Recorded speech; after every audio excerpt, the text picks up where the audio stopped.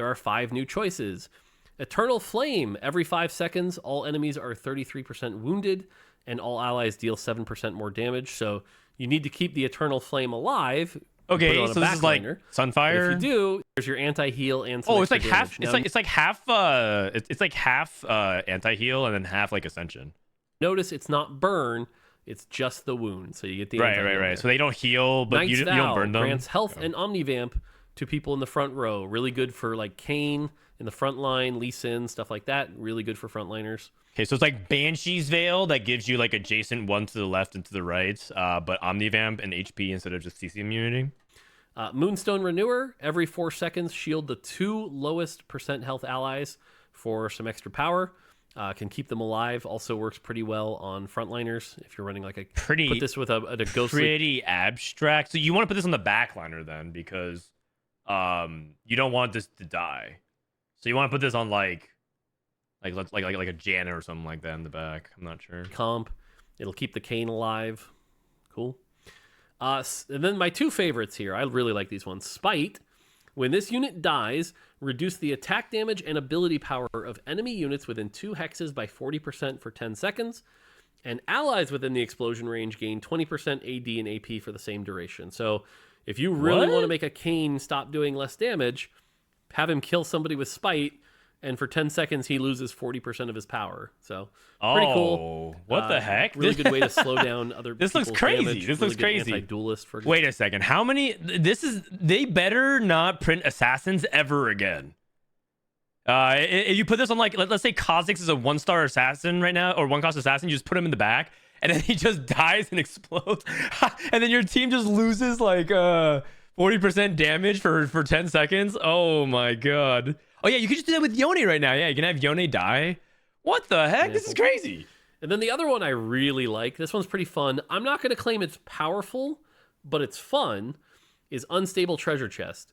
When the holder dies, grant 3 completed items to nearby allies. Okay. And so you can put this on a frontliner. Oh, I've seen this before. This one's actually really good. Items to your backliners or other carries. Pretty cool. I'm not claiming it's powerful, really cool. But it's fun. So it's like when you're playing like right now, if you're playing like Trick Shot Bruisers and you're like, what item do I ever give like Riven or like some of these other units that like you don't really want to itemize? You can always give them something like this. It's always like the unit in the front that you don't really care about itemizing very much right now. You can always just like have this. It's actually pretty good. Yeah, it's basically like super Ornn. If it ends up being weak, we can buff it. They're temporary. Yeah, it's only combat. Only for combat. It's pretty cool to see the items like pop out and land on people. Are these temporary? If this was permanent, can you imagine the average placement of this item? If this was permanent, this would be like a 2.0 average at least. Like, there's no way this is permanent. Come on. Fun stuff. All right. 20 new artifacts. I'm going to go through these pretty quick, but we have 20 new artifacts. Oh, man. New things to play. Now, our goal with these artifacts is that with the core item system, over time, we've had to make the items more generic so that they can be pretty flexible, right? Sure. This is like Bloodthirster, for example, getting AP and AD, so you can use it on Sylas or Lee Sin. Okay. And so items have become pretty generic. True. And we wanted a space where we could take items and instead go, no, these are much more unique. These are interesting outputs and transform characters into cool new ways to play them. Yeah. So that we still have a space to do that. Okay. While keeping the core item system relatively flexible. Okay. And so a lot of these items are designed to maybe only be good on 1 or 2 champions per set, but do that in a really cool way that transform them into fun things they might not normally do. So we have Suspicious Trenchcoat. Generally gives some health and attack speed, and then when they hit 50% health, they split into 3 copies of themselves, each with 33% health. So isn't this really good with Lysandra? Yeah, you get 3 Lysandras now. So pretty cool on frontline. Can do some interesting things with other combinations of items. That's a neat one. Talisman of Ascension. This one's, a lot of people have been having fun with this. It gives health, AD, and AP. After 18 seconds, double that health and do 150% increased damage for the rest of combat. So if you can keep them alive, they become an unkillable machine. Was this the one where like Tom Kench got? Was this the one where Tom Kench got like 3 million HP or something like that on PV? Of this one, Unending Despair, health and armor. Whenever a shield on the holder breaks, 100% shield initial value is dealt to the nearest. This is really good on, damage. think So on if you have somebody with a Silas. big shield Or any that pops quick, say like imagine a Galio 3 with this. A Galio 3 with this, that shield breaks and then pop hits the enemy for like 2,000 health. So that's pretty fun. That one's not particularly powerful, but again, the right combination can be. Light Shield Crest. Is there a unit that shields like a lot repeatedly, kind of like old Riven from like back in the day when she would basically dash and cast and here she's like 20 mana? No, like shields like really often. Janet, Yasuo, yeah, for example, this could be really good on Yasuo. High armor and MR, and if you give even more armor and MR, every 3 seconds shields the lowest percent health ally for 50% of the holder's combined armor and MR. And then on death, grants the shield to all allies. And the shield lasts forever, so you can kind of stack it up. It's pretty neat. Innervating Locket. This one's really powerful on 3-star tanks. Sorry, I'm covering part of it as well. If you see a 3-star tank with this, be afraid. The holder gains 2% of their total mana whenever they're hit by an attack. Okay. So if you want them casting their spell a lot, this one's really good. We can't read half the sentence. And then each cast restores 20% of the holder's max health over 3 seconds. I had a really good game with Diana 3 with this that no one could really take down. Isn't this bananas on Silas? It's very good on 3-star tanks. Isn't this bananas on Silas? What? What? Hold on a second. Okay, whatever. We don't have time. We can't go too much into it. After killing the target, shed all negative effects. So if you're like burned or wound, anti-healed, gone. Dash to the farthest enemy within 4 hexes, and your next 2 critical attacks deal 60% bonus critical strike damage. Very good with Kayn. Yeah. Very good with champs like Lee Sin. Yeah. Could be fun with it. Who loves assassins? Who loves assassins? Where's that Reddit post? Positioning doesn't matter, right? Oh, hold on. And you shed negative effects. That's crazy, man. You just can't CC this guy. He just kills, sheds CCs, and then he just assassinates your back. Oh. Taco Bell Wi-Fi is about to hit Challenger. Taco Bell Wi-Fi is about to hit Challenger. Oh my god. So, pretty cool. Can make those characters feel more assassiny. Mittens. I love this one. The tiny little mittens. It's even adorable how small the icon is. Shrinks the holder, granting them increased movement speed, 20% damage reduction, and immunity to chill. Very good on frontliners. Yeah. Imagine a Lee Sin with this. You get 60% attack speed, 20% DR, and you can't be chilled. So pretty good. Lee Sin has no chill. I mean, this is like, so you're immune to chill from like Morgana and Eternal Winter, I guess. Is there any other chill effects? Rapid Fire Cannon. It's back. It's an artifact. It's even stronger than it was before. It's 50% attack speed, gain 1 range, and then anytime you kill somebody, gain another range. Probably my favorite one I've seen with this is Kiana. You know, she can get that +1 range, and then that keeps going, and by the end, you're throwing discs all over the map. Pretty fun. Horizon Focus. This is going to be one of the more fun. This one's a tuber. This is like a tuber generator one. You're going to have some really weird builds with this.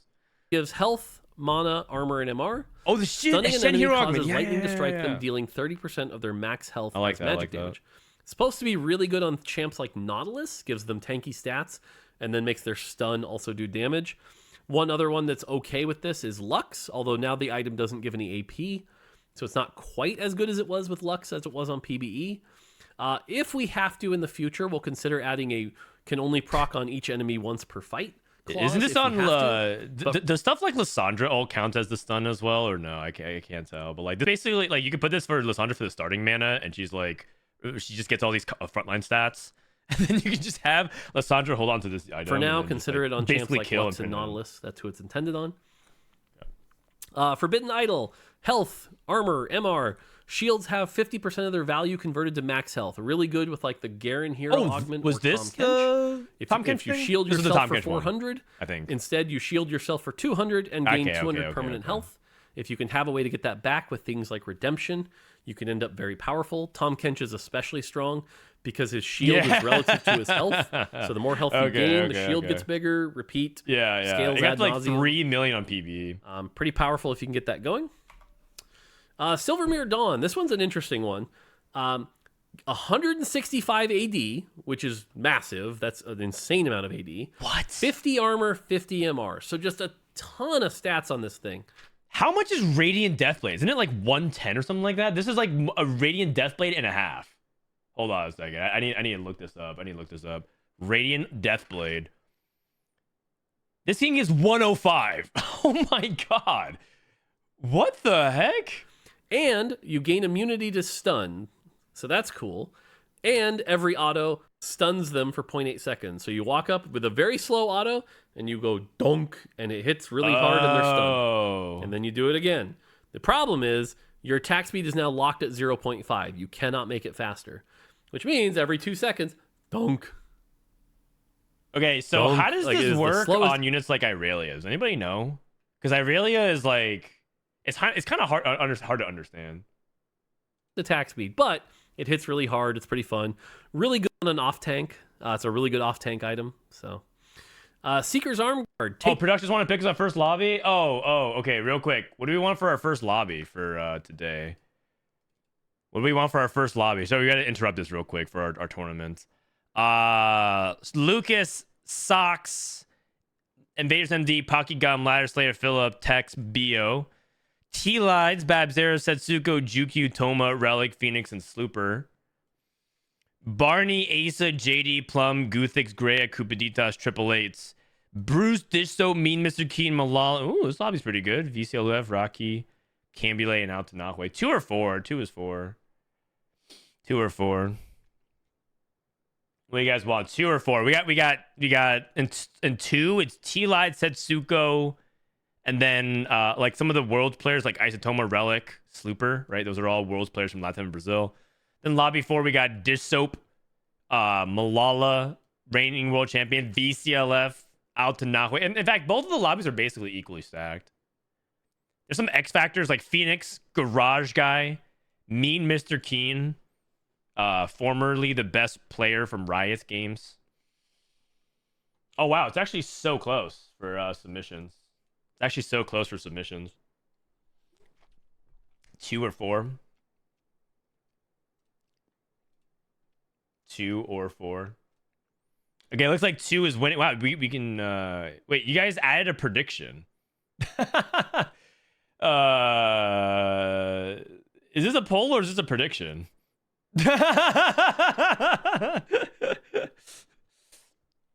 I see. All right, let's go lobby 2. Lobby 2. Sorry about that. It says lobbies need to be selected by 12:45, but we actually had some time. Okay, back to this. Takedowns, so it gives 25 AD. Don't pay out. Don't pay out. And MR. Takedowns increase the holder's armor, MR, and ability power by 10. Increase to 15 if they score the kill. Really good on someone like Silas. This will just help him get bigger and bigger as the fight goes on. Blighted Jewel, 40 AP. Dealing magic damage reduces the target's magic resist by 3. If their magic resist is 0, this grants the holder 5 mana instead. Very good on dot champions. This is designed to be the dot AP caster item. So obviously that means like Teemo and Morgana are the biggest benefactors. If you can get a Teemo with this, it can do some work. It has been nerfed since PvE, but it's still a very good item. That looks potentially really good. Really good. So it's kind of like giving you a bunch of like raw AP like Death Cap and then like a little bit of mana as like adaptive. Scepter. Attacks deal an additional 50% AD and you get 50% attack speed as physical damage and heal the holder. So this is going to give you a bunch of attack speed, attack damage, and Omnivamp essentially. But you can't cast your spell anymore. So if you're somebody who likes to cast spells, it's a bad item. Okay. But, you know, there are champions in previous sets that have been very good with this. Like Someone Caitlyn? like Vayne, for example. Or Vayne, yeah. But on this set, Aurelia's pretty good with it. I've seen Gnar do pretty well with it. So there's some options out there. Consider it. Spectral Cutlass. Like last set, there's 8-bit rapid fire Caitlyn as a 4 cost. She actually didn't like to cast that often because most of her damage was through her auto attacks, and if she casted, she would like waste time. She could have like attacked like 3 or 4 times. You would want to put something like this on her instead of having her cast her ace in the hole. This is a weird one, but definitely can be scary. Combat start, teleport the holder to the mirrored hex on the enemy side of the board. 40 AD, 20 crit. After 8 seconds, you go back. So if you wanted to, for example, put this on Lee Sin, put him in your back right corner, he'll teleport to their back right corner, punch them around for a few seconds. I see. And then get out of there. So kind of We a have little Assassin bit of a Emblem return to Assassins with the here Death this Blade. item. Oh, and it even gives crit. Okay, you know what I think? This actually might be really funny on Kha'Zix. If they buff Heavenly and they buff reroll Kha'Zix, Kha'Zix just teleports to the back and then targets your weakest. So he basically starts autoing and he automatically targets to your back unit. That and then there's also like the people are saying like Lysandra in chat. That makes sense. But like yeah, this actually looks potentially like crazy strong. He'll teleport to their back right corner, punch him around for a few seconds, and then get out of there. So kind of a little bit of a return to Assassins here with this item. A little bit. Lichbane. The holder's first attack after each ability cast deals bonus damage, and this bonus damage goes up as time goes on. This is basically a blue buff user item, so Kindred's good with this, Teemo's good with this. Anyone with that low mana cost is going to be very good. Luden's Tempest. 30 AD, 30 AP. 100% of overkill is there a unit? This is just like the blue buff holders, right? damage plus 100 is Might be dealt really as good, magic and I damage can't to tell. the 3 nearest enemies to the target. Now, the key with this one is you want to hit really hard. Caitlyn ult is a good example. So if Caitlyn ult hits for 2,000, well, then what? And let's say the person had 500 health. Right. Now you shoot 3 1,500 plus 100 bolts, so 1,600 like 6 bolts ghostly stacking off to people. And here's 6 the crazy ghostly part: stacking is like this. if those kill someone, it chains. So if that one of those 1,600 hits somebody, oh wait, 400 no, it doesn't health, matter. you now 'Cause just got you're not another AoE 1,200 plus 100, so 1,300 times 3. This can do some wild stuff. I've seen it be very good on 1,300 Lilia, times 3? Azir, Caitlyn. If you can get big damage on people, though, it can chain and do wild stuff. Oh my god. Wits End, attack speed, MR, That looks attack steal broken. bonus damage. Very good for high attack speed champions. And Bard. it heals the holder for 35% of all magic damage dealt. Really good for like a frontline duelist. This can actually like be Lee Sin. good on like Volibear, Lee Sin, Yeah. but also backliners like Bard. It doesn't proc on like trick shot bounce like it did during PvE, but still should be a decent item. That's crazy. Fishbones, this is a fun one. Doubles the holder's attack range and causes played each of this their autos before. to target It's a so random troll. enemy, gain some AD and attack speed. I love this on snipers. I won a game with it with Aphelios, and it hasn't been nerfed since then. So if you get like an Aphelios 3 with this, he'll just like randomly attack the back line and hit for max sniper damage, which can be really cool. And then finally, Cursed Blade. Cursed Blade is attack speed MR. Attacks reduce the target's max health by 3%. 13 attacks on the same target reduce their star level by 1. So if you have a super tank you're struggling with, it's someone has back. a Tom Kench 3, It's back. hit them with this.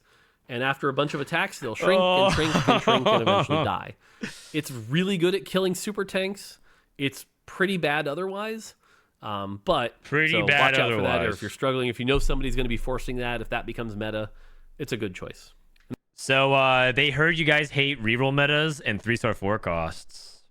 This actually might be okay. It's probably not counterplay against 3-star 5 costs, but it might be counterplay versus like certain other 3-star units. Also, back in the day in set 1, this used to apply with like on hit stuff. So if you made like Runin's Hurricane, that bolt would count as on hit, so you could curse blade multiple units. It was crazy, but I think it was like a percentage chance for it to happen, as opposed to like guaranteed. So.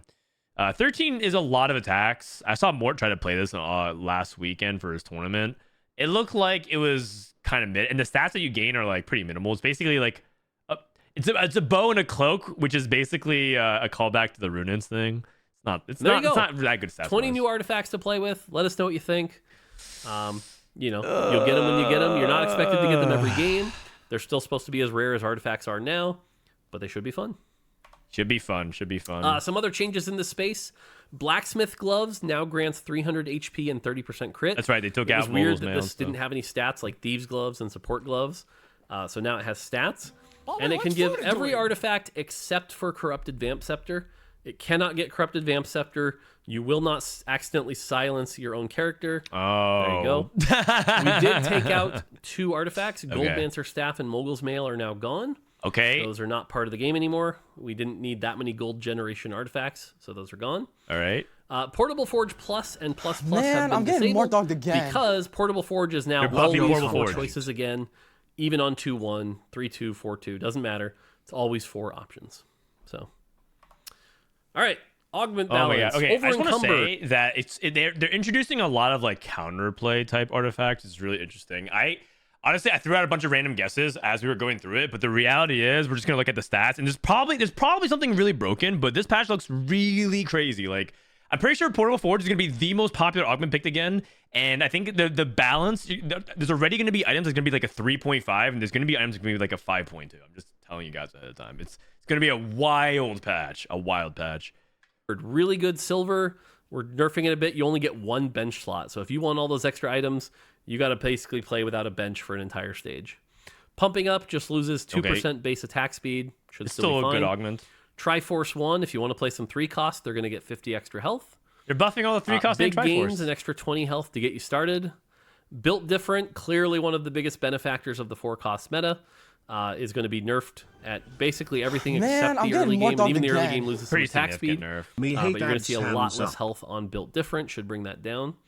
Call to Adventure, you're going to get more HP and AP per stack. Dragon Spirit should be able to get you those item components quicker. You only need 7,000 instead of 8,000. Okay. Dynamic Duo is now get a 5 cost, a matching champ, and 20 gold. So very much a lot gold of gold econ augment on 4-2. That's a lot of gold. Learning to Spell gives you 8 more AP to get you started. This is like half of Hedge Fund, isn't it? Like Hedge Fund's like 40 gold. Mind Over Matter has been re-enabled. And then Pandora's Items 2 now gives 2 random components instead of a random completed item. That's actually a really big buff, because then you could make an item immediately and you don't have to roll the item repeatedly over and over. This is actually huge for Pandora's Item 2. It makes it a lot better.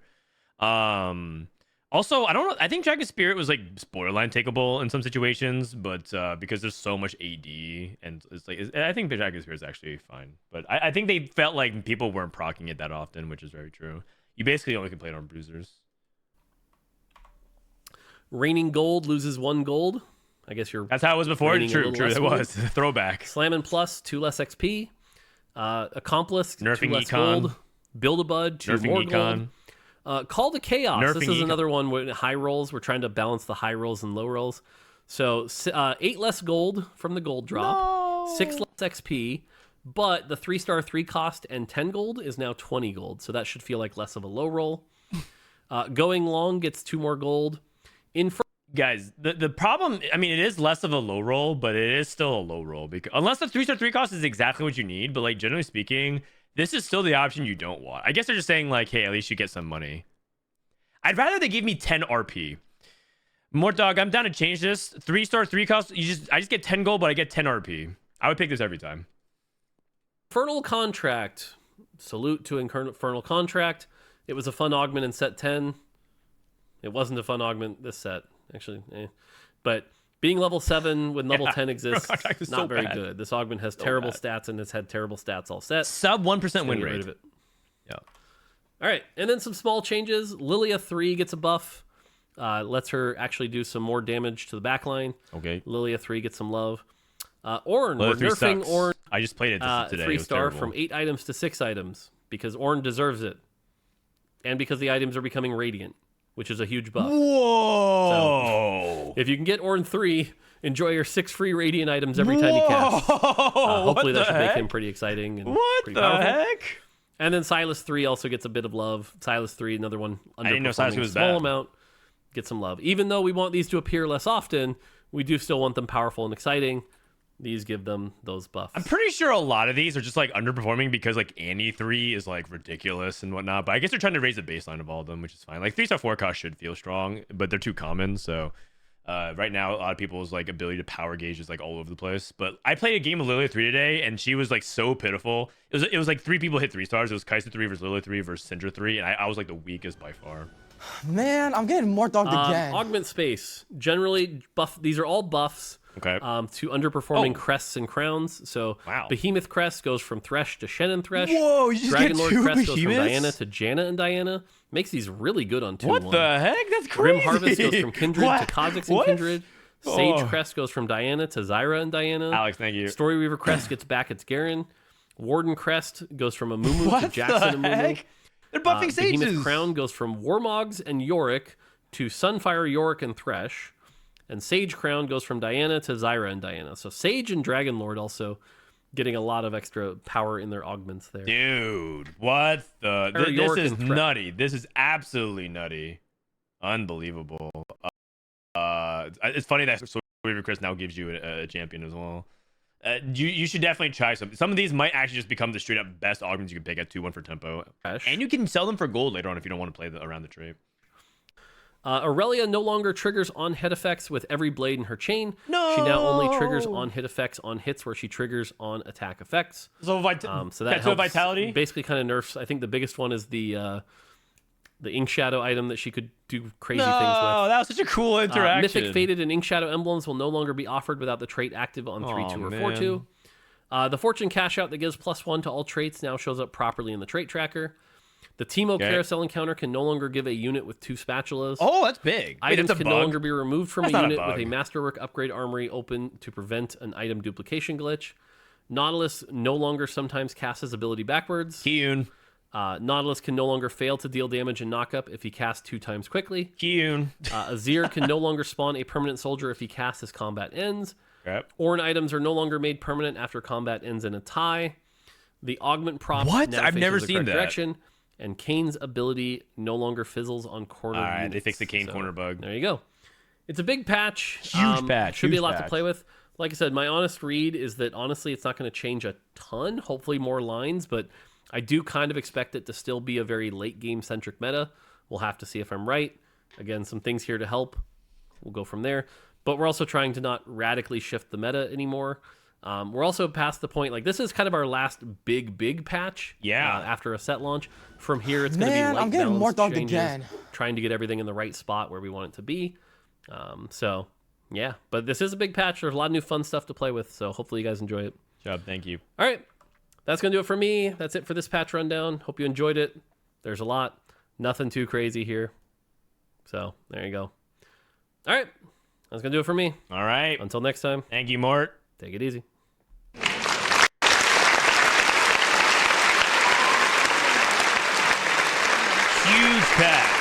Huge patch. This is crazy. This is like a mid-set of items. There's a huge mid-set of... I mean, I don't even have time to recap everything. There's so many changes.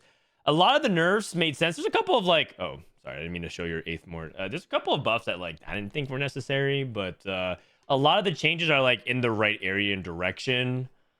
They probably have to do some more tweaking. Like, you know, for example, I think Lissandra probably can get nerfed a little bit more.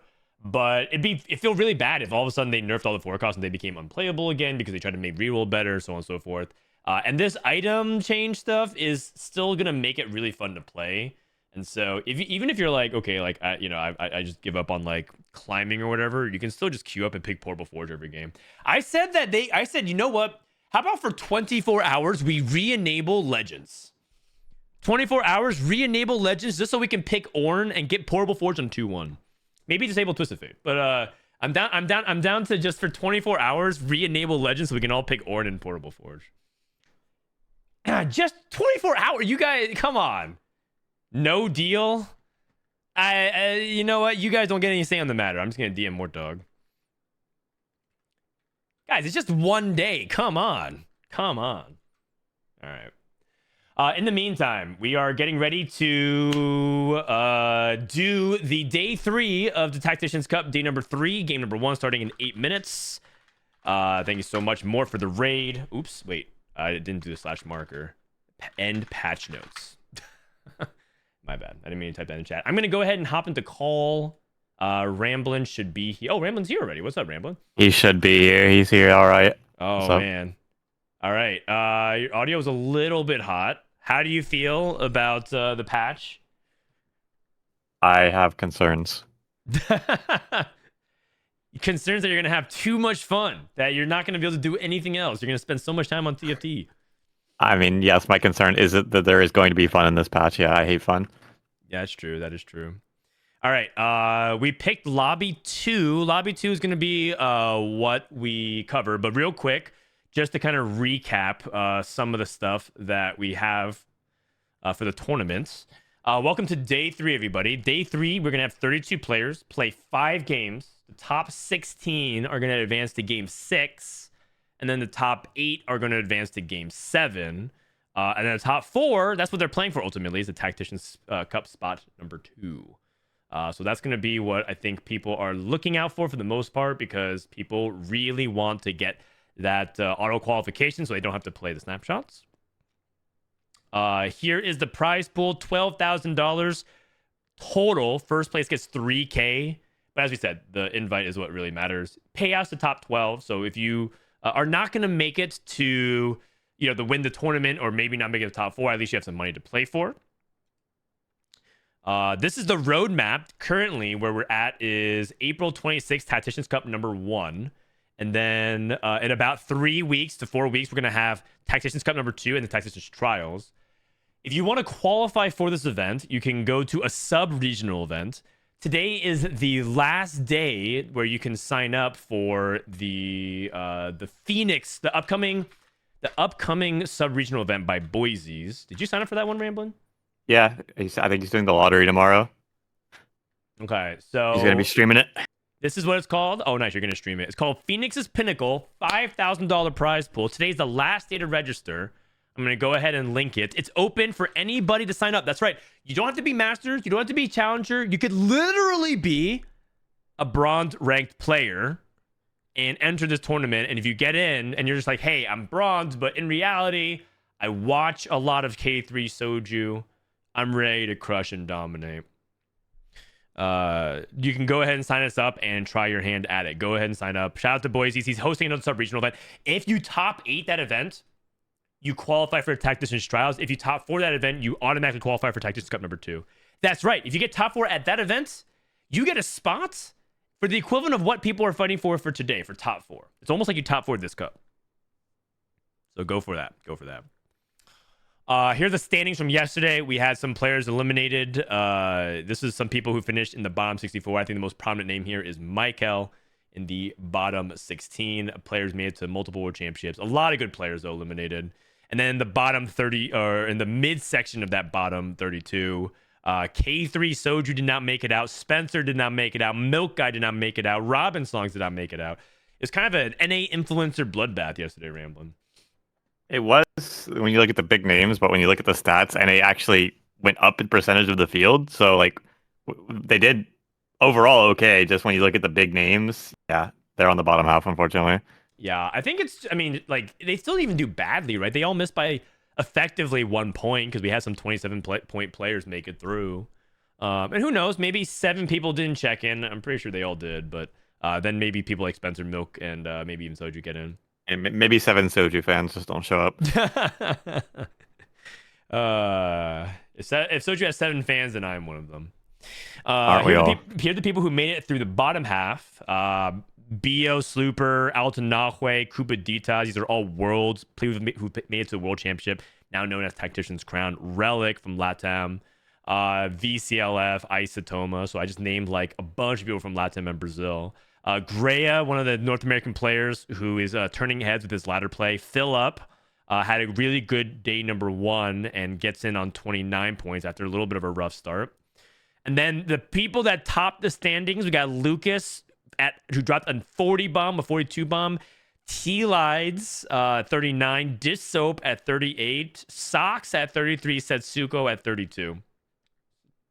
So a lot of really good names. Who name some of the other favorites that you're looking at?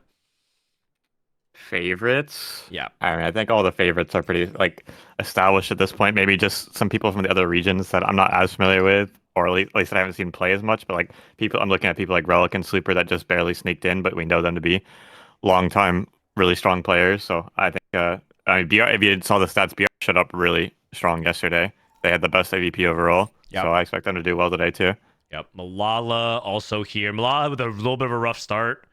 3rd, 8th, 7th. Actually, quite a rough start. And then 1-3-1 to wrap up the day and land firmly in there. Malala's goal is a little bit different from other people. He doesn't necessarily have to prove himself beyond just getting to regionals. And if he can get to the Golden Spatula, regionals is now called the Golden Spatula. If he can get there to the GSC, he should.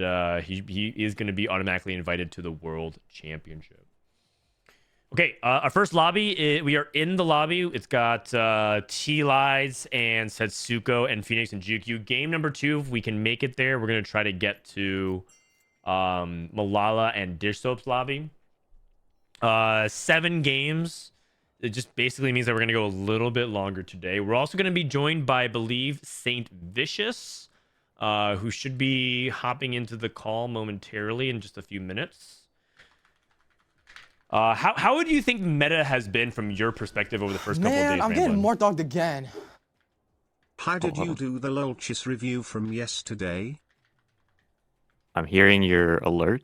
Oh, sorry about that. I got confused. So I don't think I had the stream open, but I'm hearing it through the description that I'm watching. Okay, I think I might have Discord routed to my entire PC as opposed to. Yeah, I think so. I was so lost. Sorry about that. Okay, that should be better. Can you say something now? Hello. Ah, okay. That's why the settings were so. You were really loud at the beginning, but it's because my Discord. Okay, are we better now, chat? I think so. Yeah, I think the only thing that's really surprising is how much Silas is being played, and it's how bad the stats are on Silas.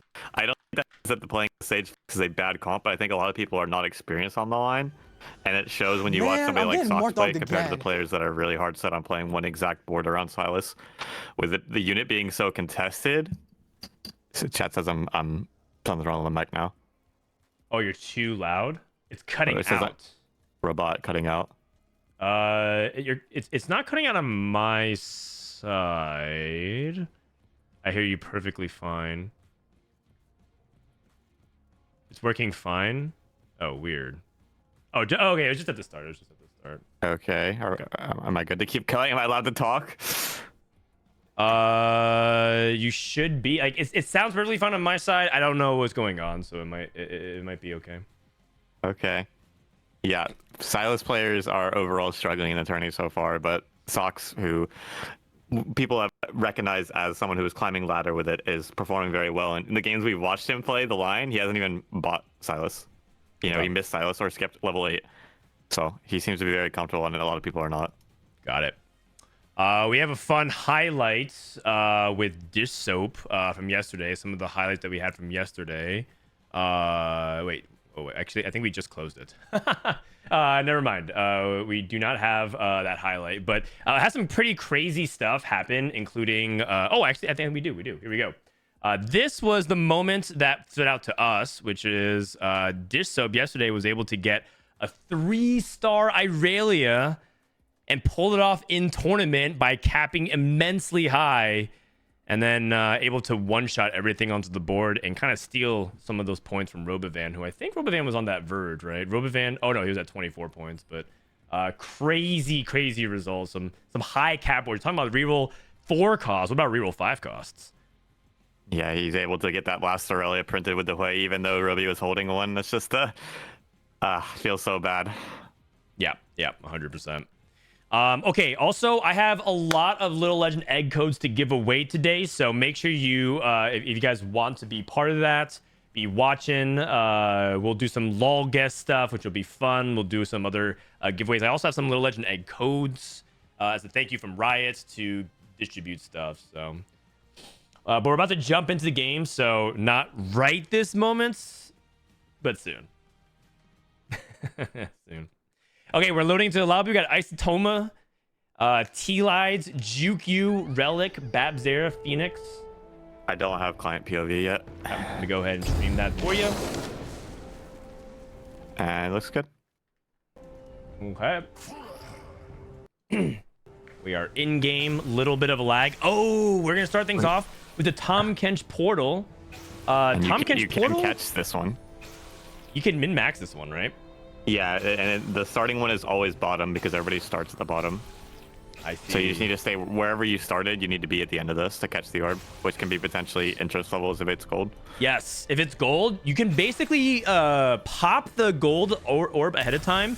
Everyone did it. Everyone caught it, but it was a component. Okay, but so if it was no gold, you would have made that interest at 1-1, which is crazy. That's absolutely crazy. Talking about interest at 1-1. It does, so. Man, I'm getting more dogged again. Does it not? Oh, I was told by Leduc that it does. So Yeah. you guys might be doubting the greatest beta tester in TFT history. Is Duck fake news? I'm pretty sure it does. Okay. Let me minimize this window real quick. Okay. 2 bows. Oh wow, a red buff start available Man, for Setsuko. I'm getting more dogged again. Yeah, you'll see some interesting combinations potentially with the extra component in the mix where you won't usually have the double component items to be made. Yeah, that's right. Although I think people have been saving bows mainly for like things like Rageblade and Last Whisper. Garen Kha'Zix is going to be the Exalted alongside Lilia. This one is pretty versatile. You have like Kayn and Kha'Zix, for example, so you can lean into that Exalted as well as go for some other variations around like Galio and Lilia. Yeah, we have 2 different pairs of units that share traits between Garen and Galio and Kha'Zix and Kayn, so a little bit of options to bridge that you don't usually see in Exalted. Another player, just keep in mind also some of these players who have made it to World Championship. We talked about Isotome, we talked about Relic, Slooper, kind of also representing just the dad gamers as well. You know, he's it's really hard, as we heard from Sox, to be a full-time TFT gamer and also be a family man. Slooper kind of reps that as well. Yep, Kevin Barker, come on in, buddy. Okay, Silver to start things off. A lot of econ. Are you taking lunch money ever in spots like this? You have to have a really clear, strong opener to take it. It's like a little bit more obvious on 3-2 a lot of times, but 2-1 can be really strong if you do have the strong opener. We've seen similar opponents in the past that usually they're gold, more like Escort Quest or Prize Fighter. So I don't think lunch money is a super common 2-1 pick. Yeah. Stationary support. Babs era took helps on the way. A lot of delayed payoff. Component Anvil, or Component Buffet rather, for Phoenix. Phoenix, known as Garage Guy, a guy that part of like K3 Soju and Friends, also played from his garage. That's pretty much the end of his lore. Long-time competitor and just honestly like a player who's kind of had a wavering motivation. But at his peak is vouched by many players. Thinks that like his peak potential play is right up there with everyone else. He has some really interesting slams from, I believe that was Phoenix there. He slammed Titans and LW on Darius 1, but doesn't have a healing item. And that's like the kind of the slams I don't usually like making if you're not going to be streaking off of it. Yep. Because the Titans is not a super strong item in the meta, and it's even less value on a 1-star that has no healing. Yeah, and the AP was specifically nerfed, which is worse for Darius, who scales off that AP. So yeah, I'm on board there. Juke Yu, another player we actually haven't talked about. He is a regionals winner from Set 8, back when there were hero augments, right? Set 8 defined by Monsters Attack. They think about hero augments. Juke Yu was playing some really interesting boards back then to win, including things like Belveth Flex. Belveth was a threat, if you guys remember, one of the most fondly remembered traits basically ever in TFT. Threats are awesome. Playing some really cool, unusual boards. Has since then kind of had some middling results, but he's a working man. He can't commit fully to TFT. Maybe this set he can make another deep run and show that you can be good at both, crushing your software engineering job as well as be elite at TFT.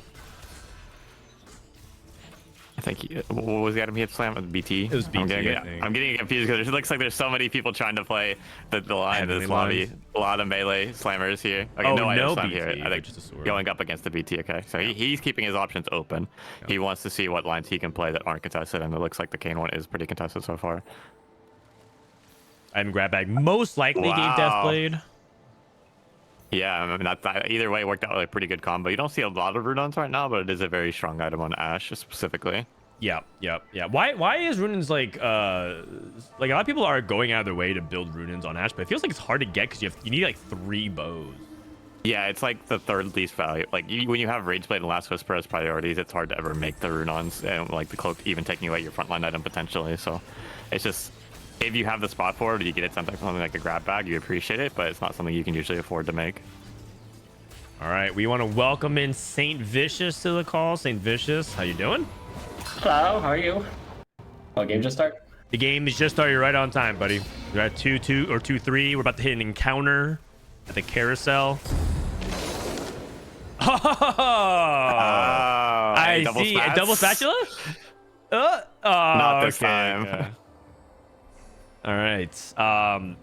This is what is this on the list of encounters they're going to reduce for next patch?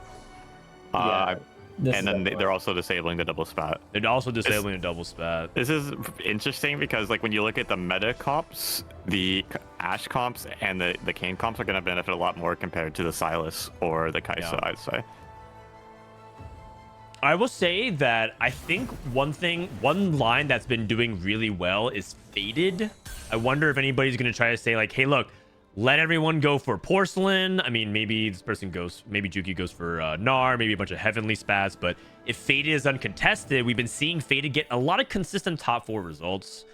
Maybe there's something there. I don't know. Yeah, you can unlock a few different lines you wouldn't be able to play otherwise with that spot. Yep. So people have the spots for it, definitely going to be considering it. It looks like you said. Where's the 8 ghosties? Oh, you're an 8 ghostly believer? No. Okay. Bring it back. I feel like the only I think the only 2 spats I don't really want to ever slam are Ghostly and Umbral. I'd say Story in this meta. In the past, it's been strong. That's true. Story or Vertical not really working too well right now. Yeah, that's fair. Hey, Relic trying to see if he can continue his win streak. Looks like he gets it. Him versus Slooper for the streak. So Suko ends up taking a loss. Let's see who's able to end on the 5 streak here. No one really slamming their spats. Everyone kind of keeping it open. There was one Heavenly spat slammed at least. I feel like you get like another spat on Krugs, you just feel like an idiot, don't you? Yeah, that's true. Yeah, Also, Bad Zero went for this is Dryad. interesting because he's not. There's an R2 already out with the BT. Oh, you're right. He's slamming to show his commitment. He says it's too late now. You have to pivot. I say my Dryad. You know what? I respect it. I feel like the Nar2 will play Heavenly after seeing that, right? He will. But it's just that's 3 Nars that are out of the pool for most of the mid game already. I think also, to be fair, I think Jukyu's Nar spot is not as good. Like he has 2 swords and a glove. It's kind of awkward. You're not necessarily looking to put a lot of these kinds of items on Nar after the BT. He ends up winning, by the way. He was on 4 loss. And he beats Setsuko, so he snaps his lose streak. Kind of an awkward spot here for Jukyu.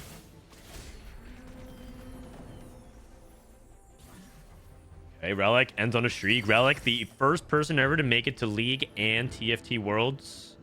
Pretty weak lobby overall, because I know Darius openers are good, but you don't usually expect Darius 1 to 5 streak. Wait, Jukyu played in League Worlds? Relic played in League Worlds. He started competing in TFT last set, made it to TFT Worlds last set. What?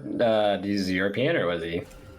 He was no, he's from LATAM. I think he was on. Oh man, I don't remember the team name. Help me, guys. Help me, chat. You guys know. I definitely don't. But he's the first person ever to make it. The person that was the closest before that was Pseudo Wudo, aka Coral, who was on EDG several years ago. Chat says INF, Infinity. Technically, Paul. Technically, but he didn't make it to. Did he make it to Worlds? I think he made it one time. Oh, I don't believe he did, but that would be. My memory might be hazy on that. Okay, Phoenix trying to decide what items he wants here. Edge of Night. No BT. No healing. No cloaks. No cloaks at all, and he needs 2 of them for the Heavenly spot. You're right. He didn't take glove for open Hodge. That's brutal. He just got a bunch of components with component buffet. Couldn't even find Heavenly Spat or a BT. Titan Spark Slam. That doesn't seem very good. Well, he was trying to 5 streak. Maybe he feels like the Titans Hodge, the Spark Titans could end up going on like Silas. No, that's kind of bad, right? I think Titan's so bad on Silas. Yeah. I think it is bad, but that's gotta be the first unit you're thinking of with it. Divine rolls. Heavy Not hitters. today. Interesting options here. Yeah, there's some good stuff here. Here it has 2 healing items. Interesting. Really taking his time right now with his augment choice. I think he's debating about whether or not he wants to take heavy hitters, but heavy hitters is like for the Gnar reroll, and I don't know if he's actually going to commit to that. Oh no, it's really good in Kane as well. It's one of his best performing. Oh, it's good in Kane. Okay, cool. Yeah, so I mean, he has Because so you're much getting base heavenly HP, HP. That makes sense. That makes sense. and then you get the Nico HP. Yep, Oh wow, a long decision here. lots of good options. Combat caster ending up being the choice. Interesting. Kazugo went to 6, 4 loss, no spatula slam, no upcoming encounters, 1 2-star. Found a Silas. What are these items? he just buys Kaisa now. It's Kaisa with Silas. What do you? I guess spat. I don't know. He's make a random umbral spat later for 100 health. I don't know. Yeah, that's what I was saying. Spatula can be really maybe Storyweaver spat. And you get some flexibility. I think he's still considering fading. Oh, with no faded units though, it's kind of awkward. Yeah, I mean, just like if no one else plays it, I would definitely be looking to play it. Yeah. And he has a spatula open as well. Really hard spot for Setsuko, actually. I feel like these are the spots where where I'm in. I feel like I'm just guaranteed bot 4. I'm just playing for like 5th or 6th. Yeah, not a strong board, pretty low econ overall, no real direction with his items that he's committed, so it's hard to commit to one thing that he wants to actually play over anything else. Okay.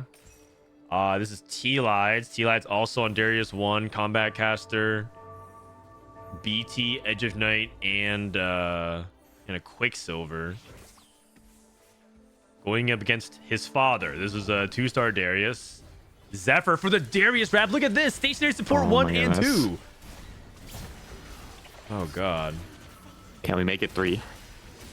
I don't know. Stationary support 3. What about crash test dummies? Just why not? Yeah, that's for sure. Oh, Maybe man. crash test dummies great again. Well, is it if you get 2 free target dummies like that? I mean, it feels like it's much better than usual, isn't it? Yeah, I like last time there was something with the stun or the targeting of them. They changed and I see. They nerfed the stun considerably from what it was originally. oh, there's Kaisa. All right, and an Orin and a Lilia, some potentially important forecasts. Phoenix looking for the cloak. He probably has to take it on Yone. Yeah, I feel like everybody wants cloak here, don't they? It's like 3 people yingling heavenly. Oh, so we've got the Kaisa. Got the Kaisa, okay. Orin last pick? You gotta be kidding me. Who doesn't want Orin with the belt on last pick? Nah, the Bro, Wind like, Streaker gets it. 100 HP Orin. Nah, it's ridiculous. It's almost like he got a Young, Wild, and Free. Okay, we got Q. Oh, is that? I feel like that's kind of bad. I mean, it's okay because he's playing around Spark, I'd say. Like, now, if you can hit I Silas, see, like, it's actually reasonable. Okay. Yeah, I can see Silas. Help on the way. Got a Locket. Carries get for 20 dark? gold. Jesus. Oh. Yeah, pretty. Oh. This is considered the worst combo, right? I'm actually so shocked that both of them just like hard committed to the Gnar like this. Is So he you hard have to committed to know- Gnar? I mean, he could be obviously Kane, but it's like. Never mind, yeah, he's Kane. He's not sticking with Nar. I feel like, yeah, he's saying the Heavenly Spat.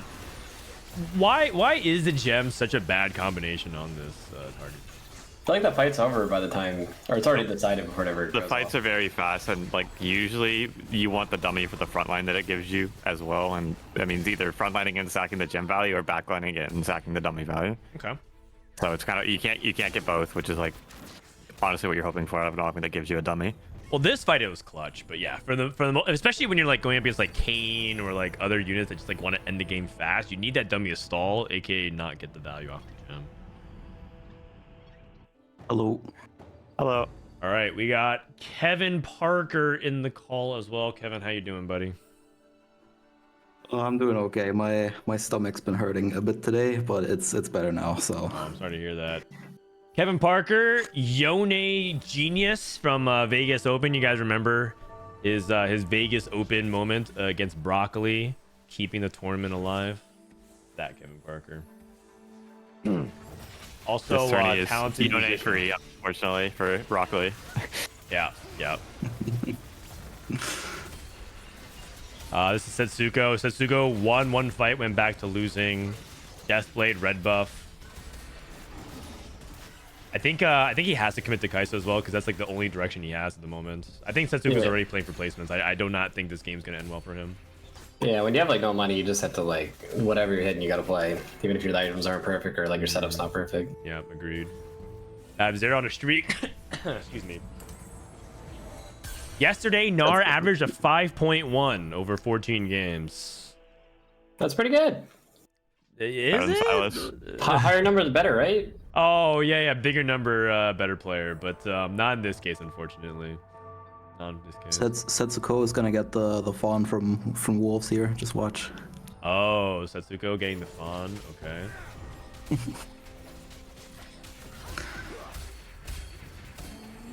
Never mind. Nope. This is where you're like actually praying for a reforger. Yeah. I mean, he doesn't even have any bows left, so like Ashe isn't really an option either with these items. Silas. I think he's forced to play around some one cost for a while, or 1-stars for a while. Slooper. Slooper ended up making Heavenly. I feel like he was one of the few people that wasn't going to play this line. Yeah. Ended up here anyway. I guess you could play it. I guess you could still play Silas and not play into the vertical Heavenly and just have the Heavenly Splash. That's totally fine. He is angling Silas. Look at these items. These are actually what is considered to be best in slot Silas items. Yeah, so I think he's just saying, okay, I can't make anything better than this. I'm not going to try to greed for another spot. I'm just going to make the Heavenly. Hey, don't look now. 2 ghostly emblems by Isotoma. One from the crest, one from the carousel. I told you, 8 ghosty, it's back. I mean, I will say, if you can get to the end game state, 8 ghostly can still do some work. It definitely can. It's just not consistent. And also, some of these 4 costs that you're trying to play for are very contested. How are you going to hit Kayn 2? How are you going to hit Morgana 2? How do you hit the Ashe or the Kai'Sa that you want to play around adjacently to it? I feel like you need a lot of frontline for 8 Ghostly because like lately I still see 8 Ghostly getting run over pretty often just because you run all these low cost units and they don't really tank that much. You also can struggle on level 8 because you have to put the Ghostly spat on all of your your 2 open units. So if you're trying to carry something like the Kai'Sa, you're down an item slot, which is like definitely not worth it most of the time. Yep, I think that's also totally fair. Setsuko rolled to 0. Didn't 2-star stuff, but picked up pairs, which is really, really awkward. Trying to keep his options open, actually. I'm surprised that he's even considering Ashe, but like maybe just whatever he hits, he'll take. Not today for T-Lights, Phoenix.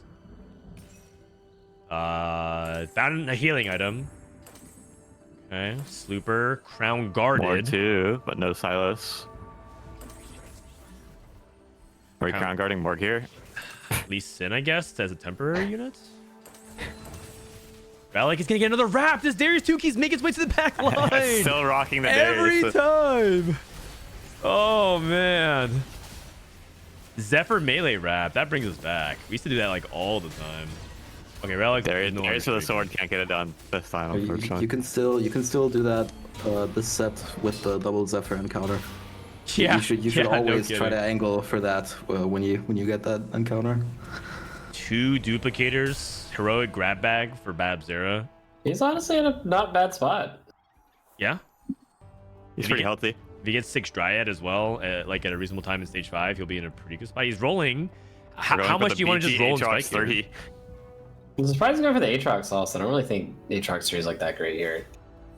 Oh, with a Dryad emblem on him, I think it's actually kind of good. Yo. It's not really costing him that much.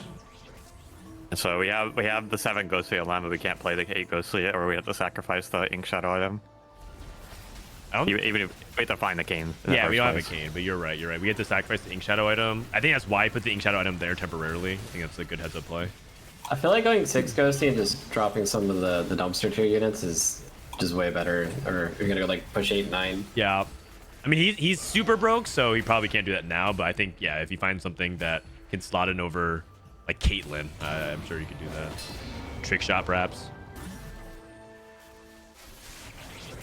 Oh my god! Oh my god! Who's still got it open? All right. That's Phoenix. I feel like he put a He already slammed, didn't he? Maybe he never got another cloak because he had to go for the BT first. I don't know. We'll see. Oh no, There I were think a lot of Phoenix heaven. did slam. I think Phoenix is slam. Okay, so it's just a list. Then just for for him. Lissandra. I can hear Setsuko molding that the spat is on a Lissandra It because did. if it wasn't on a Lissandra, maybe he would get it right. I feel like in tournaments, Setsuko tries not to rage too hard when he's in full tryhard mode. He actually is just kind of whispering, and then if the game is like over, then he rages. I think. Silas 2 is huge with a combat caster as well.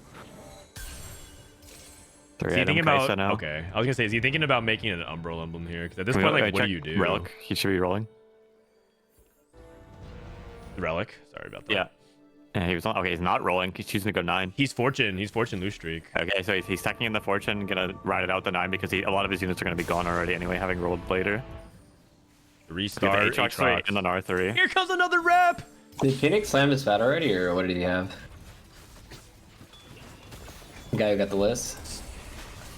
Yeah. Did he already have spat open, or Phoenix? Phoenix? No, Phoenix has a special open again. Yeah, you're right. He has a heavenly on his board. I mean, not for much longer at this pace. He's basically bleeding out. Eli's also losing. 3-way contest for this heavenly line. Silos 2 is doing quite a lot for Setsuko. His spot is not looking that bad anymore. Yep. Preserving some... winning these fights are so crucial for placements. Okay. GQ did hit Kane too. Oh, he took reinforcement. That's so good as well. Also griefing another Kane. Yeah, +1 Kane. Eli is trying to print Kane manually in 2 turns. And Phoenix with the Kiana 2. Slooper. Stuck on Silas 1. Level 8, 0 gold. Yeah, this actually looks like a spot where Setsuko, I think, can actually, because a lot of people are a lot weaker now. Yeah, this spot's not that bad. Nobody's even playing Kaisa, so you should be able to hit that. I honestly feel like you just... There is the ghostly guy's playing Kaisa. The ghostly guy has Kaisa. Oh, okay. Oh, yeah, it's Kaisa too, that's right. Maybe he goes back into Ash then. Just keeps, like, Bruiser frontline. I mean, I think, yeah, he's holding the Ash pair, so like for that reason, I guess. Is Dryad Aatrox broken? Oh, Wait. He loses to the Aatrox 3. Whoop. Not bad. Still good loss. Relic. Hashing out after 1 more turn. He has to sack 1 more and do it at 5-2. That's really hard. I think he might just go now and start making his board stronger. Sure. Like, roll as much as he can now and just use the fortune cash out to boost whatever he has left. Yeah, I don't think you want to be 1 life here. We'll see. Maybe, I don't know. Maybe he wants to risk it. I mean, if he sacks 1, like, I would just get turbo dizzy if I only have 1 turn to do the entire transition, because, like, he has to, like, exchange his entire board, right? Yep. It's way too hard. Yep. Move items, sell units, roll, position. You can only usually do, like, 2 of those things very well, and 1 thing kind of. So he doesn't have to get his entire transition through this turn. He just needs to have his units ready to go for next turn when he catches it out. At least get the Aurelia. Okay. Red buff Irelia. Good stuff. He needs to keep the fortune in, though. Yep. So he does have it. Can't item transfer. Heavenly spot. Going against Setsuko. Free win for Setsuko. Giant Slayer, I guess. Okay. Silas needs to stall on Annie while he can kill units. Every unit that he can kill might give him 2 lives. Or 1.5 lives, rather, not 2 lives. It's looking like 1 life. Yeah, 6 units alive. Wait. Oh, close. Phoenix is dead. Silas almost killed like 2 there. It was kind of close. Yeah. That's a butt puncher. Yeah, he can take like a 1 or 2 unit loss, I think. Whoa! Okay. Cash out. 50. Champ. I think it was like some 5-cost CNC. I think he should have not had his bench. Oh, I think Fortune doesn't let you redeem it unless it won't convert him anymore. Yeah. Oh my god! You gotta be kidding me! Wait, what? Oh, another one? How about another one? Oh. I think that actually might be best board. Just play another Lissandra 1. Yeah, this board is Infinity still Force. not that great. Yeah, he has no single target damage really. It's just Aurelia 1. I mean, he's got Lissandra. That's single target. Red Red buff on Udyr. That is interesting. Red over Aurelia. Yeah, I think he's panicking. Yeah. He might sell this Udyr actually. You already got a component. Time for another You one. should know. Boom. The best single Alright. target there is. Yes, He sir. got an item also. Yeah. Oh, items. Good juke. 3 ashes in the shop. Morello. He still Severe draws the Hui. Udyr. Oh, interesting. Okay, he just wants his 2 stars board. I see it. Okay, do we feel like this can win out? He's playing Irelia, Lissandra at 5 costs. Not yet. I think he needs more. Okay. If this had Irelia 2, then maybe, but I don't think Irelia 1 is good enough. You slam Aurelia Morello or one do is you at the read? mercy of these Lissandra TGs and this, and like you better hope they're good. Yeah, he's also on the same side as this Kane, so it can be like really dangerous depending on how the melee walks up. But he's going up against the ghost player. He's greeting. Hopefully he gets another component. Kane is potted. Sandra What, can we doesn't even cast kill again. this game? He's dead. Oh wait, is he? 13? 1 health. I think he's alive. I think he's alive. He's 10 dead. I don't think damage he's plus dead. 2. Yeah, he lives. Oh. 9 base. Oh. Wukong. Wukong maybe. Wukong, both of them are What's the good. ghostly spat? Ghostly 10 spat. ghosty. That's actually good, so you can cut another unit for Toma. Zaya for Setsuko would be so huge. He's camping it. Super's camping it. Everyone griefing each other.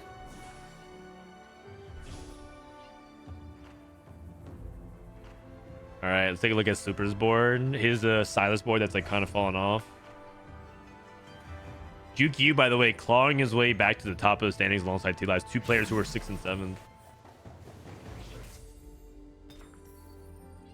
Yeah, I mean, Slooper is just hard stuck on Silas 1 because everyone buys this unit now. So Yep.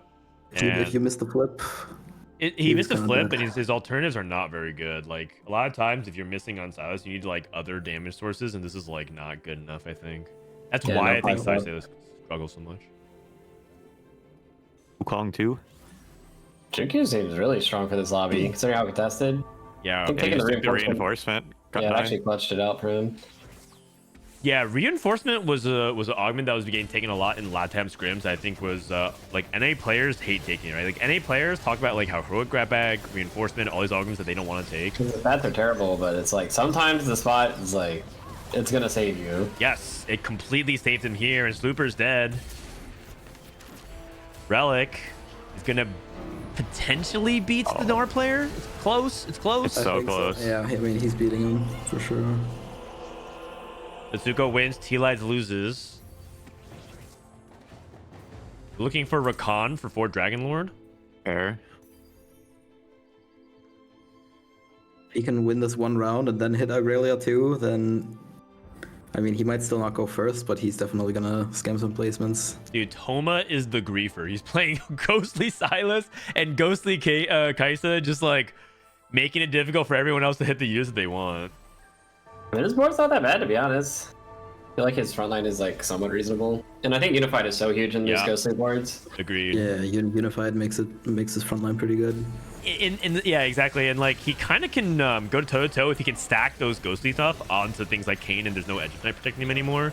He actually has so much damage in the late stages of this fight. Oh my god, look at that! Oh my god, one auto kills the Kane. Yeah, life still don't do much when you get one shot. That is insane. T-Lides I think versus Bad Zera. Isotoma might have chances to win the lobby. Setsuko down to 1 life. Tetsuko down 1 life. Relic is still winning. Looks like that 1 hiccup against Juke Yu. Still alive. He's gonna have to play. Half the lobby might die next turn. But it looks like Setsuko's pool is basically people who are in the lower end, like Setsuko against Relic and Babzera. So chances are a lot of these players are going to fight each other directly for top 4. I don't think he's gonna beat Relic though. I mean, maybe if the TG roll is bad. The TG roll is actually pretty important here for the next round. And there's also the X factor of the Zephyr, like if it lands on a key unit. Aurelia. Oh my goodness. Okay. And Soraka too, which is nice. Too. Oh. What? What? You're over Rakan, I guess. Yeah, but, yeah. He's saying he'd Oh, rather okay. play around. Yeah. Kindred 3 for that makes sense. Babs. That makes sense actually. Yep.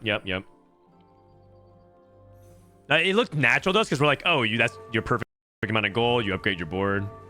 Yeah. That's a smart play. Saying it doesn't improve his board that much and he doesn't need that. He needs to hit Rakan. Toma versus Setsuko. How good is this 8 ghostly board? Our Galio is dead. Silas now has all the ghostly stacks. He just died in one auto. These bruisers just get popped by 8 ghostly. Oh like my god. T-Lights is oh my god, going that to Wukong lose. stun. The last second Wukong stun. The Wukong stun. Yeah, it looks weird because it looks like he doesn't move, but yeah. It's No one died! The duration scales with Wukong, every Wukong cast, so it gets really long by the end of the fight if Wukong lives. Setsuko lost and no one else died. Everyone at 10 and below. I think Isotoma might win this lobby. I think he's cleared some of the hardest people except for Relic. Yeah, I think Ghosties destroy like all these like tank matchups and Yeah. And you mentioned the Unified like helps him survive the burst because our front line is basically just 2-star Alawi and then half the life of Udyr. The Udyr's pretty. Udyr too. It's pretty good. Yeah, Can he I do drops that? aggro, so it's like. Oh yeah, true. Like, that's the scariest part. Oh man, I was kind of rooting for Juke because I feel like he pulled a really awkward game together, especially with this gem. I feel like he's like not positioning his Lissandra as good as he could. He's like randomly putting in the center and stuff, like not trying to snipe carries off and. He might have been trying to target one specific matchup. Close. He might have been trying to target one specific matchup, but I think this matchup was not the one they was looking for, so I think he just gets wiped. Eli's is dead. Yukio is dead. Oh, Isotoma lost. Oh, the He Babzera. lost to the Nar guy. Yeah. Ooh, Oh, he has that that too. too now though. That's huge. Oh, 6 Dryad, yeah. He's a remover too if he wants to transfer. You would put 3 items on Zaya. Yeah, probably. I guess give her like maybe Deathblade. Oh, actually, he's gonna go with the. Oh wait, is this a full LATAM / BR? Yeah, it top is. three? It is. I think we might have one from. Oh, actually, it's 2 BR. I think. Okay, Ghost Fight. Zapzera's BR, Relic is land, and Toma is BR. Yep. And the Slipper is also BR. Oh, okay. Giant Slayer's huge in this matchup. Yep. Nar's also so far away Actually, from good everything list, else. Yeah, the list items are pretty damn good. Is it enough though? Oh man, Lissandra cast again. Another one. Oh my god, this list too. So hard to deal with. What a nightmare. 2 HP went out. Or does Fortune beat, was it Ghosty? 2 Heavenly Spats. Another Heavenly Spat. Does he even want it? I don't think Lifesteal does like that much for his board, does it? It's 2 to 3 Heavenly. Would you Sage for the Ghostly. Okay. I think he just took it to grief. Like he took it and emoted. So Oh, I see. So he thinks that Relic wanted it. yeah. I can see that. Although it's not like Sage is like that amazing for Relic. Wait, that was Udyr too for Relic. So Oh, you're right. I kind of thought that he had Udyr too, but Tomo is the one that had Udyr too. I see. yeah, so maybe he should have actually griefed the Udyr instead. But I mean, I guess the Sage Emblem is also pretty good for Relic. He would be fine with either of those. Zephyr Oh, on Relic already had Udyr that's a too. good Zephyr. Oh. Okay, never mind. But he doesn't have things like the dummy to kind of like absorb a little bit of I damage. just don't think he has the front line. Yeah. Okay, we're getting yeah. Wait a second. Wait, the heal. ghostly, every auto. Oh, man. The Udyr Pretty revive. close. Maybe we can get to the Udyr on the Close. Aurelia. Yeah. So That's Zephyr winnable. That's winnable for sure.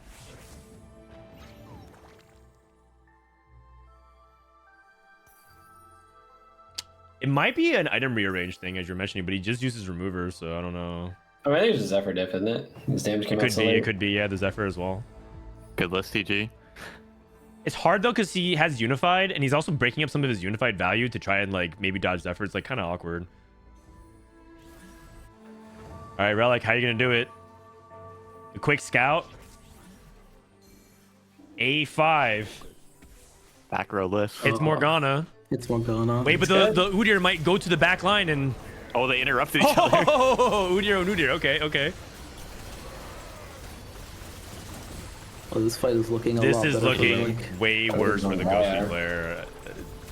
We lost our back line. I really killed everything. We're pinning items. The Sandra items are so good. She actually won out. Damn. I mean, he rode Fortune all the way until stage 5. It's pretty respectable. Yeah, the stage 4 Fortune, I think, was pretty crazy. Very, very ambitious. He piloted that so well. Yeah. Like, he had Darius or whatever, and he's like going fast now with Fortune. I don't think many people would do that.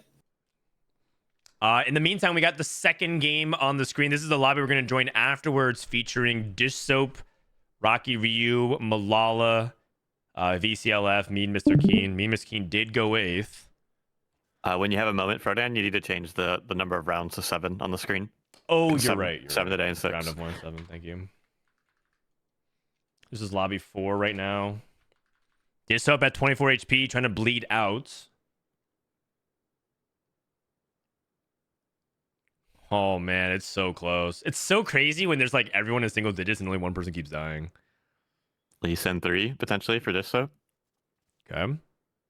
Wait to make it till after round. Also, some people might be contesting him, so they might be dying. He also has Malphite 3, by the way. Their soap's items are so insane, and he's level 10 with 35 gold. He is contested. There is a Lee, yeah, maybe the Lee player dies. Mm-hmm. He's at least top 4 for sure. It's about whether or not he can play for like better than 3rd. Okay. Rakan 2. A lot of people are really juicing this lobby.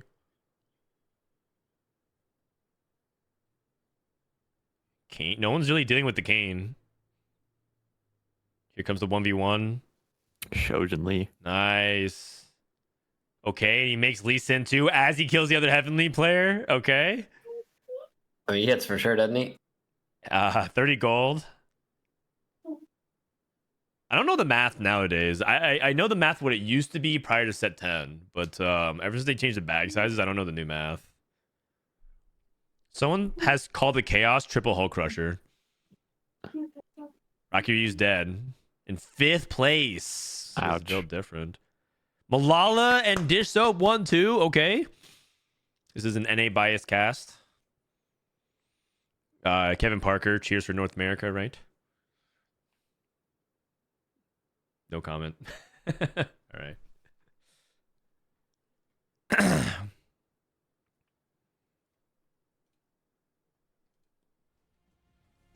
Wukong, looking for Wukong too if you can.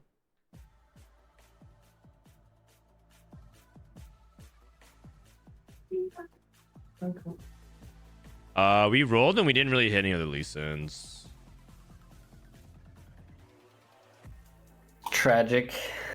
Not even Rakan 2 either. Yeah.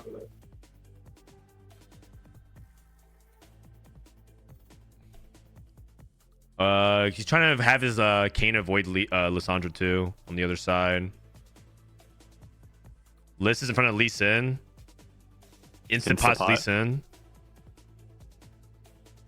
Kane dropped aggro. Oh no. Oh, I don't think so. I don't think so. Another bot, this Lissandra. Yeah. He has to hope that Malala takes is dead. Malala his ghost is fighting. His ghost is fighting. Looks like he wins. Okay, Malala 3rd. Looks like out's not how he's gonna win out. Unless he hits Lee Sin 3. Rolling during creep rounds. Oh, Okay, Wukong a couple 2. hits. And I feel like when somebody gets this super strong list in this matchup, it's so hard because they just parking in front of their Ashe, and unless you get like a good wrap, you're never gonna be able to get through it. You're right.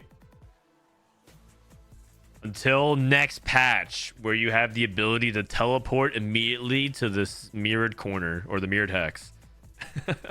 Have the cages immediately TP backline. Oh my god. Oh, yeah, we want that. Nah. Hackers all over again. Yep. Better positioning this time. Okay. Farther Away away. from the list. I'll have to go through to get those up. Send my Nautilus. Nautilus got the cast Nautilus off. got second cast. Nautilus got second cast. Can we kill the list? Oh, this is dead. This is dead. This is dead. Oh, let's had a battle. Oh, All right. That's a positioning diff. Wow. Second round, he did it. Yeah, I feel like he didn't even try to move his Ash or this or anything like that. Just standing his ground in one place. Amazing, amazing. Well done by Dish Soap. That was a good game. All right. So, coming back here, I believe I have some graphics to show you guys in a little bit here. I have to join this lobby as well. Man, that's I kind of thought that the Lissandra player was going to be able to get that edge over Dish Soap, Man, but I'm getting more dogged again. I think a lot of people think that like Kane Go has to down. be same side as the carry, but you can't always do that. I think that was really smart. That was really, really smart. Okay, 1 second.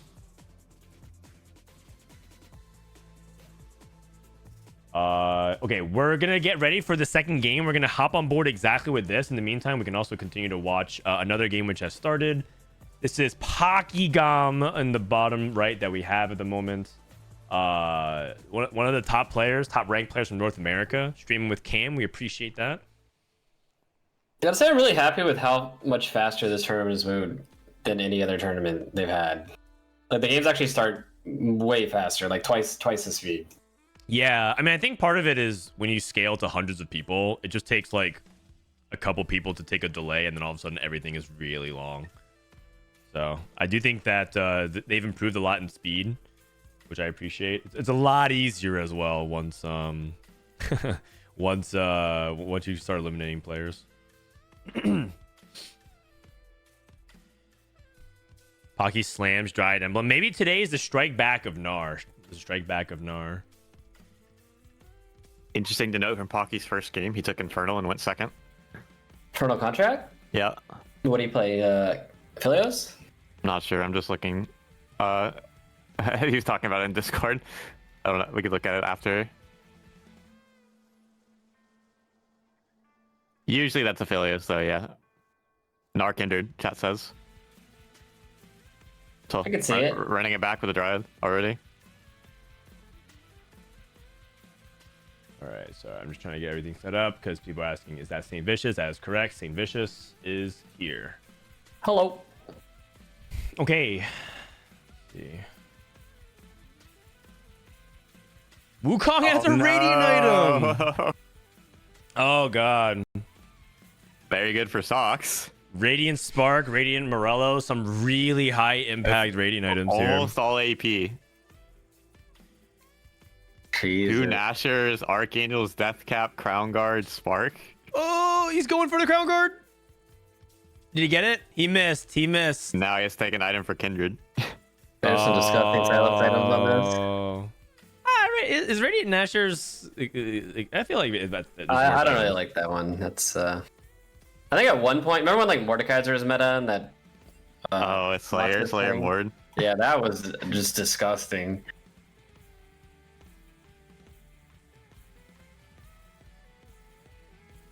Well, he didn't take it just for the Nashers. He took it for the sword as well. That's He wanted true. the That's BT. true for the BT. That makes sense. That makes sense. F tier little legend. Yo, Chibi Sona? Dude, that guy paid good money for that. All right. Gnar, by the way, improving in stats. Right now, we've had 48 games total logged in. We put in all the stats. Gnar averaging a 4.6, so improving. It was a 5.1 yesterday, but overall, once we calculate everything, it's a 4.6. Minard's just like when it works, it's amazing, but it's just not going to work most of the time.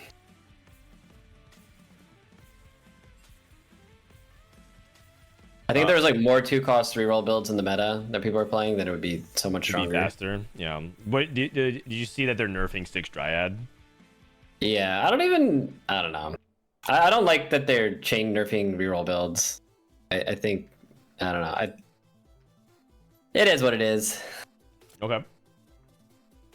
What are you most looking forward to the next patch, Saint? I like to try out all the items, all the Ornn items. I think there's probably some like crazy combos somebody's gonna find. You're gonna see a B patch like the next day, or I'm expecting B patch. Yeah. The next day, I feel like you need like to collect more data though, because what if there's like another item we just didn't figure out the combo with? Well, I saw some like clip in the Discord they have with them where some guy's just like one-shotting the whole board with Caitlyn with Ludens or something. Yeah.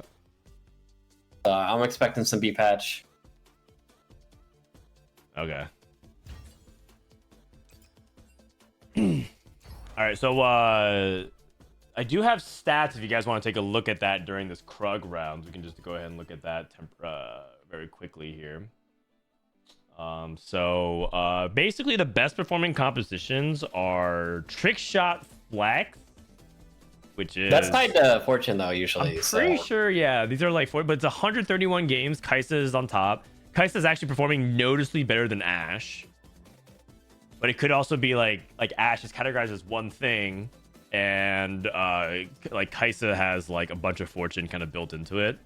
Kane, Lee, and just Kane. I'm not sure the exact separation, but this looks like one Kane that can get to 9 and one Kane that cannot. Is the difference. So it's probably about like a 4.5 around there.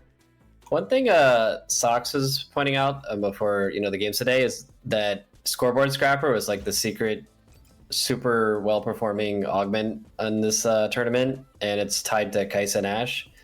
So like that's also something, like if you look at like a lot of the people that won the lobbies, half the time they have Scoreboard Scrapper. Yeah, I think Scoreboard Scrapper is very good in this meta.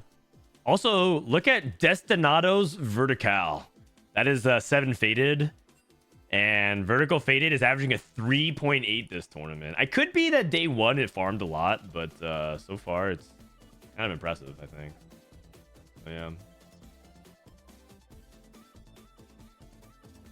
We are in the lobby. Sabio Flex. This is actually before they started inputting yesterday's games. Sabio Flex is Sage Flex.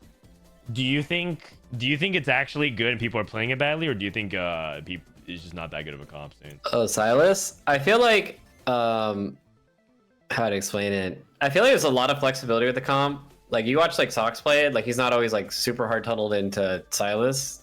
Like he'll go 9 and like play like other little variations of it and then get into it later. And I think a lot of the people that didn't like actually fully learn the build are just like, oh, I have to hit Silas on 8 too or whatever, and if I don't, I like lose the game. And we saw that even in the last game where someone just donkey rolling on 8 and he's just hard stuck Silas 1, right? Got it. Just like I think it's the hardest to pilot comp in the game right now. It is. Do you think the reward is worth the difficulty grade?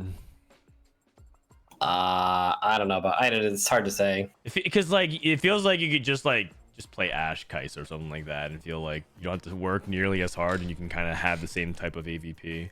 Yeah. Agreed. All right, so Pocky, we're gonna drop him off here. If you guys want to watch it, twitch.tv/PockyGom. In the meantime, we're getting ready to jump into the game here with Dish Soap, Malala, VCLF, Mean Mr. Keen, Out Nahue, Rocky, Ryu. Got a lot of good players here. Can you bring the POV back up on Discord? It exited. Okay. Yeah. Got you. You can see it. Yep. Thank you. Okay. When's the new patch? It's on Wednesday. Ooh, Setsuko picked Caretaker's ally and got Yorick. That's not good. Bryce is slaying his draft. Don't boost his ego, man. My team is actually so good, and yeah, it's actually a tragedy. But it's okay. I can actually play for third. Oh wait, actually, I could actually maybe even play more than that, depending on how my team does on the last day. My teammate's so good.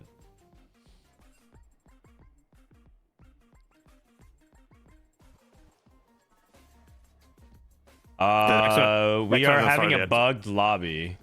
Did any How are the Spartans grade? Yeah, if you haven't restarted your client, you may need to. Since yesterday. Looks like we're going to be a little bit more delayed, you guys. No, okay, actually, in the meantime, we might want to do a Little Legend egg code giveaway. The only problem is I don't want to miss the lobby, so I need you guys to be my eyes and ears. Okay, who wants to do an egg code giveaway for lol guess? Oh, Kevin Parker, you here? Yep. Okay, have you played lol guess before? No. Okay, so lol guess is you're going to be introduced with a lobby, and you have to guess the placements between 1 to 8, and also guess the rank. And if you guess, and you get a score afterwards for how correct you are to 1 through 8, as well as the rank. If you score 70 or higher, we're going to give away 10 Little Legend egg codes. And if you score below a 70, we're only going to give away a few. So. Oh god. Yeah. So much pressure. Yeah. So basically, we're going to find out how good you are at evaluating board strength. Okay, here you go. Ready? 3, 2, 1. Let me go ahead and stream this to you. Oh, I actually already streamed the wrong window. Okay, here you go. Okay. Wait, is there a time limit or something, or? Yeah, do it in like 1 minute because we have to go soon. Oh god. All right. Okay, you usually just walk things down to the top. So Duelist, Tristana, Volibear. Yeah, that's I mean, he has Tristana 3, Volley 3, but the items are not that good. Probably like 6th. Okay. Khazix 3, Yone 2. Wukong 2. Oh, that if he got to Wukong 2, that's probably like a top 3 at least. Okay. Let's see my top 3 for now. Now 3 Kindred to the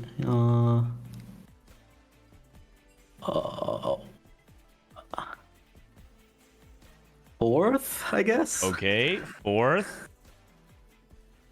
Oh, we're loading into game, man. We're almost out of time. You gotta go. Speed it up.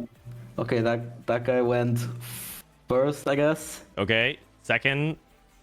What about this player? Morg Silas. Yeah, that guy went 2nd, I would say. Okay.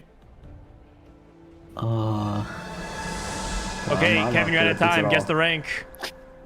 I would say like silver. Silver. All right. Or gold. 3, 2, 1. Platinum. Platinum. It was platinum in Vietnam, man. Sorry Who to say. in platinum is putting those kinds of items on those kinds of units? Okay, whatever, man. All right, we're gonna give away the Little Legend egg codes, but that's gonna happen after this game. All right. Champion delivery. No worries. It's okay. I put you on the spot. You'll get another chance later on throughout the stream to redeem yourself. You guys can see the game. Everything's good. Yeah. Start. All right. Champion delivery. I mean, this is just like an econ portal for the most part. Twice per stage, gain a high cost champion. But you're going to get 5 costs as the game goes on, which can lead to some really swingy board states. This is the bitch when you see somebody get Lysandra. Yeah. Lysandra is really, really good for sure. Yeah, also, when you just get like a good 4 cost on 3/5, like the exact one that you want, like a cane or something, it's pretty disgusting. Agreed. Malala 3rd, Dissoap 1st, Altanahwe 2nd, Mean Mr. Keen, player went 8th last lobby. Those are some of the results that you guys may have missed. If you guys need scores, check exclamation scores. This portal is cracked but faded. Oh, I can see that. Yeah, you get like the sets. Or passing a Rek'Sai too. Who is better, Silver VN players in TFT, KP and LOL guess? What the fuck is this poll? I mean, we gave him like no time to prepare, but the silver was really far off. That's just disrespectful, man. How could you? That's not fair. I mean, dude, plat players hitting Wukong 2 on 7, that's pretty impressive. I don't think I could do that. True.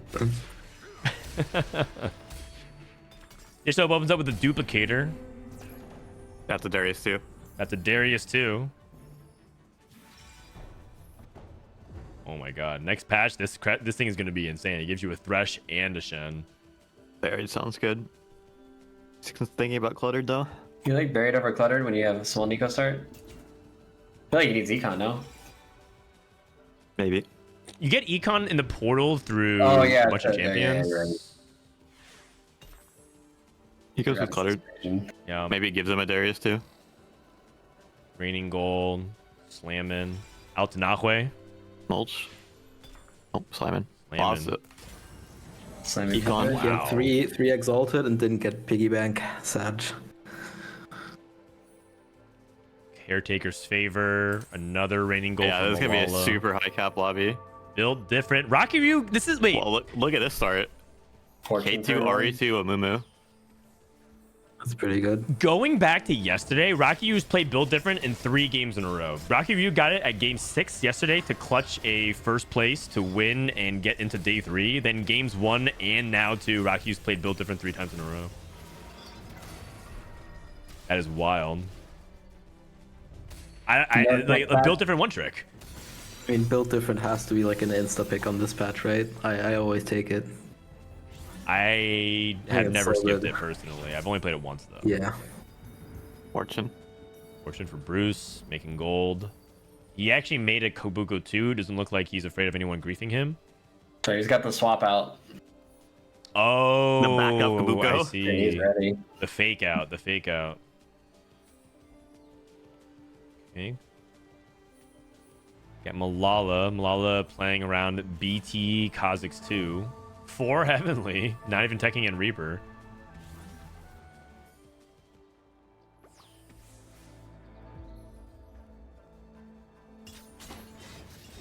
Is that right? I feel like oh, is it because he wants to be able to make gold if he wins? Oh, actually, he can make gold either way. I guarantee. He could make gold either way. Yeah. I see. This is purely to make gold because the Reaper does not matter long term. Yeah, that's probably a good call. Okay. Keen opening up with Faded. Surprised you didn't make Econ there. Mr. Keen. Yeah. He's His probably level 5 3 gold. he's probably thinking about his slamming and just thinking that he gets a lot of value. But you know what's even better about making 2 EXP a turn with slamming is making slamming and EXP and gold at the same time. I even see people go like, as crazy as like exalted plus slamming and making econ. He has like half a ghostly board and half a faded board, so he's kind of torn between those 2 options, I think. Right. And now he's broke going into the carousel. Does he sell this? I don't think he sells this, right? I see. It's because he leveled. He actually put gold into EXP instead of just letting himself get EXP naturally through slamming. Yeah, he double leveled. Yeah, so he's actually poorer than usual. Surprised he puts the items on Senna as well, or Philios. I have like no faith in this unit anymore.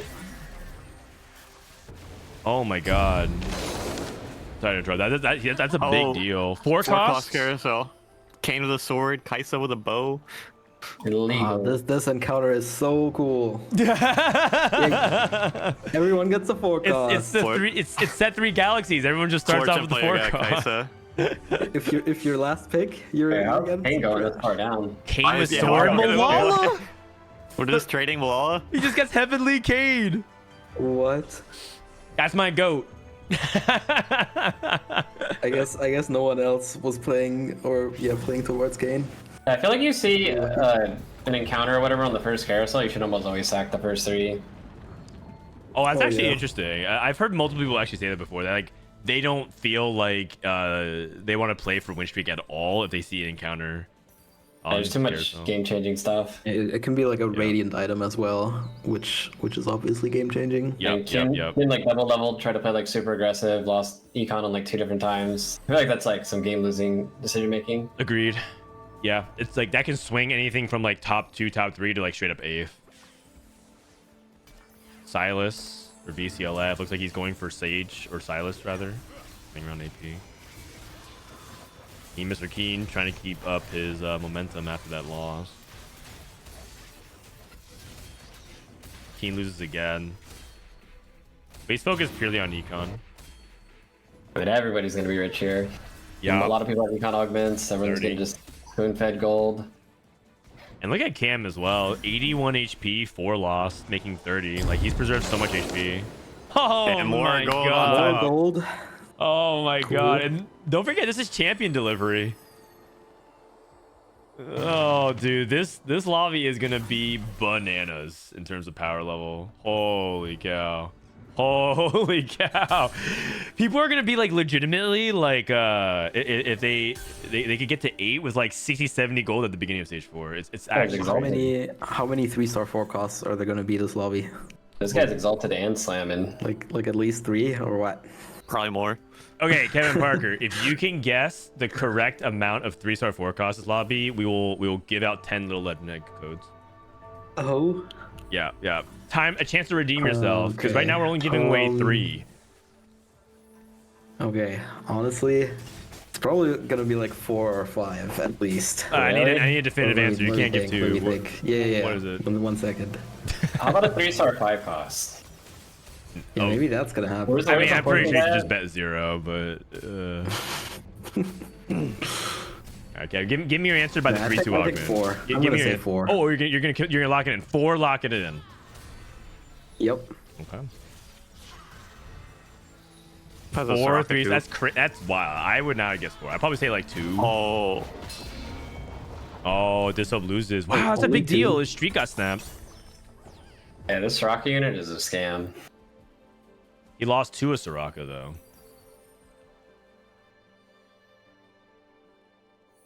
He lost to his board.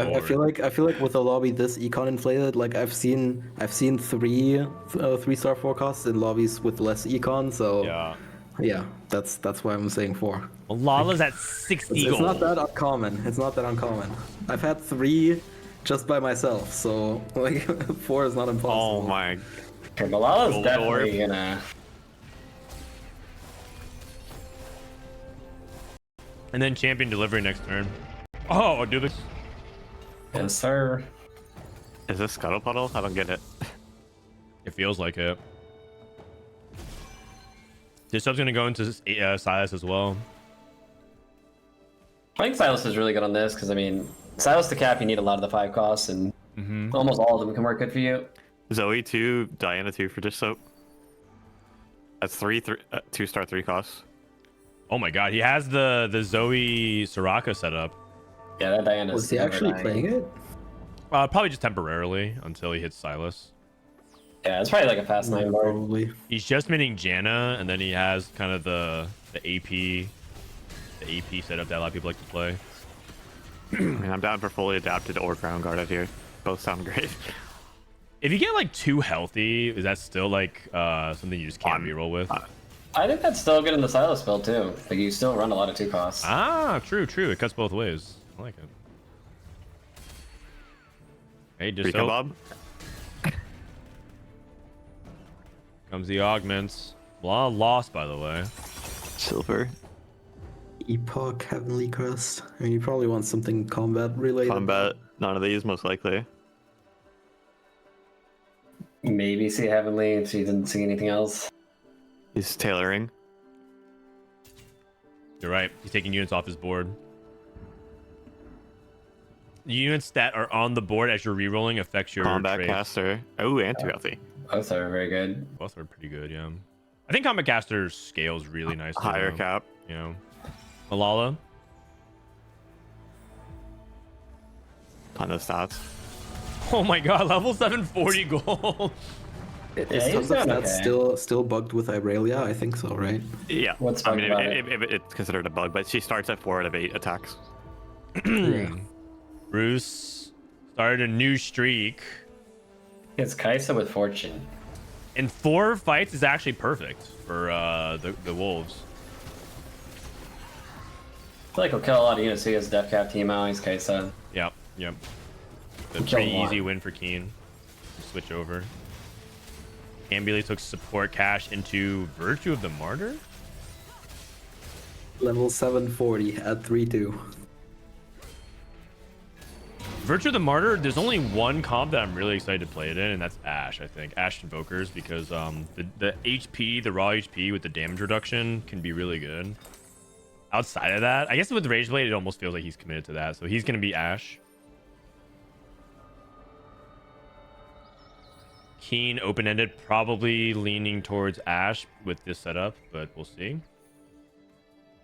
Get that Porcelain Annie. Locket. And Rocky gets sword build different. Looking for Kaisa.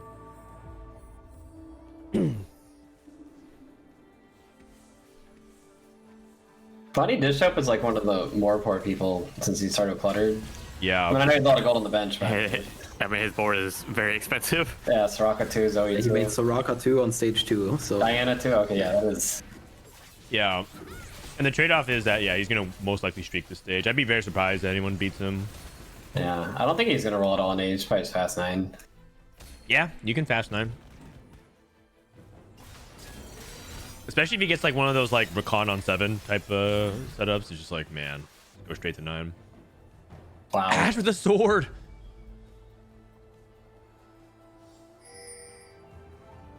Illegal. Yeah. A little ratting going on. People pinging on carousel. Also, this carousel is 3 swords, 3 tiers. Very specific components as well.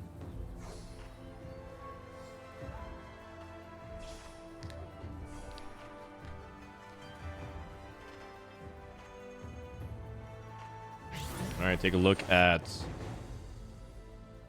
Mean Mr. Keanu leveled to 7. Got Morgana, instantly sold it. Anyone gonna roll here? I don't think so. It's level 7. Has anyone rolled at 7 this batch here in this call? No. I'd rather die. No. You mean in TFT, right? Yeah. Okay. Mid-game. Sometimes, like, I roll once or twice at 6 if I have, like, infinite pairs, you know? Yeah, exactly. Usually, you have your whole you pairs don't roll paired up. before 8. Yeah, I can see. I'd rather die. All right. Build different. I like the ore next to the cane so you can get a third item on the cane. Chilled on the back line. Oh. Nice. Big win here.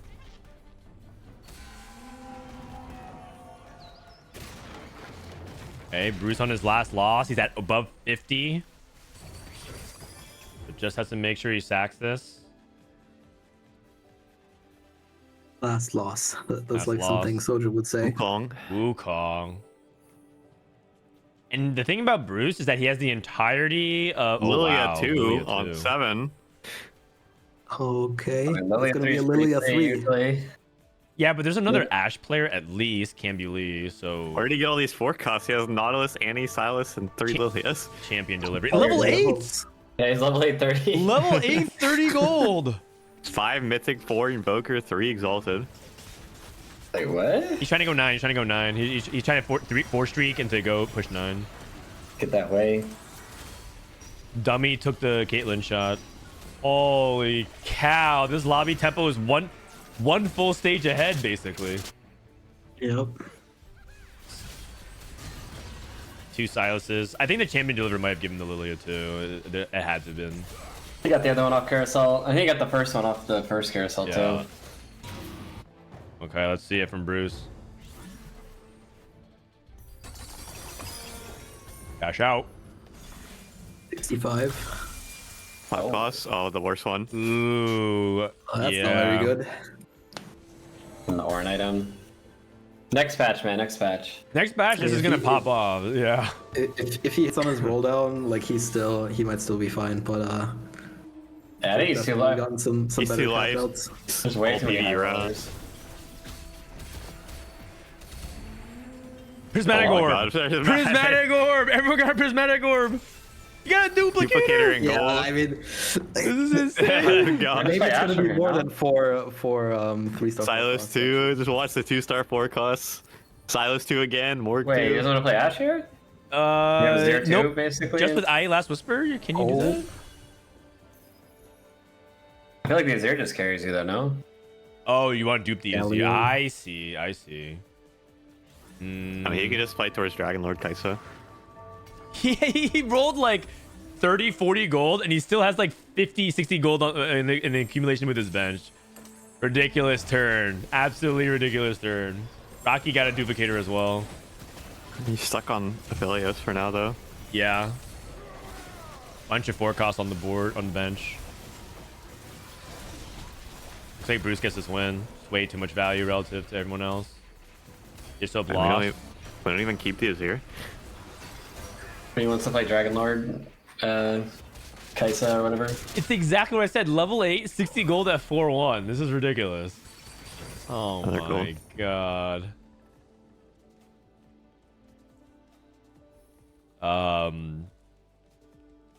Support cash could be really good, but he has like a dummy, so it can make positioning really awkward. Generally, when I have a stationary support, I really don't like support cash because it can grief your positioning like a lot. Why is it think know your enemy? There's like 3 people Yeah. in his build. Okay, Martyr's good. Martyr. Martyr's good if he wants to go for it. That's probably the best one. Yep. Man, I'm getting more dogged I again. can't tell what prismatic orb. Oh, maybe a support item. Yeah, he got a support item. Got Zeke's. BCLF took Unified. Silas 2. 3 Silas ulted in. 2. Playing a Kate. Pretty good. Archangel's really good on Silas as well.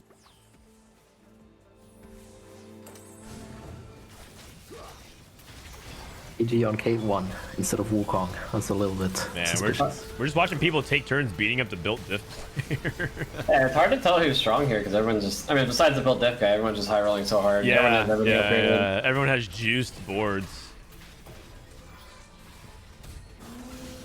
This is mean Mr. Keen playing Ash 2 with just 1 item. Your soap. About to go 9. Encounter. Khazix Evolve. Khazix Evolve for dish soap. Another support item. Zeke's or Locket. Okay, at least it's temporary. Probably another Zeke's. I feel like his front line's pretty bad, but Locket's pretty low value in general. Lockets. Everyone hit their porcelain spats. And Keen's items are struggling. Yeah. It's always the problem making porcelain spat in this Ash build is it's like Yep, you drop you need your the bow bow. for the Rage Blade and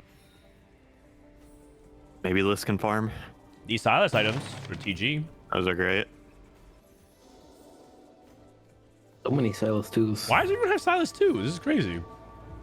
I think all the Silases are gone. Yeah, probably.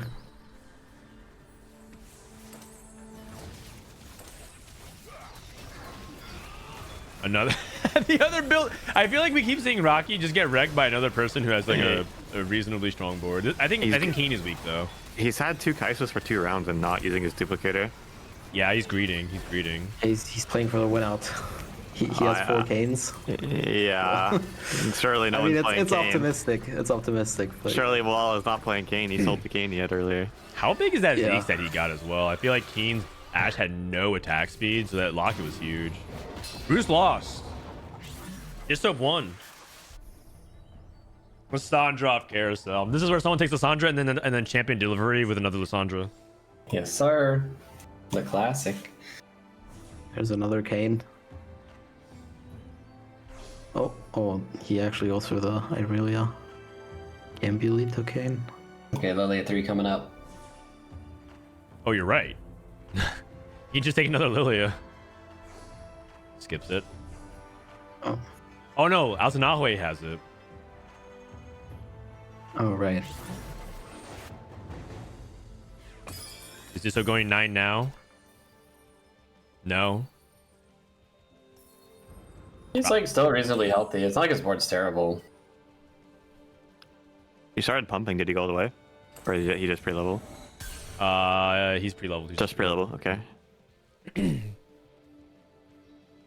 got Hui in. We got Huayans. We have 4 Lilias.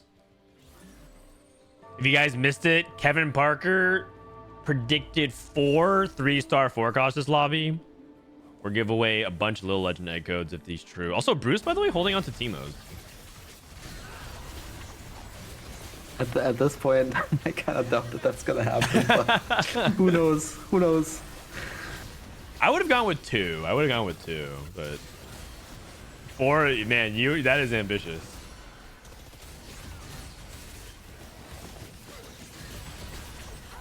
You won't see them for a while, but they'll probably like start like coming back to back.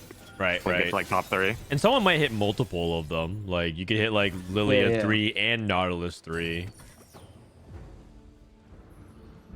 Okay, I mean those are upgrades. What is this shop? That and a Hui and a Lilia. What? What? He's hitting too much. He's too broke. He's He's kinda too suffering. broke. Dishope greeting 1 more turn. Sacking all of stage 4. 6 canes. 6 canes. 6 canes? He's 2 off from cane 3. There's only 1 more cane though. Can we look at Malala? Yeah. Man, I'm you're getting right. more dogged again. There's There's only one one cane more. left. There's only one more. Little buddies is so good for him.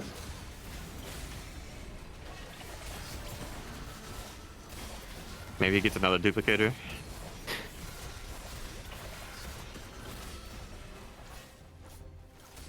I feel like in these high cap lobbies though, these like cane boards kind of struggle because like everyone has like so much to deal with. They have a juiced up Annie, they have Lissandra, they have 2-star legendaries, and it just feels so easy for the cane to get checked.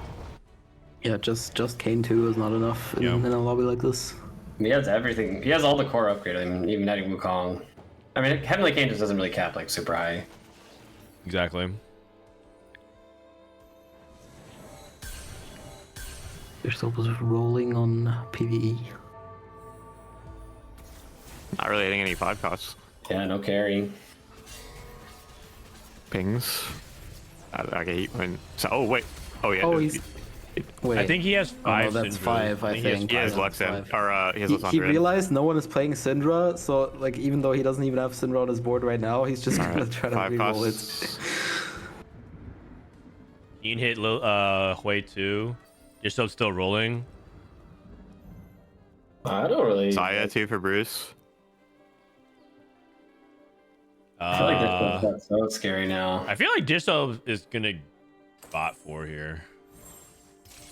No Shojin. He's playing Hui 1, Azir 1, no items. This guy's dead. Oh no.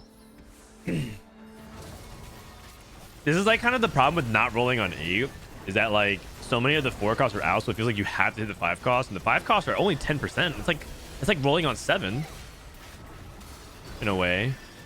Yeah, and then there's always gonna be some guy who high roll that you're gonna fight. Like you're like fighting this guy. Yeah. So even I mean, he has way too also. But even if you do hit it, you're not even guaranteed to beat them in the first place. Yeah, exactly. Bruce lost again.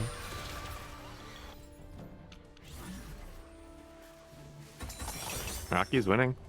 Rocky's winning. People are pinging his board. Bruce down to his last life. Alright, Teemo 3 coming. Teemo 3. Oh no. Isn't it just Rabadons on this Zaya? Oh. Well, that's Oh, one. wow. We're guaranteed. We're guaranteed. We're guaranteed. And the first domino is falling. Now, I just want to say one thing. They are buffing Lilia 3 next patch for a reason. Lilia 3 is pretty underwhelming. I actually think she might be the most underwhelming 4-cost 3-star. Morgana, where's she at? Oh yeah, Morgana, you're right. Never mind. She is the second most underwhelming. Lala, good matchmaking timing. Gets the wrap. This Kane is a demon. Huge win. Your soap. So many youths are barely alive. This might be an 8 Oh, from no. Just soap. Oh man. Lilia 3. And here it comes, Lilia 3. Yes. Wow, that was quick. Yeah. Alright, who's getting 3-star next? I think the lobby's Galio. just a bit too low to hit that many 3-star forecasts. Yeah, yeah. 3 people on one leg. Syndra seems pretty likely.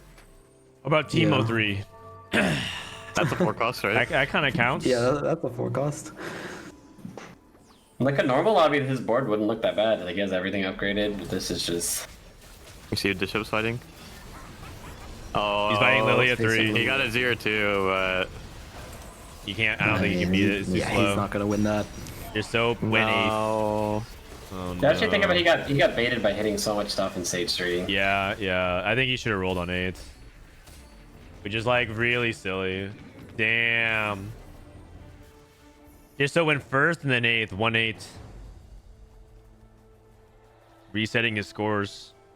The last Lilia.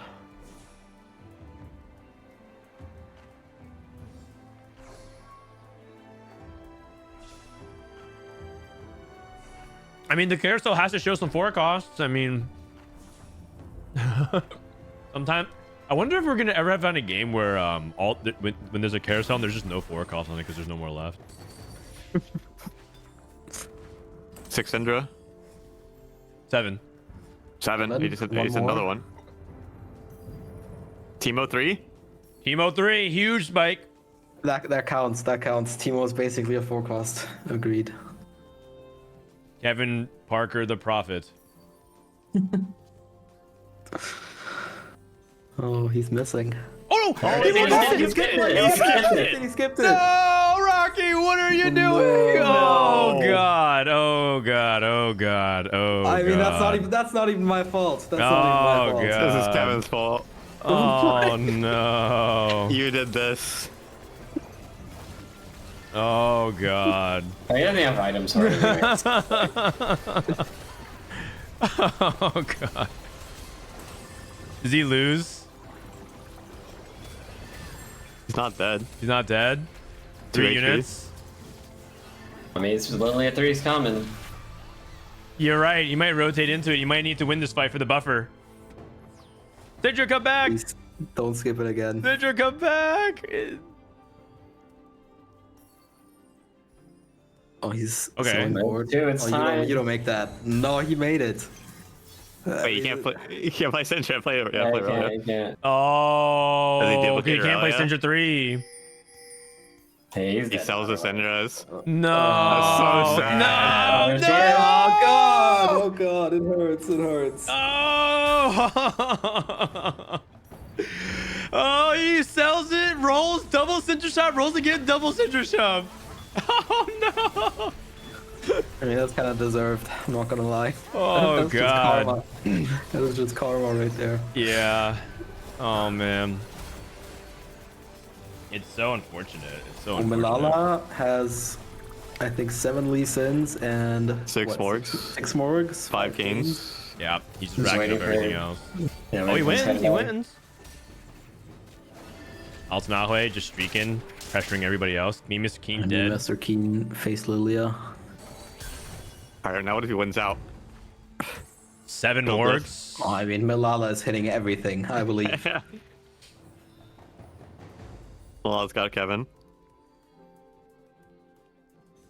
Bruce. I think we gave up on the Gallios, yeah. Oh, VCLF with the grief. grief. VCLF Oh, blocking man. Malala. The Brazilian blockade. This guy hates eggs. yeah, he's blocking the little legend eggs. That's right. That's right. 5 costs. Udyr 2. Whoa, he just Oh, makes wait, it. Oh, another one. every You cane, every cane. Third one. Wait, all the Gallios? Should he be rolling or pushing to 10? I don't know if his 3-star. I don't know if 3-star forecast is my actually legit win con God. for him. Okay, well now the canes are back in the pool. Well, I'll hit Wukong too. Oh, there's a cane. Wait. One off Lee. Oh man. I mean, he's not. He can't be dead here. But yeah, the only one he can still hit is Lee Sin. So Yep. that's He does have duplicator gold. unfortunate. So a little bit extra Man, this- gold than when he's This shown. this VCLF guy I know. just I holds know. everything. 6 Tyson. Rocky Ryu dies to the 07. Lilia 3. That's another game of build different 5th as well. That was his first game where that was the same exact result of his first game. I mean, it's only because he skipped the Syndra. he can dupe for 3 really gold. Built Diff's fault. Oh, actually, he doesn't have a 3 cost. -1. -1 gold, which could have been the roll, which could have been the 3-star. Some Morgana. He did. But Okay, he missed. Oh, Yeah, it's okay. 07. He thinks he's gonna lose anyways. badge. Top 4. Yeah, Maybe top it's 4 such in a good a lobby spot, like but- this. Lobby was bananas. This is. And there's only gonna be one 3-star forecast. That's kind of embarrassing for me. I know. It's because everyone was just basically holding each other's You know, units. if he had hit the Syndra, maybe everyone else would have hit. All the Syndras are Yeah, on the pool. He yeah, sold them all. That's what I'm exactly. saying. Like you're just looking at the shop and you're like, oh, that Shinja shouldn't even be there. Kane every shop. Also, I'm pretty sure VCLF has made like the equivalent. I think he's bought the equivalent of like 14 Gallios this game. Bruce with the fortune win out. Teemo 3. Teemo diff. Dude, the Teemo 3 spike was too much.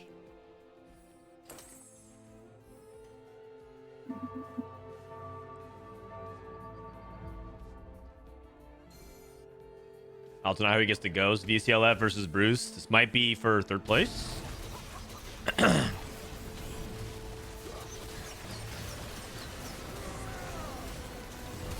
I was doing a good job Man, I'm kind getting of more getting dog through than the Jack. initial targets, but stuck on the 2nd target. Here comes the Kaisa cast.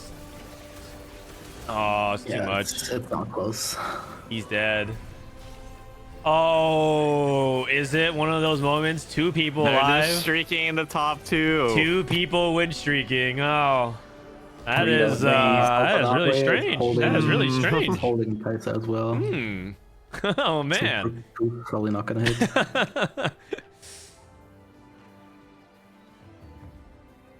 Quicksilver, Bruce.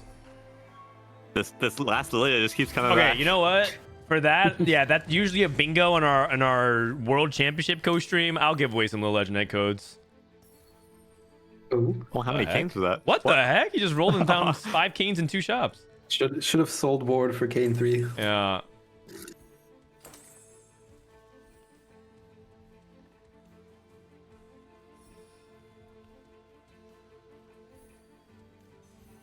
All right. He's waiting for the last second to make this Lissandra too. The Giga Sweat.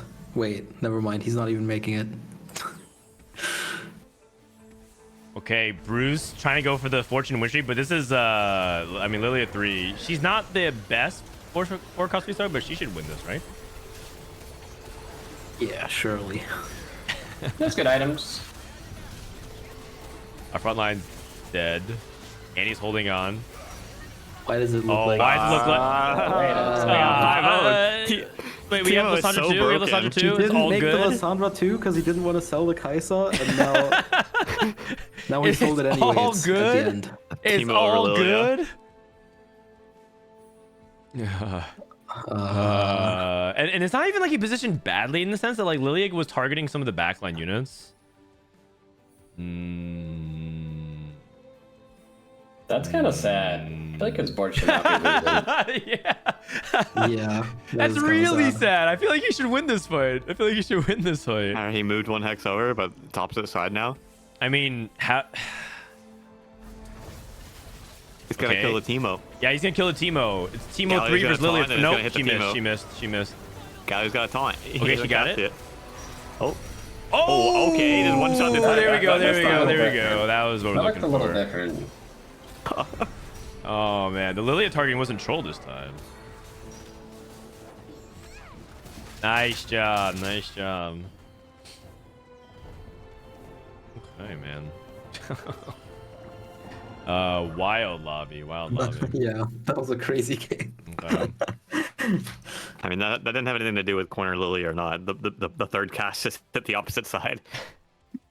Looks like all the games are finished. We can go ahead and show a highlight from another game. This is called T-Light Stomping, the 2nd lobby. This is just to show you like what happened in the other lobbies. Looks like he played a faded lobby with Baboom. Getting in that Set Omnivamp one last time. You guys know that Set's Omnivamp used to be pre-mitigation?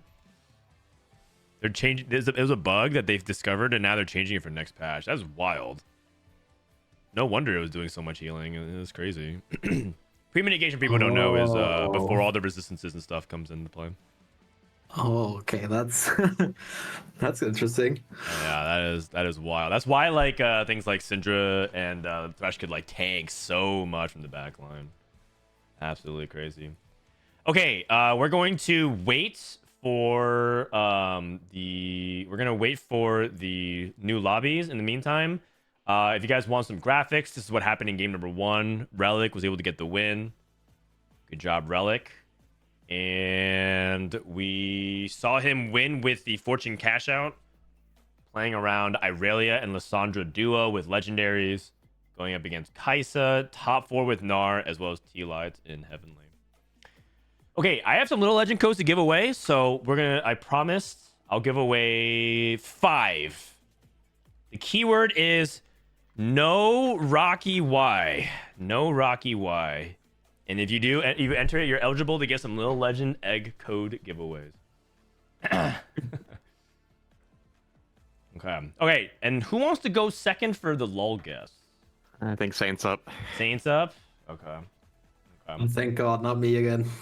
While you guys are entering this giveaway for little legend egg codes, code no Rocky Y, here's our lobbies for the next round. What do you guys think? Any lobbies that you guys wanted to go? I'll let the call look.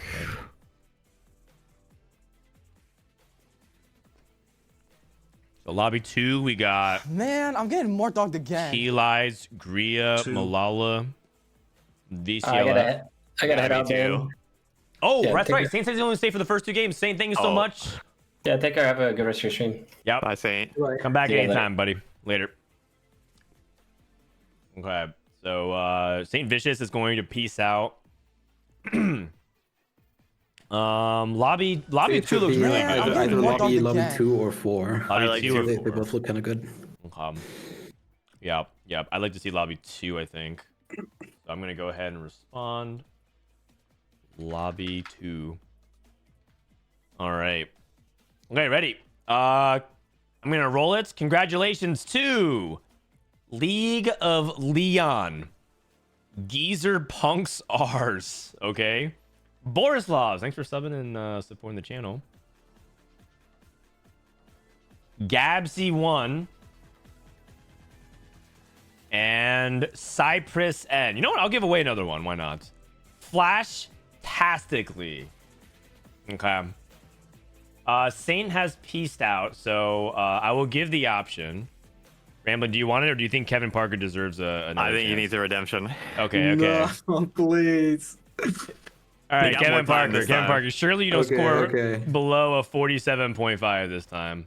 Here we go.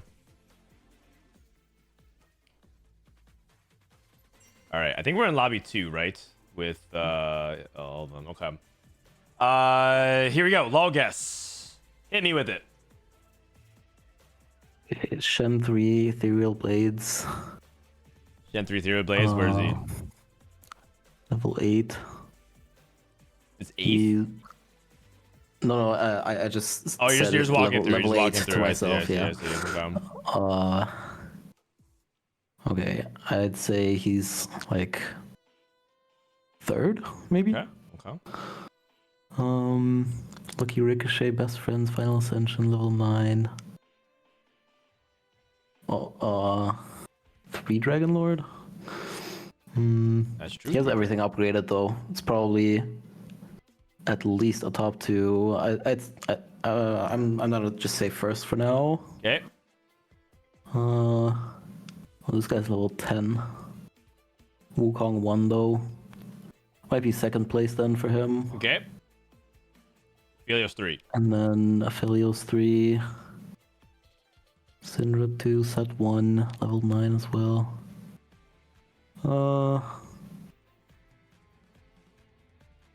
Probably like 5th. Okay. 5th. This guy. Oh, this guy's board looks terrible. The Like 1 star. Seventh Seventh? maybe for Okay. now. Yeah. And then the Ash guy. Yeah, this is probably top 4. Okay. Rek'Sai 3. I mean, this guy might just be 8th. I don't Okay. know. A Mumu 3 and Laui 3. And then that guy on 6th, I guess. Or I mean, he has Lysandra too. He's probably outplacing the Fated player. He's outplacing the Fated player as well. Okay. Yeah. This is a crazy probably lobby. something like that. Yeah. Okay, so what's the? Are we good with the Are we good with the placements, or do you want to change anything else? Yeah, this should be about right. Okay. I don't know. And then what is the ranks? What is the rank?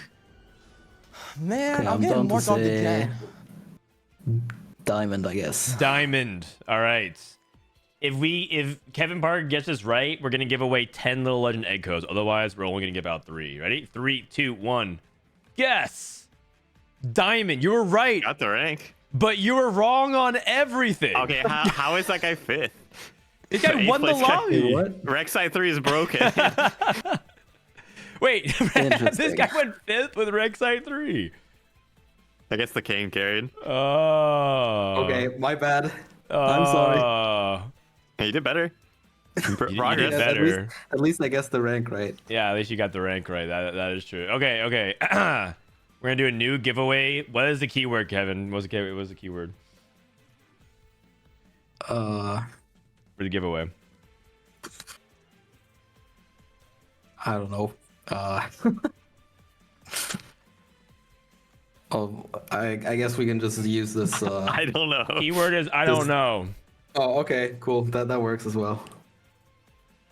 Give away 3 more. I mean, it's a fun game, don't you think? I think it's a fun game. It's hard. Yeah, it's fun. It's fun. It's a hard game, It's- especially when you start getting into like the Yeah. lower ranks. You're just like, oh man, I have no idea. Also, like guessing placements is just like so RNG because like everyone can just like die to matchmaking even though their board is really strong, and it's all just a bunch of RNG. Here's the scores for game 1, lobby 4, where Dish Soap was able to win that we caught with the Radiant Edge of Night on Dish Soap's Kane, Altanahwe, Malala, and Bruce. Bruce with back-to-back top 4s. He got 4th, and I think he got 2nd that game. VCLF was one that won that game, number 3. We'll check in on standings after this momentarily. All right. Are we ready?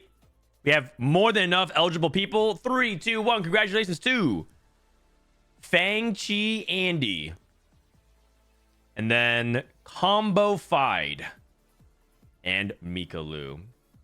Someone asked, I want a Little Legend. How do I claim it? Like a Little Legend egg or a Little Legend skin? You have to redeem a code in the game. I think it's, I can actually show you. So it's like you go to store, and then you go accounts, and you click redeem codes.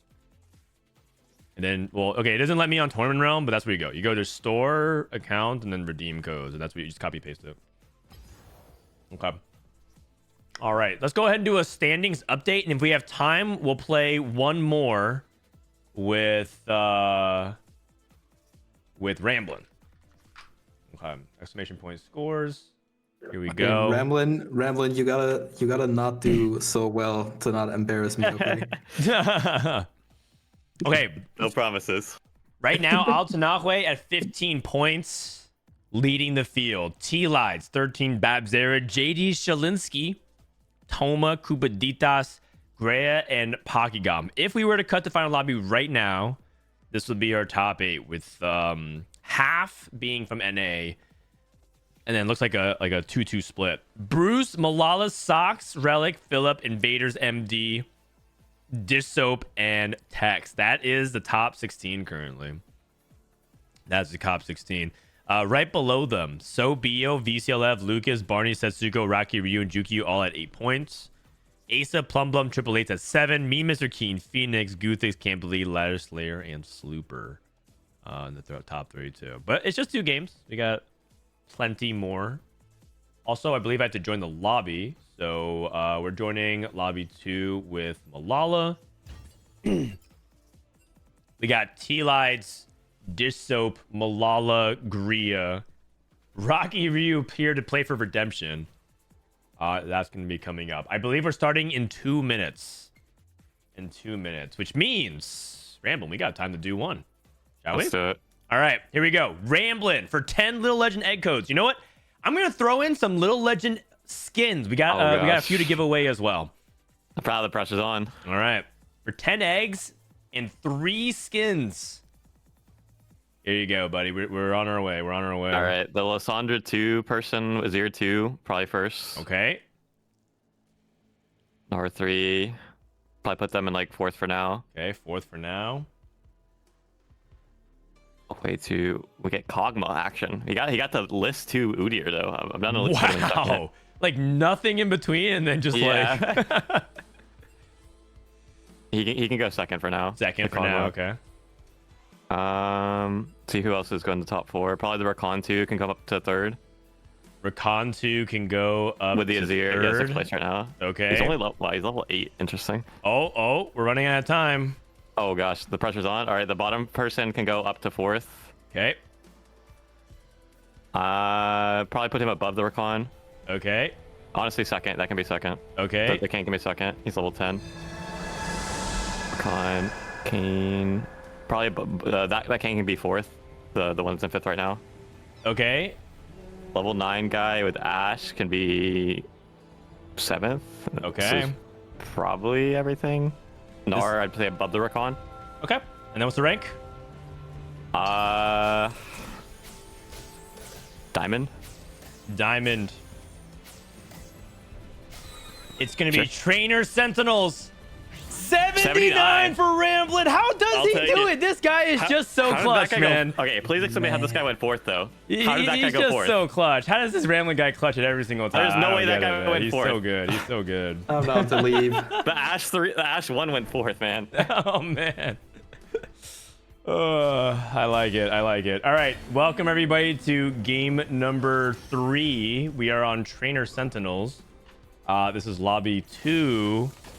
And don't worry, we're gonna have we're gonna go through it. So we have Gnar, Warden, and Reaper. Wow, that's kind of amazing for Gnar. VCLF,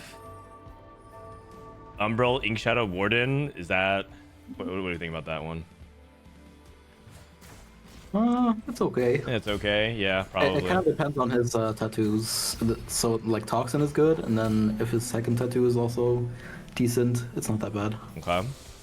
Malala, Fated, and Dryad, and Invoker.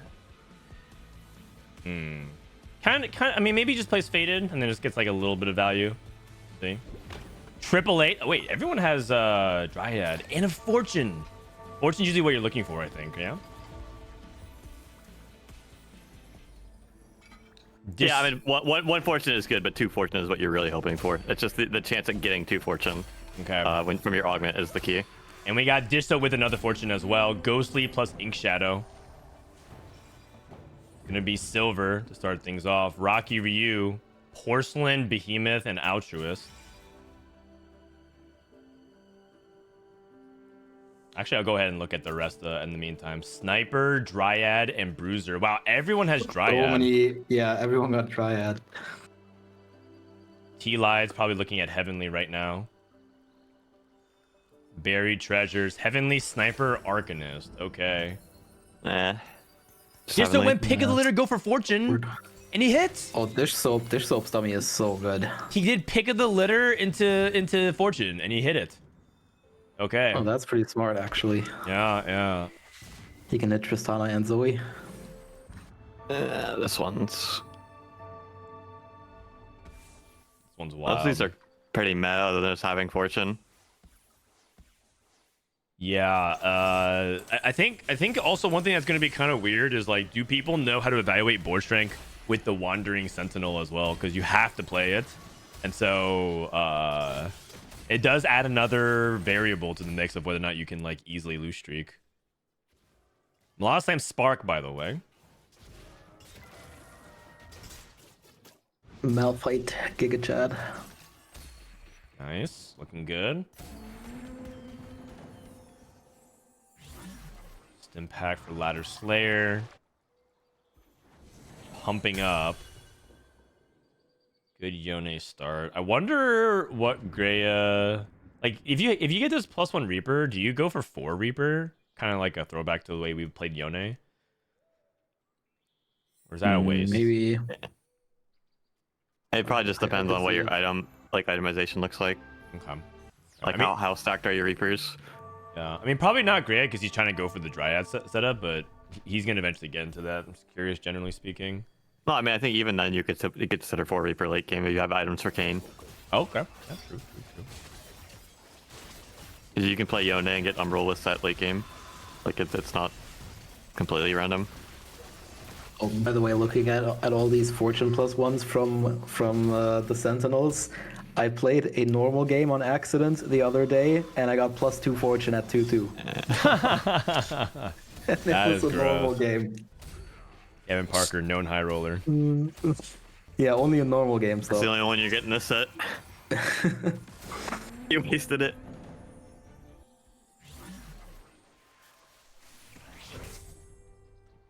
TLI's looking pretty good so far. Dish Soap.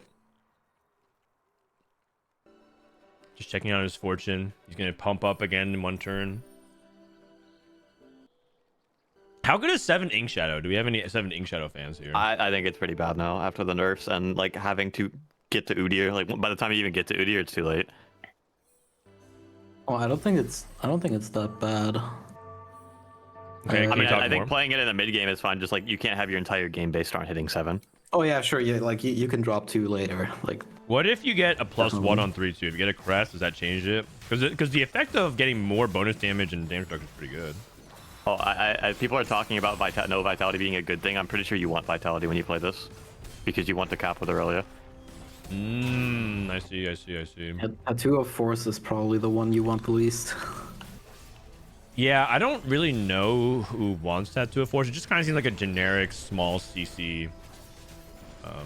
It's like only Kayn, I feel like. I usually put it on It's really good on Udyr, Kayn, but but- yeah.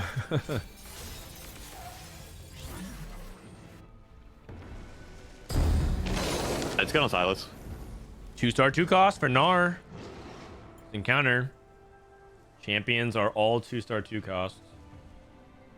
Is anyone playing Gnar? There's a 2-star Gnar. Greya had a great wandering trainer for it. It's the Reaper Dryad Warden. Yeah. Actually, might get it. Is gonna get it. Wow. Tier's not bad for Kindred. Or Hodge if he has a glow.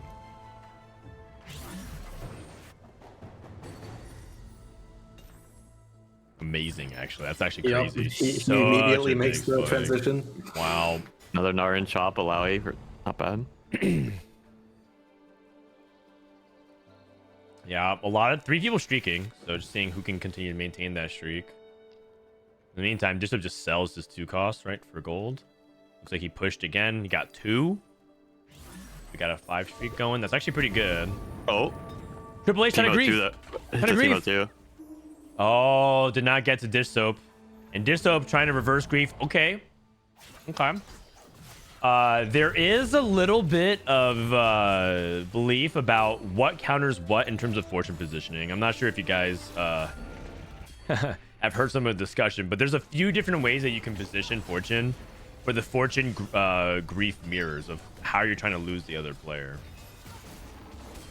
There's I mean, Triple Eights has a Teemo too, so I think he would just win anyways. Oh, that's true. Yeah, that's right. Unless he replaces for next turn. Yeah. Greya only one on streak. Yeah, actually, he's forced to do that. Never mind. But some people trap, and then there's also anti-trap, which is to put a unit in the 3rd row here, or the 2nd row, to try to intercept the melee carry a little bit faster. And You then, also have to consider augments, as he has blistering, and That is Disrupt does true, not have an that is augment. and then there's like the staggered position, the way Dish Soap is doing, which is like kind of like doing an L formation of some kind. Oh, Honestly, I'm not sure. here it I'm not is. sure why Triple Eights is even trying to grief their soap here, because I don't think there's like he has blistering strikes as well. Yeah, like, there's yeah, literally yeah. no way that he loses. So he just gives their soap a better loss.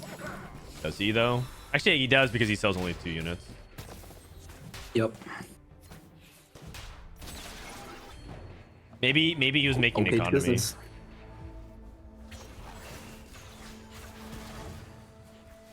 I mean, he was holding units on bench after the fight ended, so he could have definitely. Yeah. Probably could have been Yeah. playing a stronger board.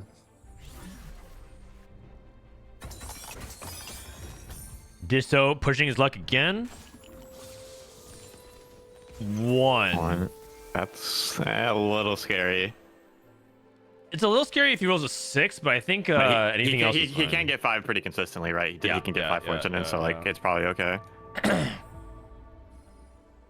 Great spot for Warden R2. Tailides. Honestly, pretty impressed. Oh, he has Shen too, but like I'm pretty impressed that he's able to put together 94. But I think it's because there's some people like who are just lose streaking. So, have some easy fights there. I just generally not a huge fan of Senna unless you can like have big tempo. But he did hit Shen too from the carousel, I think.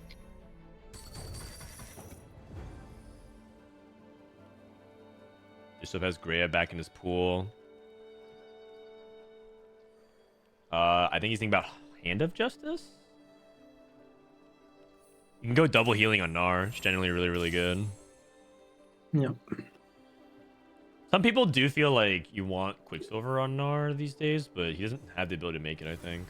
I don't think you usually make quick QSS early, but like the later the game goes, if you don't have a third item, then like you're more open to it. That makes sense.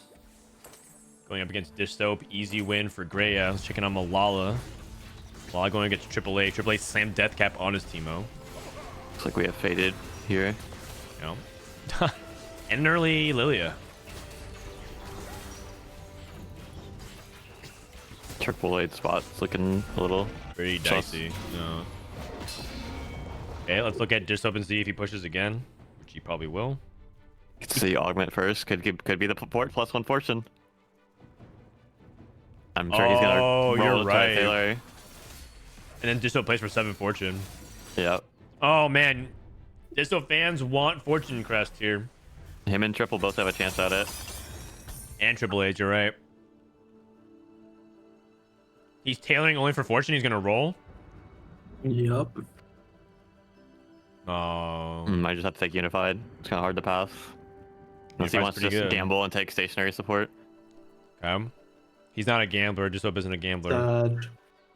He Maybe could pod. cash this out. 21 is fine. 5, that's great. Five. I think it's Okay. okay. He just needs to get 5 in. He just needs to get 5 fortune in, and he can do it. Oh my god, he did it! Oh man. All right, so the name of the game now is live it till you get Annie. I watched EMEA finals today, and Shurikane was able to find it like on his very last life. So you just have to make like with all the Annies that can go out of the pool. Yeah, Like, you have to actually be careful. Yeah, You don't yeah. care about cashing anything out. You just care about playing strongest board and getting there now. Yeah.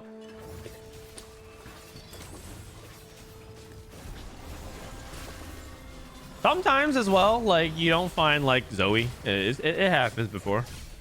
It's impossible. It's very unlikely, but it's possible. Yeah, Triple H is gonna lose here as well. Don't have to watch too much of this fight. Ladder Slayer takes a loss. Can Greya keep this win streak going? Oh, he lost. We took Idealism. 6 Nars for Greya. VCLF on a win streak. 5 Ink Shadow kind of holding nice. Plus, like the Warden extra is like pretty good tankiness. Oh, Toxin and Protection, that is such a high roll. Yeah, it's good. And then, yeah, like overall, if we can get to 7 Ink Shadow, I still think Ink Shadow, 7 Ink Shadow can very solidly top 4. Just yeah, you're right. Getting to the Udyr is kind of hard. Lala quietly putting together the Faded board. 5 Faded, very good. Don't be surprised to see him also streak this stage. I'm a little worried for Dish Soap now Oh, I'm very worried for this soap. because he needs to have enough HP that he can live if 7 fortune ends up in his pool.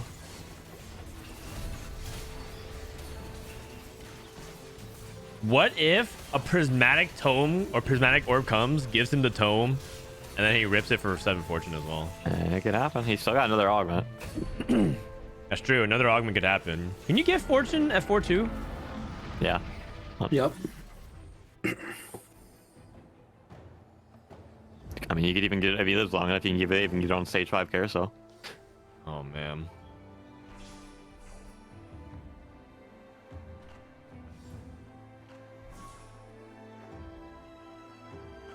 No Annie.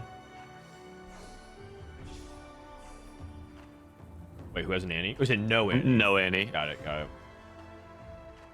think Triple got a Silas, so help Yep. him stabilize his board.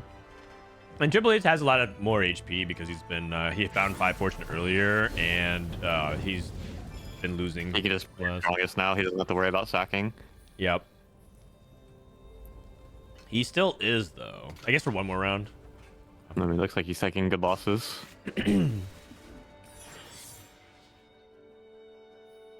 So The spot let's looks- playing Ash, I guess. I guess. Yeah, It's an awkward spot. it's like I Ash, mean, and then you. the Sentinel is just awkward. So, Yeah, it's like Ash, and you splash in like a heavenly unit. Maybe like Nico for Arcanist or something. I don't know. the only efficient thing you can actually play with this is just Heavenly, and he didn't have the opener for that at all. Could you do like Ash, Hui, Shen or something, and then like kind of It play doesn't like an Ash sound Exalted super board? worth it. Like Nico ties in Heavenly and Mythic. It just sounds really awkward the more I'm mapping it out. Easy win versus Triple Eights. VCLF. I think best case scenario is he just hits another +1 sniper in play 6. Okay. Lala winning as well. Lala for the 5 streak. Ooh, Philios. Oh, double 7 faded faded emblem. on 6. 10 If he faded gets potential. one more, then he's just 7 or 10 faded on 10 9 faded. or on 8. Wait, no, on 9. Never mind. Nine, yeah. nine, nine, nine. Can you Yeah, yeah. can 10 faded beat the 7 fortune? Depends on how capped I get. Yeah. Because like 10 faded is definitely not an auto win. The 5 streak. He would love to cube in the VCLF. He does. This is a huge fight here for both players. Malala to go on a streak and VCLF to deny it.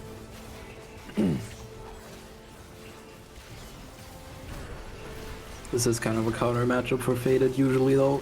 Yeah, the ghostly stacking. But I mean, this is a really early 7 faded, but I don't think he's gonna win. Looks like it's going to VCLF. Oh man. Oh, actually, the front line is breaking. Kindred's kind of inting. Hello, we got one more cast off. Never mind. Oh, Wait, yeah, Kindred. it's actually so close. Oh, Oh, Tier diff. Oh, my tier, God. the tier. tier Oh, it's a 1. oh. What? Well, that's Triple good. H inted to try to grief dish soap. He's not inting that hard though. I mean, like, did this up not scout him? Oh no, oh no. I kind of just assumed dish soap was gonna lose. Well, now he only gets a 40 cash. He doesn't get the 50 cash. That is really bad news for dish soap. Really I mean, bad I guess news. 40 is not that much worse than 50. You know, there's it's a world where he prefers 40.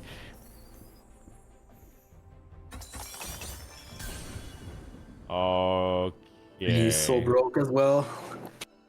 Yeah, he did find a Hui on 7, but hey, he might get a bunch of gold. Maybe a bunch of gold. What is it? We are rolling. Mm-hmm. No more NARs since we last checked in. 3 streak, lots of riot stacks. 92 HP. He's chilling. He's roll. Oh, But he's digging a bit. One. going up against dish soap.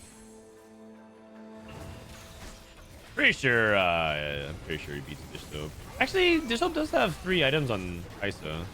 I feel like the only reasonable way this the up plays as well here is he hits another +1 now.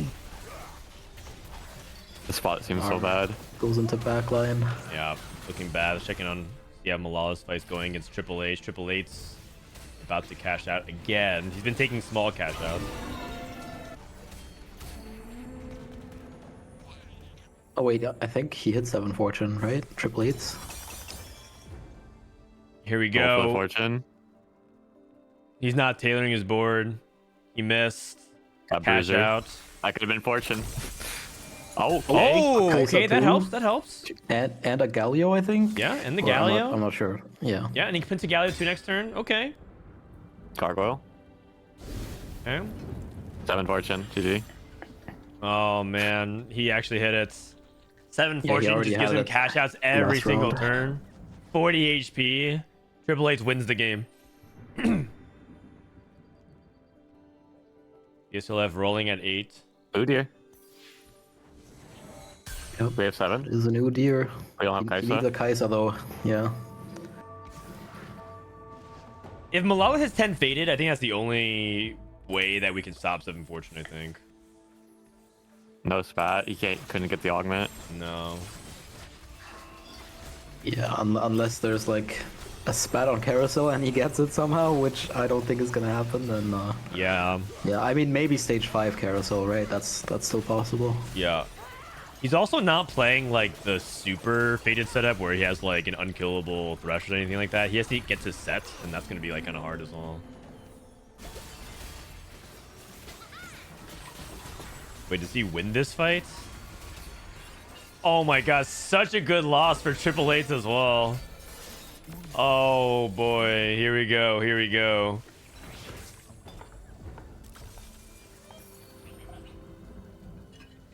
He even cash this.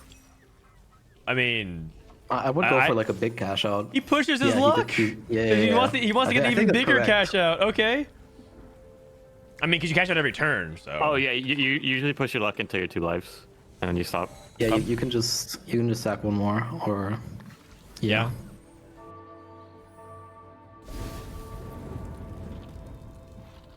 I thought 33 would be too loud, but yeah, he actually can be in the 20s and still be fine. And I think it's because that loss that he took was so good just now. Yeah, his board is also really bad, so he needs a bunch of resources to actually be able to win out from this spot, right? Yeah. Yeah, I actually think it's good spot recognition. Like, understand to push there. I think I would have just been like, yeah, it's fine. 7 fortune, I'd probably just like good enough. Another pretty good loss. Really good loss. 2-unit loss for Triple H again. Oh, man. The lobby needed to put pressure on him, and they just did not. Yusuf wins. 94.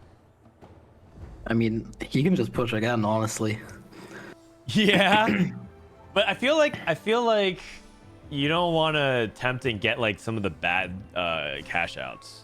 I don't think it's so much about a bad cash, as much as that you just don't want to fuck up the 1 turn that you have. Oh, that's Like, also true too. You don't want to die because you messed up with micro and stuff like that. I just want to have an extra turn to make sure I get the actual board in. Yeah, like Sure, knowing your yeah. limits. Okay. 'Cause there's no reason to be greedy, is what I'm saying. Mm-hmm. You just need to gradually get stronger here, and you'll be fine.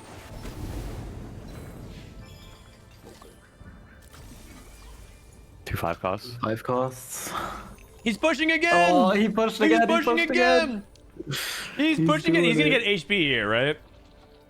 Oh yeah, of course. Mm-hmm. I Oh, mean, he's his- getting at least 2, so he's probably okay. but Oh it's my okay. god. There's I actually mean, 2 in front of now us this that guy can is give turning him into a HP. hero. He's just gonna straight up push. Holy moly, man. I mean, it's true. He is 1 below the actual cutoff. You want to get to 95. He's basically getting a 75. Now he's gonna get 37, so 131. 31. We about to hit the set cash out. Oh, I would love that one. That's one of my favorite cash outs. Just to see, not to play. But you get Definitely not to play. you get Wait, set is 2. Is that the Warmogs? You dummy, get set or- 2. Yeah, it's 2-star set, You get 2 Radiant target BP. dummies with Warmogs on them, and you get a Radiant Bloodthirster. He won. That's fine. What did he get to? 131. 131, 131. One is fine. Push again. He's at 20. He pushes again. This guy's a I mean, madman. he won. He won. It's actually correct. He pushed it. Like, But he's- It doesn't get to 175. oh my god. Oh I mean, my god. fuck it, just push again. Oh my god. I mean, he's healing to 30 here. I mean, Like, cashing if out he on can- PvE is pretty good. Yeah, that's true. You're getting us uptime anyways. If he can somehow manage to win another round, then I Push mean, again. yeah. Go for the 3-star 5 cost. Touch We up the love a stabilist. double down. We love a double down. All right, if this one's gonna fight, and now's the time. Nope. No. Also, still no Kai'Sa on the other side. For VCLF, yeah. But he's still very healthy.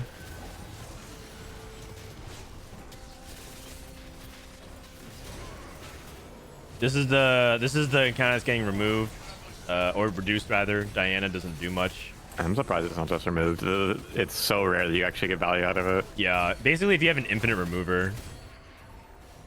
Oh, another. Wait a Razor cast. second. 3 unit I mean, loss. it's not That's the pretty best good. loss, but it's okay. His cash out doesn't He change. can just push again then. Push again? Yeah. Oh, he pushes again. I don't know about this one. Oh my god. Oh my Wait, god. how much Oh does he my get? god. I mean, it's gonna be a 175 cash. Oh, dude. Oh man, you know what? At first I wasn't sure about this, but I'm happy. I'm happy that we can witness this now. And then you hit the He's sacking 1 and then he goes 9 after the cash out. oh, like the problem is now you hit the max level rolls and you don't get it off in time and you die. I mean, Nah, surely that's not gonna that's one way to happen. go out. This guy can go out like a legend. Oh wait, he's not even. He's already leveling. Oh, I don't know about that. Dude, I thought they rotated edgelords from set 10, man. They kept it in. They kept one edgelord in. Oh my goodness gracious. Okay, he hit Kai'Sa 2. He hit Kai'Sa 2. I mean, we can't look away, man. We can't look away. This Man, I'm getting more dogged again. Kai'Sa 2 and Annie 2. That's pretty big. If he can win a round here, he can actually push again. Syndra one. That's probably why he You rolled. need to push That's one why he more rolled. time. Don't push again. Don't do it to me, man. Don't do it to me.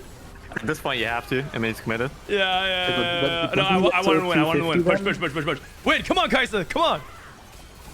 Wait a Man, second. I'm He's not getting more dying. dogged again. It's Syndra 1. That's Syndra 1.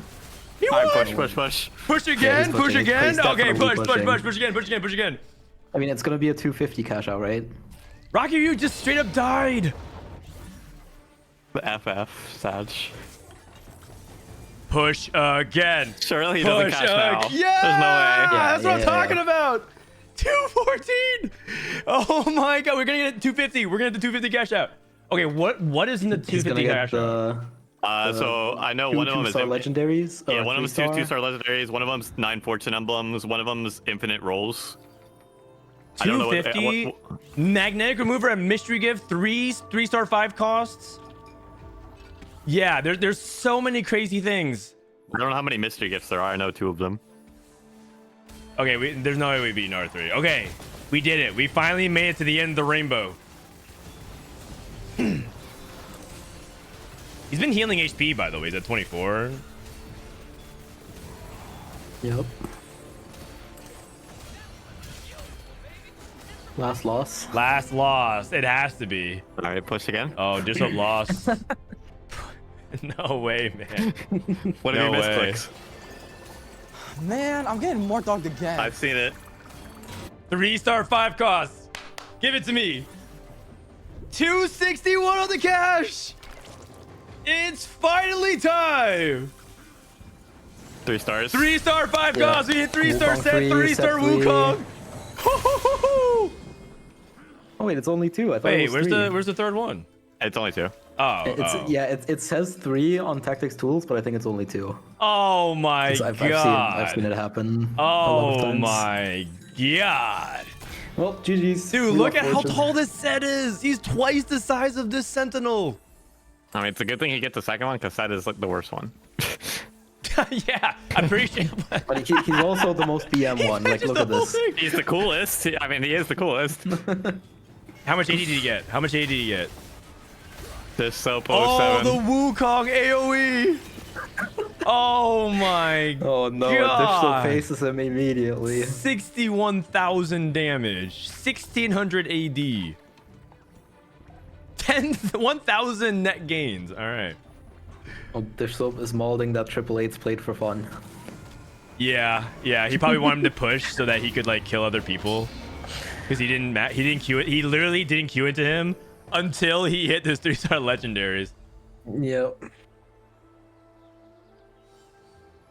Oh my god, what a crazy payoff. What a crazy payoff. Man, I'm getting more dogged again. At least he went 6. I mean, it's true. It looked like he might have gone 8th, but the fact that he went 6 is like still all right. Still all right. I mean, he got literally worse case matchmaking. The last time that he fought triple, he got a streak creeped. Yeah, yeah. Trickster's Glass, 2 3-stars. Come on, Trickster's Glass. You have to. Bench. Oh, what? How can you go for such a woke line and then all of a sudden just tease us like this? Come on, man. He's not even selling board either. So bedge. He's got to get his next cash out. Yeah, yeah. All right. Oh, Well, he's also gonna win has versus to the get ghost. 250 again. He's gonna win versus the Just ghost. to get the max set stacks. 7 Ink Shadow versus Malala.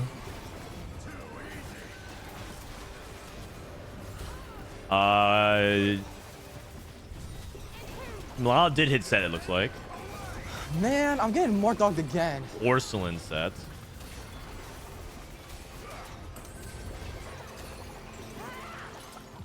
Okay, so These do not pull from the pool. yeah, yeah. The fortune cash out ones are completely separate. Keylight's out in 5th. Here comes the encounter. Radiant items. Man, Radiant I'm getting more items. dogged again. What do we want off of this? Radiant Morello. Yeah. Oh, actually, he does have anti-heal. Something for set. It's probably just a set item, yeah. Oh. He's gonna reforge Morello. Oh, Yeah. I see. Reforge everything. Rage blade. It's okay. Rage blade. Interesting. I thought he would go for a set item here. Wait, you have 10 rerolls on this one as well, right? Yeah. Radiant Jock, or he has Jock Show. Oh, I mean, Malala is facing this Yeah. guy. I mean, Malala's in for Malala a is just world of guaranteed hurt. 4th, right? He's just guaranteed 4th. There's nothing he can do. Yeah. What is this, man? Oh my god, 4600 AD. Oh my god, it's too funny, man. It's He's too just funny. punching everyone. He doesn't even get to cast. One I shot. know, he doesn't even cast. Don't worry, we have Lux 1 and Kindred 3. All this HP preservation for Greya is going to pay off huge. I'm pretty sure the HP is exactly what it's going to be for 1, 2, 3. Okay. Yeah, like the ability to actually streak with Gnar and get the Ink Shadow momentum going was huge. It's just literally a battle for second. Gray winning that round might secure it. Yep, it might. I mean, it's pretty much how these guys face off against each other. 7 Ink Shadow Silas with a Radiant Death Cap.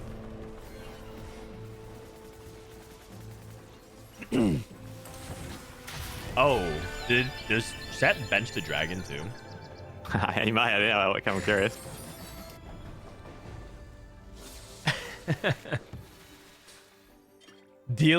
Slam the current target forward, stunning them, and deals 549,000 damage, 859.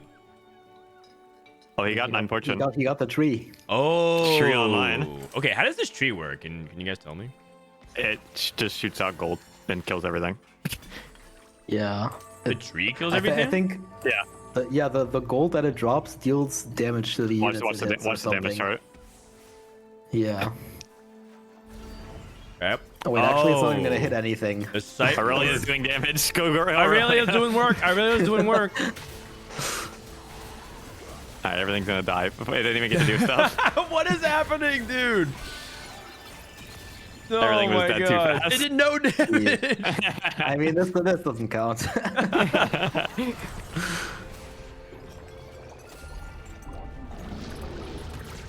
I'm down to sell the tree. tree. It doesn't do anything. You have to frontline it? Oh, does it not reach? Maybe it doesn't reach from the back line.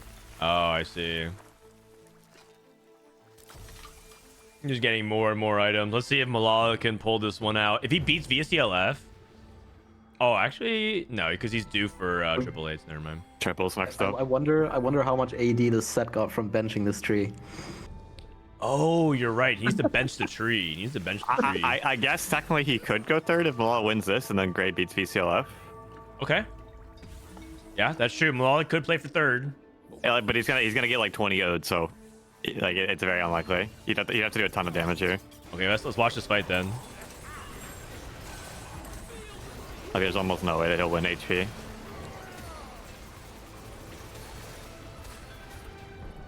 Looks like he is getting the edge though. There's the Thresh 3. I mean, he's doing a lot of damage. It's just be very surprised if it's enough. 6 units arrive. Oh? 2 HP advantage. Yeah, he needs Gray to win by like a lot now. Yeah. Good luck. Yeah. Oh god, he's taking max damage. Oh What my is this? God. I was the multiple 3-star 3 cost catch up. I literally see, I just like turned over and I just see like a bunch of flashbangs on my screen out of nowhere. I thought I was casting Valorant for a second. Oh. How much HP is this tree? I can't even see. But the health bar is like so so dense. It's a lot. Oh, we've officially hit over 9,000. It's over 9,000. Go Aurelia. We got there. Oh, oh, oh, oh! Good Close. fight, good fight. Close. He's taking delayed damage. Dude, Mala can't Yeah. even. He can't even accept all the damage. His damage got buffered. He got stuck between infinite time and space with damage. How close is the game, this? the game couldn't handle it. Nah, it's not close enough. It's not close enough. Yeah, I think Malala is fourth. Well, I was like negative, not yeah. Yeah. Yeah, NT. Good try, good try. Faded Emblem. Oh man, he was one That's turn off from 10 fast. faded. That would have won against the Fortune guy. No, but yeah.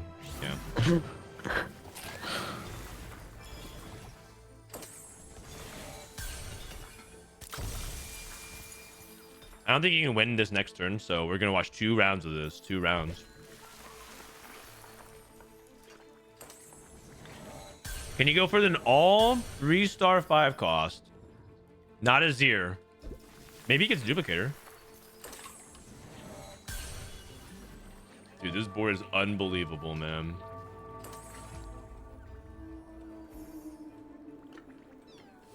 $10,000 AD.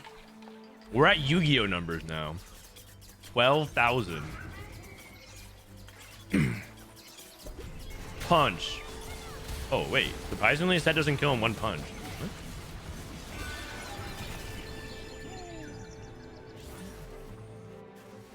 He rolled past an Irelia. Oh, he almost had Irelia 3.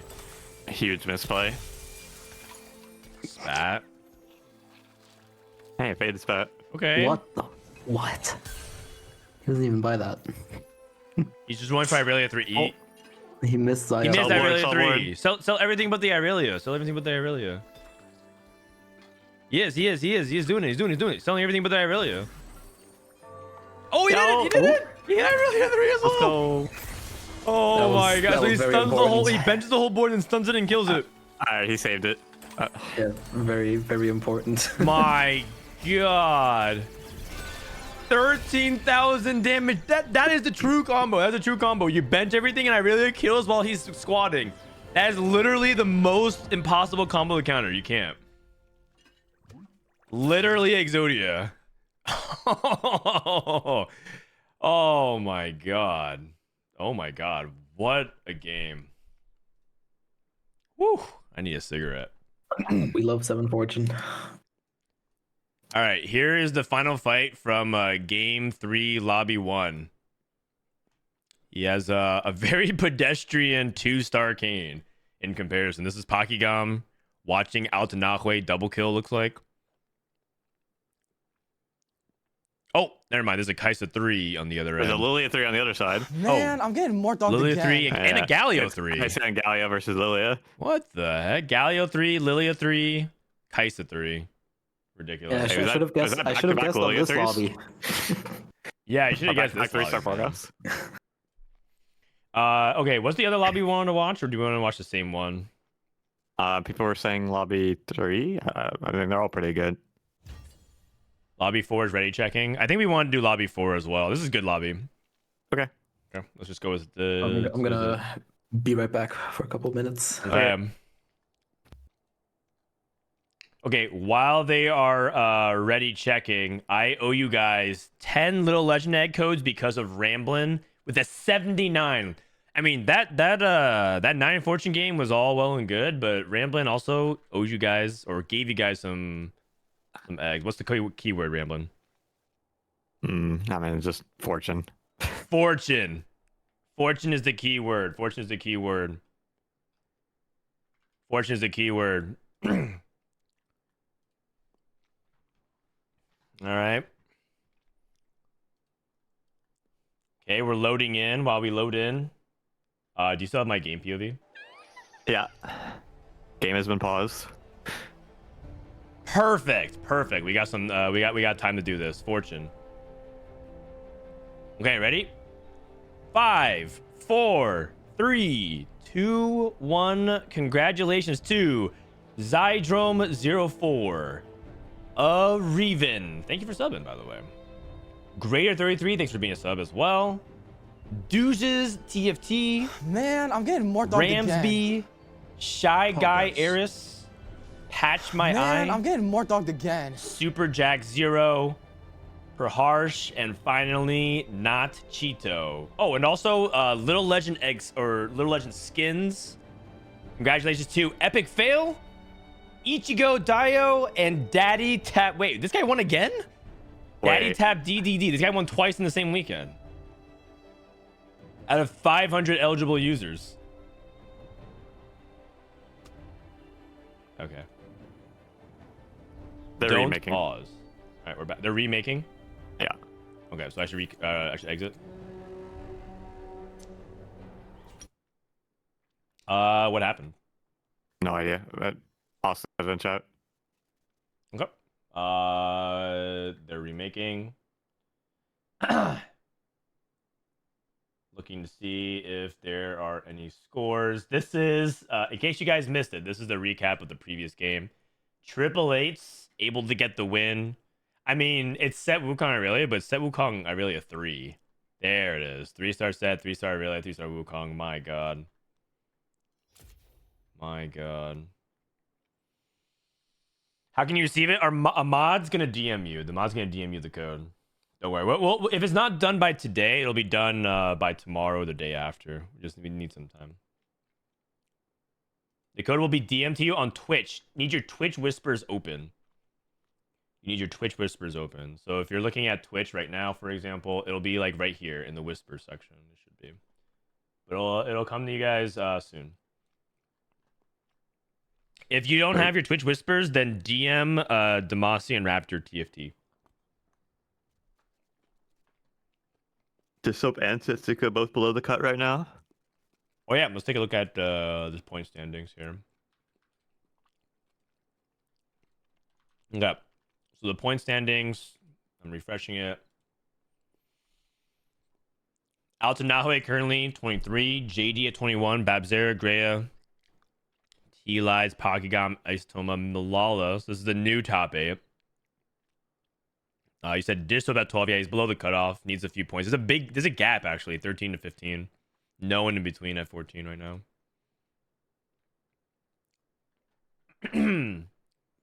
Okay, in the meantime, while we're waiting, apparently we have a...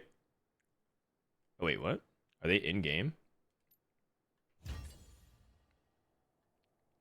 Oh, this is a different game. This is T-Lights. We have a different POV, just in case. This is T-Lies' POV that we can watch for a little bit while they're remaking the other lobby. Oh man, dude, it's kind of hard to like come down after that game. That game was just like Like, how do you even follow it up? I felt like that should be the last game of the day, Ramblin. You followed up by having a Kane game in Game 7. Yeah, exactly. A Kane encounter at 1-1. A long, drawn out fortune game into a 5-4 Kane end the game. Okay. This is T-Live's POV. We're gonna be just spectating this until we get to Setsuko and Relic's lobby. And Philip? Hold on, let me see. Okay, they are remaking.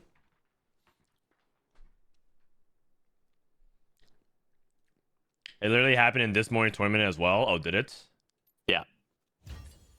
Oh, right. You said it in EU. I remember. Yeah, I remember. yeah. Got it. Fortune Emblem. Fortune Emblem for No sentinels this time. Let's do it. Run it back. Nah, you can't. The way you can do it without the wandering trainer is to farm a tome, and that comes off of 30. Oh, piggy bank. Yeah. Okay. Because you can't get both fortune augments. Yeah. It'd have to be like you get from a wandering trainer. Mm-hmm.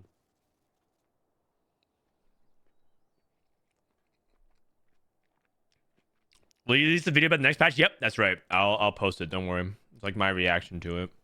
Doesn't have the higher cost exalted. Doesn't feel like you take piggy bank. Steric slam. Yeah. Okay. Just playing Kane. Okay.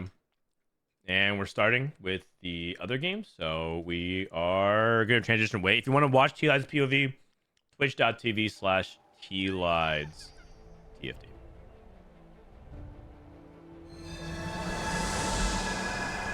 Round 4 about to start here. This is lobby 4.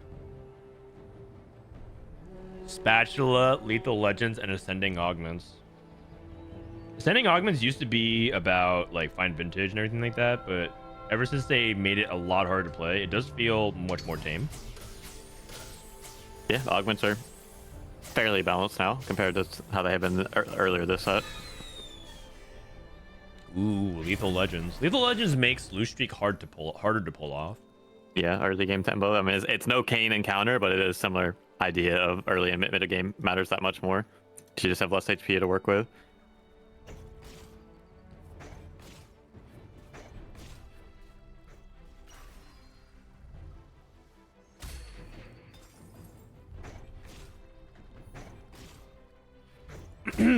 All right. Just getting everything squared away. We have the overlay up. I think it's correct. Kevin said he'll be right back. Garen 2 for Relic. Setsuko. How's Setsuko doing in points? A little bit behind us, so. Okay, I think he's at 10. Setsuko's at 10. Ooh. And we have this game and one more than the first cut, so you gotta get above that halfway mark. Yeah, Setsuko basically needs to start having good results right now. Looks like he's not having the best day so far. Morello. Looking like a pretty good start. Zyra, Warriors, potentially. Okay. Caitlyn 2 if he wants it as well. Kha'Zix, Gnar, Lux, Aphelios, and Annie. Oh, really, really good Ashe Exalted. You have Annie, Aphelios, and Lux. Even Gnar, like both of them work, depending on what your board configuration looks like. Expect a lot of Ashe this game. And we saw 5 Exalted yesterday on this Exalted. Oh yeah, we did. They just played all 5 units. I think that was Relic that played that. Raining Gold's really good. Raining Gold, one of the... Oh! No, he likes Unified more. Okay. And Unified is also good. Okay. Just usually you prefer Econ Augment on 2-1 compared to Combat. Yeah, agreed. You have my sword, salvage bin, and buried treasures. I like the buried. Salvage bin will be a little bit more flexible. Oh, full Shojin. Wow.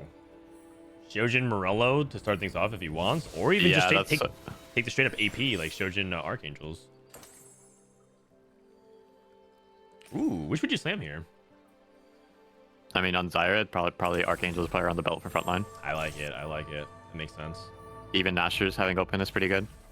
True. You can go for 3 offensive items. Going against Relics, all 2-star board for the most part with Unified. Why is everyone saying Zyra is so good? A lot of people are like pretty much agree Zyra is like the premier 2 cost. What's making her so strong right now? It's just a numbers thing. They buffed her and they made her speed like her faster. And now she just feels really strong as an item holder. Fits into some good early mid game comps like that. The kind of board you'd see on a Janna reroll. Wow. Got Mulch. So we have a Gnar player. Lucky Streak. Philip playing Lucky Streak. Lucky Streak into AP has been a common line a lot of people like to do. Into like the Sage type stuff.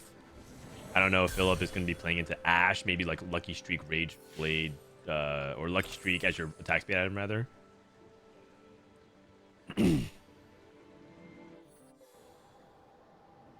Tomo was slamming.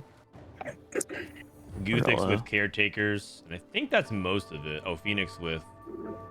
Seems to prefer the Heavenly line. I'm not sure how his other games went, but that's what we've seen a lot from him. His first few games looks like he was struggling in points, so... Yeah, he's exactly the same as Setsuko. So they both have some work to do. Yep. Gambler's Blade onto a Darius. Yeah, I think Gambler's Blade has really fallen out of favor of a lot of people, like as like a strong carry item. It's just kind of an early game item to snowball, and then late game you just put it on like whoever you have available. We're kind of lacking the AP auto attackers this set. It's more about casting.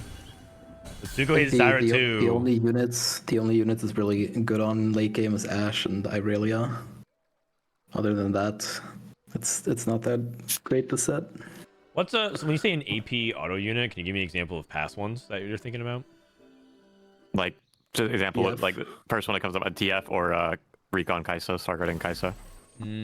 Units that do a lot of damage by attacking a lot. Got it. Makes sense. Yeah, set 10 Azir. Oh no, not set 10. The Shurima Azir. Shurima Azir. I got it from set 9. Set 9, yeah, set 9. Yeah, Bard is an example of a unit that's good on this set. He's just not meta. Even though he's not primary to AP, he takes advantage of the stats and he really loves the attack speed. Maybe next patch if Bard's better. No, Bard, I don't know, like, Bard might not be better by default, but he's going to take advantage of some of the, I guess they nerfed the interaction with Wit's End, which is one of his best ones, but even still, like, something like Curse Blade might be interesting. Yeah, Wit's End apparently was working with trick shot bounces, and that was not okay. Yeah, the disabled down, that's going to be a major nerf for that interaction with Bard.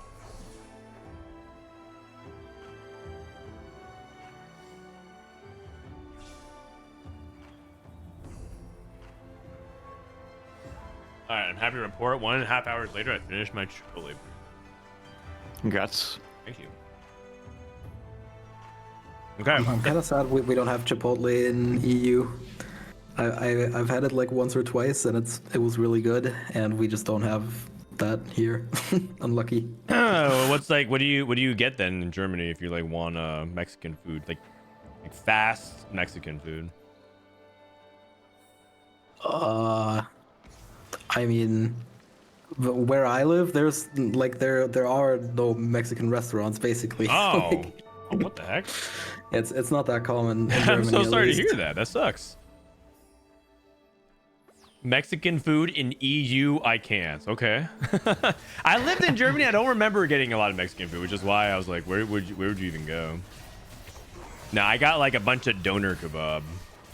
There's like a couple tapas places, but that's not really Mexican, right? That's more Spanish. Yep. So Zuko lost his streak. Zyra 2. Just doesn't have the front line to support it right now. Yeah. 1-star bruisers. Yep. He also took AP on his scale, probably playing for late game cap, but it's a little bit weaker on his current item configuration. If he had taken attack speed, it might have been stronger, even Shred if he doesn't have it. Ooh, narrow win for Philip. Yeah, that is true, because he has Archangels, so he doesn't actually need like an extra AP boost source. So, yeah. It's a big deal because you can see that loss streak stopped him from the ability to make 20 Nice. gold. Just no 2-stars on the front line. You know, Sunfire, the only frontline item. Lost streak He's- Nor here. he's thinking of giving up the Aatrox pair and just making 20 anyways. Most So, likely. Setsuko, or I was about to say Setsuko pair, not Kobuko. Said Buko pair. set Buko pair. Oh man, I like that. We got the lost streak Nor, but it's not so bad with mulch. Looks like we got at least 2 people angling for Silas AP line. Potentially 3. Isotoma also took.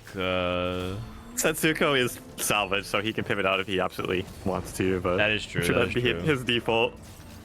Yeah, no, it's 100% true. You can actually, if you just hit Ash 2 and you can just like put these items on Lilia, it's like totally fine. Like 1 bow, 1 glove changes Ooh, the trajectory. Okay. Good things. Picking caretakers also really good for the item economy. That looks most likely Kaisa, but we'll see. Yeah. Felt like we said Rage Blade, Gambler's Blade. Yeah, good combo with the pretty solid front line. Yeah.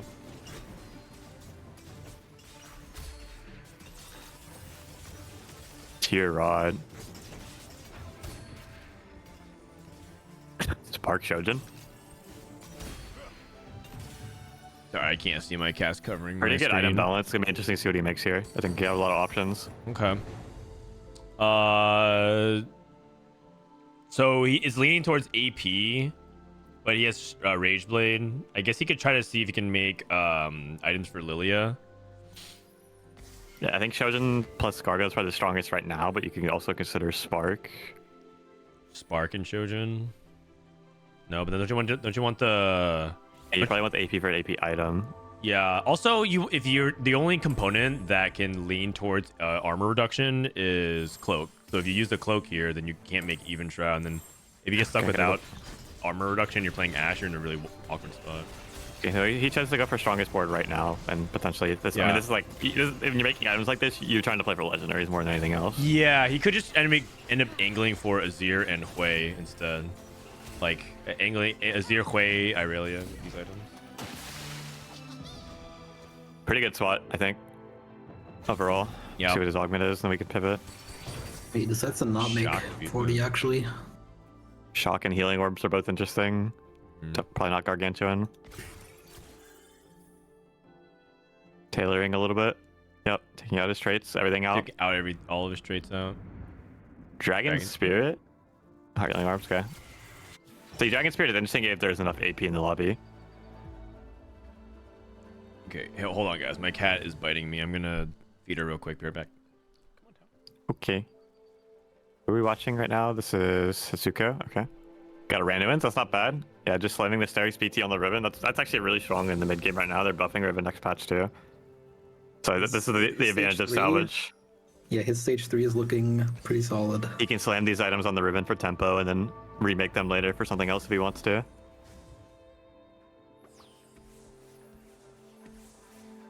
Randoins helps with his front line a lot. He's lacking the armor in his current build. It's also really good with the Archangel. Riven reroll be viable. each other. If it's not viable in next patch, it probably is only because the unit is too contested. I'd be very surprised if it's not a strong 3-star.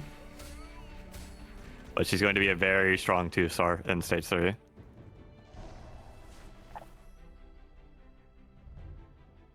Because she already is right now. Kane, the mental of interesting with items. And we get our other component, a Vow, some more frontline if he wants it.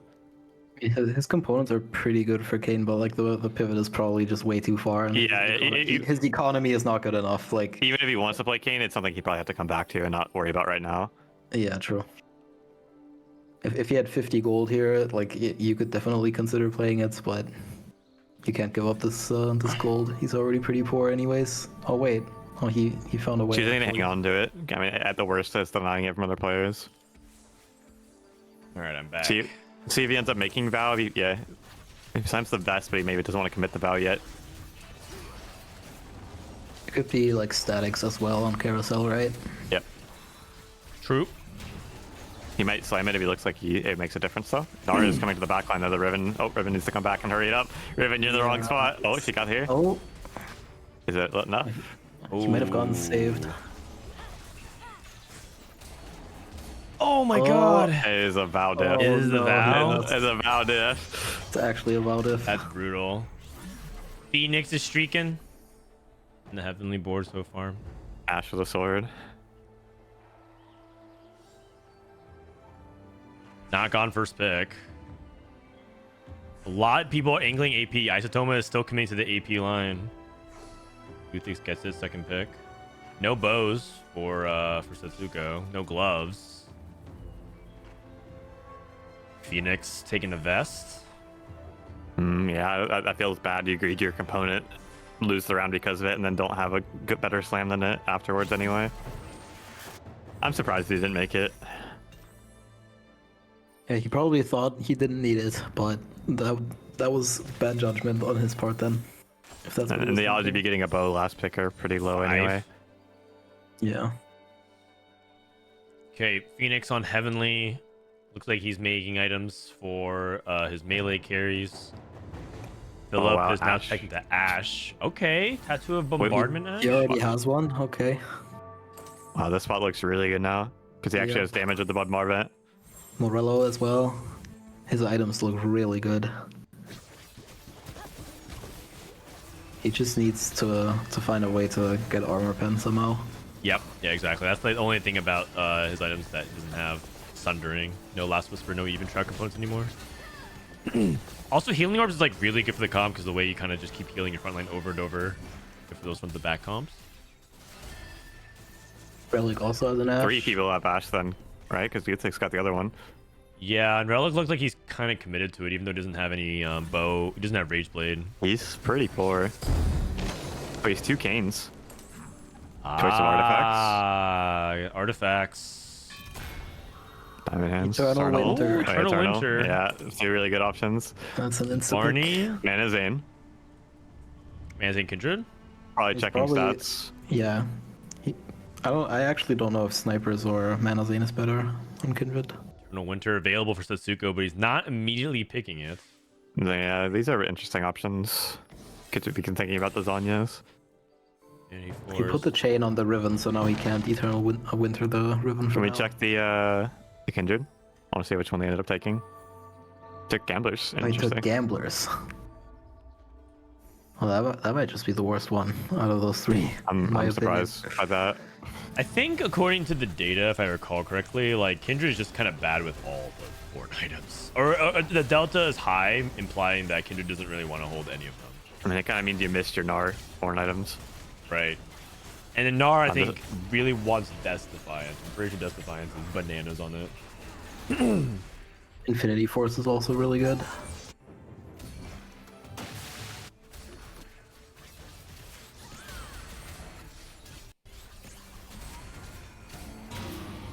Zuko, Uneven Shriek. JD falling deeper and deeper down the rabbit hole. He's pretty rich though, comparatively. This lobby's like on the poorer side. He's 750 with the or less traveled. Yeah. Yeah. I just don't know what board he's gonna be. I mean, like I guess you're hoping for the Silas. He has to hit And Silas, I he think. never found a Diana though. He only has the. Oh the yeah, Zyra, he wasn't getting the so- +3. I think like I would only take this augment if I had a Diana orb from early Right. game. The only times I've taken it is for Zyra 2 or if I have Diana. Oh yeah. I think Zyra 2 is worth it on current patch. Cut Shojin. Spatula. Oh. That's probably getting reforged. Okay. I just pray for Silas. Silas is, I mean, that's one. That's already That's already solid. pretty good. And it's about how you build everything We got around it. Morik. Definitely would like Diana as well. Annie. Okay. Oh, Relic Diana not yet. going. Guthix not going.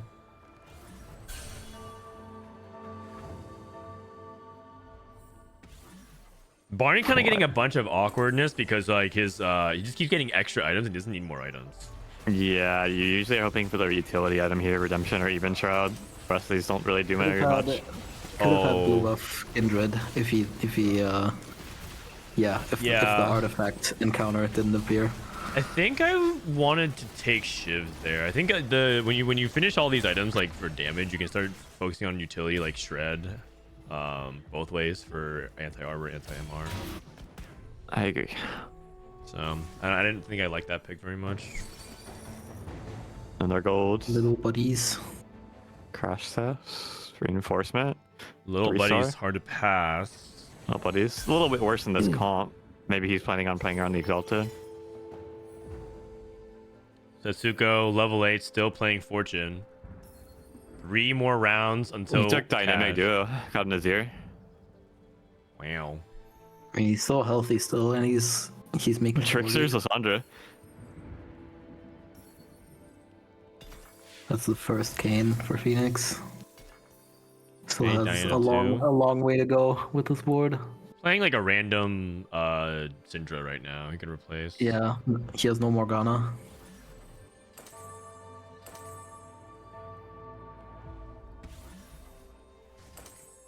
Setsuko winning with Fortune while trying to play for a miniature cash out.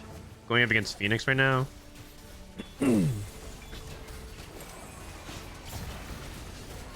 Oh, he's getting wrapped.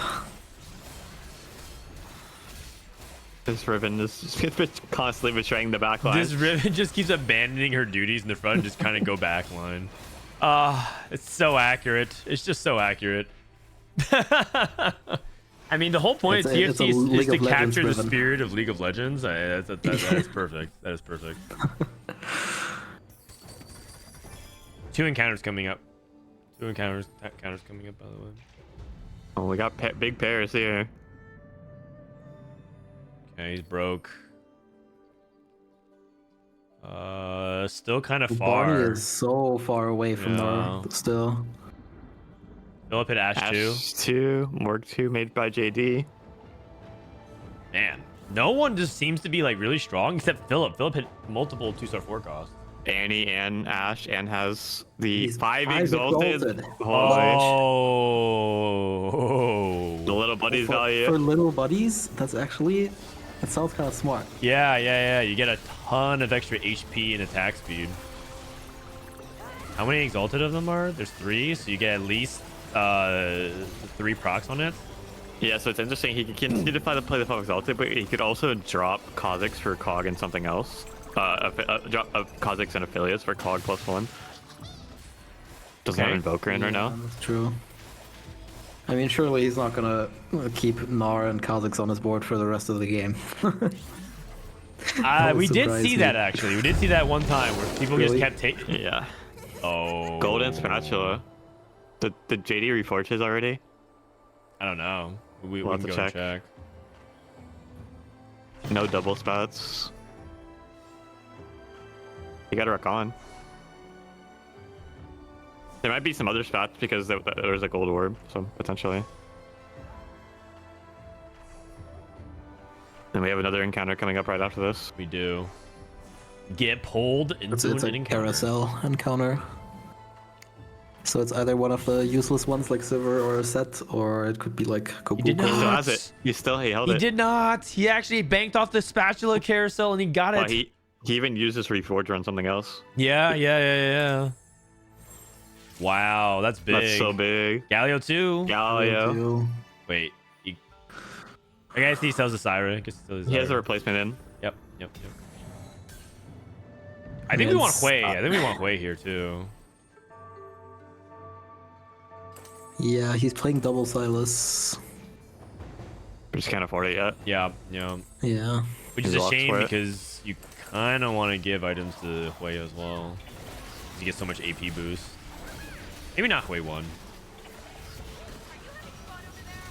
Oh, Morg sniped the my back line. God. How come my Morg never does that? I don't get it. Next I patch. mean, he has Magic Wand and Jeweled Lotus, right? Yeah. And 3 Sage, with AP these scale. items. Yeah. Can you check that Morg AP? Morg AP 198. Double her 198 damage. plus Lotus. Setsuko about to cash. What do we got? Oh, this is really Answers, big for anybody who any doesn't orb hit. catchers. 2 people Wait, so- staying out. 2 people staying out.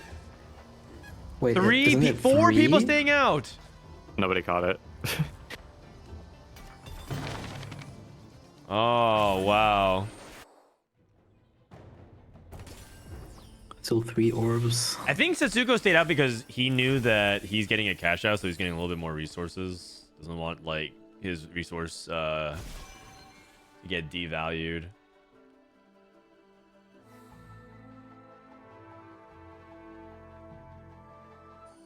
Isotoma had to put the spat on on one of his units because he had slamming.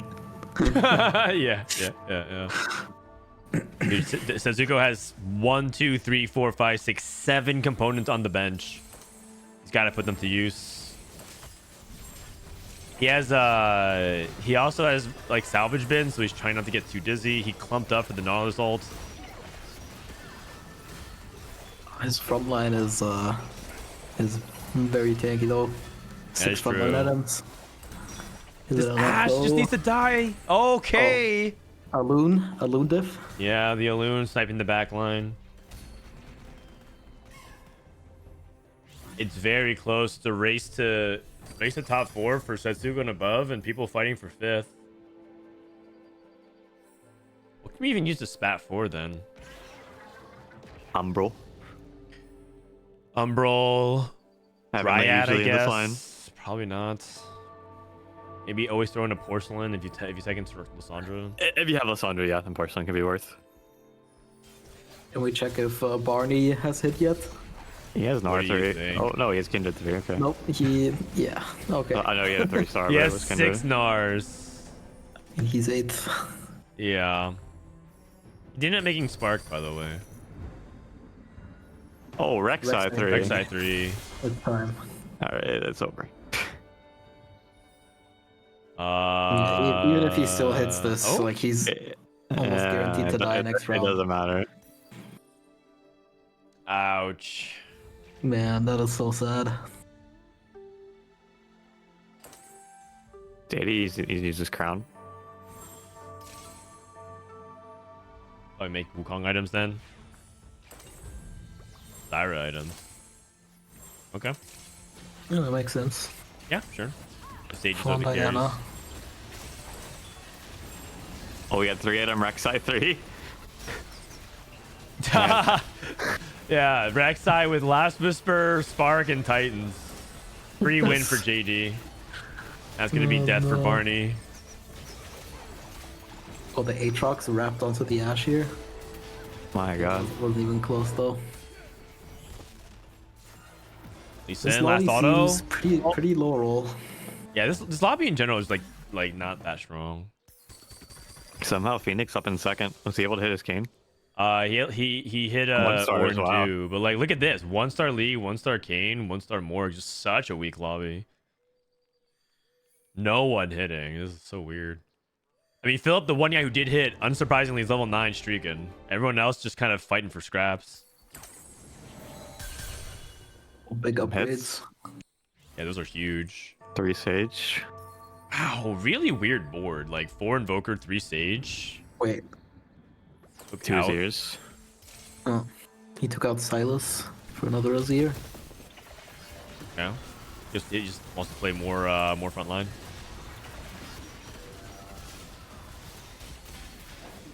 Okay, let's see if this Azir can burst through. The Silas needs to just go down. Yes, Annie is not dying. And he's not dying. And this Eternal Winter is so problematic. Guthix is dead. Did not kill Annie. JD lost. He lives. Still no Silas 2. He's been trying to also greed like his Sage positioning for like the EXP. Is that worth still? I don't think you're losing a ton for it, but maybe now at this point you just kind of have to play absolute max positioning. Back Yeah. line. Okay. This Sage line ended up being triple contested. That's so typical based off of what you've seen in the stats. The fact that they're also contested just makes it so much weaker. Annie 2, Annie 1. Still playing 2 Annies. Oh, our Zyra just got caught. Is not Damage. looking good for Isotoma. Phillips just running Damage over from everything. here. Philip also has transitioned out of his Gambler's Blade onto Ash. JD hangs on, beats Phoenix. Very close for 4th. Phoenix lost again. Setsuko climbing in. Anything good here? There's a Silas 2 for JD. Okay, finally. Setsuko can also he has salvage bin, so he could technically take something and deconstruct it. Like maybe take a spatula and do something weird with that. He has a spat. Oh, He does- you're right. That's a Tactician's crown. Oh, that's why he saved the spat this whole time. Oh. I see. Genius mode. Now he has an extra units. Now you can play 3 Azirs. 3 Azirs. Okay. Udyr. Oh, Udyr's nice. Udyr's very, very nice. Very, very nice. Okay. And that's big too. 5 exalted. That's big too for Setsuko because he's playing Sage, so the more units he adds in, just gets a lot of big buffs on it. He sold the Elune to itemize. More Wait. targeting to side this fight. If he hits the Azir, might be able to kill it. Onto the Azir. Is it a one-shot? No. Not quite. God. Needs to cast one more. But Oh, it's- it's down. it What happened to our double back cast on it. line? 2 clumped in the back. Oh, This no. Morgana is a genius. Yeah, this Morgana actually kind of just beasted this game. Wait, if JD can live for another round, maybe he can still go 9 actually, because he has a lot of XP. He's been greeting it. Yeah, from the armament. Huge loss. No one died? Oh, Toma died. Toma died. How's JD? Oh, not quite. He's like 1 gold off. Oh, man. He needs to wait 1 more turn. Can he sell anything? Probably not. I don't think he can beat Philip. Maybe he He can beat sold Philip. the Diana. Oh, he he did remade the sold- Diana. yeah. Okay. We got in 4 Bruiser. Whoa, Oh, 2-star what? Rakan. All right, if we can live this round. This is Relic's board just to look at it. It's a ghost Okay, fight. Ghost. Philip's Ghost. 3 Phoenix. Lissandras. Phoenix vs Relic. Winner gets to move on to top 4. I think JD is gonna win that against the Ghost. Phoenix still has a lot of 1-stars on his board. Wait, the back line. Look, the Wait, front line what is going on here? These Not tanks are just listening. ganging up on Morgana. Give feeding mana to the Morg. This Morgana is just taking everything. Is Wait, this guy a Relic- positioning Relic? genius? What just happened there? Yeah, Relic must have positioned like JD weirdly wins. for that to happen. Tetsuko wins, I think. Wait, no, it's actually worse. Annie versus Annie. Is Porcelain any stronger? Probably. Tetsuko's dead. Oh no, it's a 5th. Oh, No, it's a Relic's 4th. dead. Relic's Okay, dead. my 1 HP. Wow. Oh my god. And that's a Rakan too. That's a Rakan too. That's huge. And Setsuko needed a really good finish. I think 4th might put him in a spot where even if he gets 1st, he might not make it to top 16. Actually, I think 1st could get there, but it kind of depends.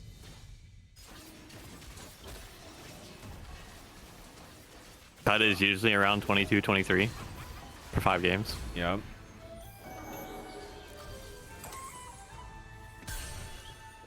Nice upgrades.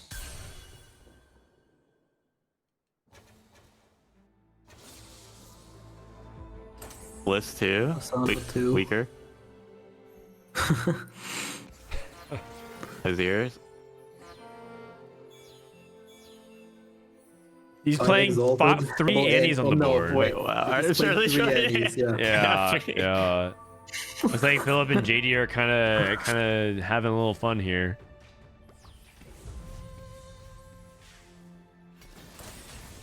He's itemizing a Gnar. No items on, or no 3rd item on Lissandra. Interesting he's not making Edge Knight. Edge of Night? Edge Knight seems great.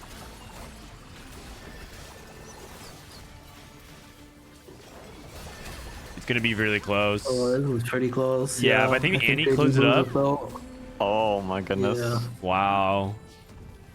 And that's a 3rd place for JD, but that's a good 3rd. It looked like it was really bad for a while. Able to pull it back. And I'm really surprised Phoenix was able to top 2 this game. I mean, this is a really low roll lobby, I think, in general. Low roll lobby, and then like use uncontested in his line as well. There's a 3-way contest for Sages. 2-way contest for Ash. I think he was just stable on Lee 1, Kane 1 for so long because no one really hit that early. Yeah. And then he was just kind of able to save a lot of HP. Yeah. Also, 2 Heavenly Emblems is pretty good as well. Get there. Philip, a player who I think not many people know much about, but has been kind of improving a lot in the past set or two. He's a practice partner of Wage Iverson and Malala. He's like part of that group. Him and Malala are the only 2 people remaining from that group, and they were waking up early to VOD review, staying up late. I actually sat in one of those calls, and I just like the questions that Philip asks. I think he's always trying to look deeper and trying to find ways to really improve, and so he's been very critical of himself and like just been very a big student of the game lately. So I think this kind of top finish makes a lot of sense. Well done to him. All right. In the meantime, we have, or we're looking for other POVs. Never mind. My producer is looking, and there's nothing so far. So I think that might be it for games. Oh wait, we have Dish Soap's game. Okay, let's go ahead and look in. Top 2. Dish Soap is top 2 versus Triple H. Triple H. Dish Soap trying to get revenge. Dish Soap, the closing moments. Oh, I think he did it. Wait, Dish Soap scores are like 1-8-1 today. He's just 1-8-6-1. When did Dish Soap become such a first-rate gamer? Okay. All right. Dish Soap closes it out. Well done. So Dish Soap should be back. I think that puts him slightly above the cutoff then for top 16. Yeah, he needs to just not have a bad game. He'll make that cut. But you're also playing for the top 8 cut at the same time. That's true. That's true. Okay. Well done to him. I'm going to see if I have the scores. Here are standings. Oh, no, this is standings from the previous round. This is also a clip that we can see. This is what happened in Lobby 1, Plum versus Slooper. Yeah, I think the 4th lobby is still going. Looks like it was a Kaisa 6 Bruiser setup. Interesting. You don't really see 6 Bruiser very often. Versus Plum. Plum looks like he just had too much value. Keepers. Heavenly Kane not dealt with. Okay. Oh, Super looks like he's in pretty big pain, that one. Okay, so that is it. And then you said one other lobby is going on. Mismatch Socks. Is Socks streaming? We can check it out. I don't believe so. Mismatch Socks. Nope. He is not. Okay. I don't think we have that POV, but that's okay. That is okay. Here's the graphics that I should show you guys. So if you guys missed that, Actually, Hupeson is watching the last lobby. Oh, Hupeson? I think. All right. Twitch.tv. Yeah. It's Sox lobby.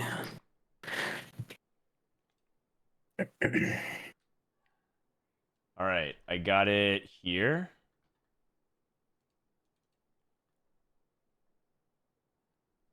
All right. Sox, Camby and Babzera. Looks like it's the last couple of people fighting. I gotta actually switch this for you guys.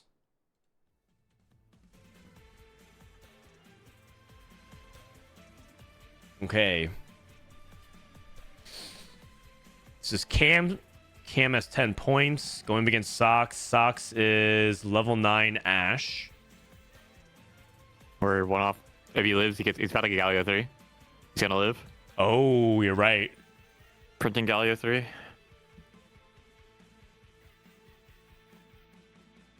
like he's losing this one, but he should be alive. Yeah, it's only stage 6. Oh, you're right. Winning. You're right. Oh, the pot though. Yeah, that's a Galio 3. Okay. And Babzera stayed alive. going for the D3, but pretty poor.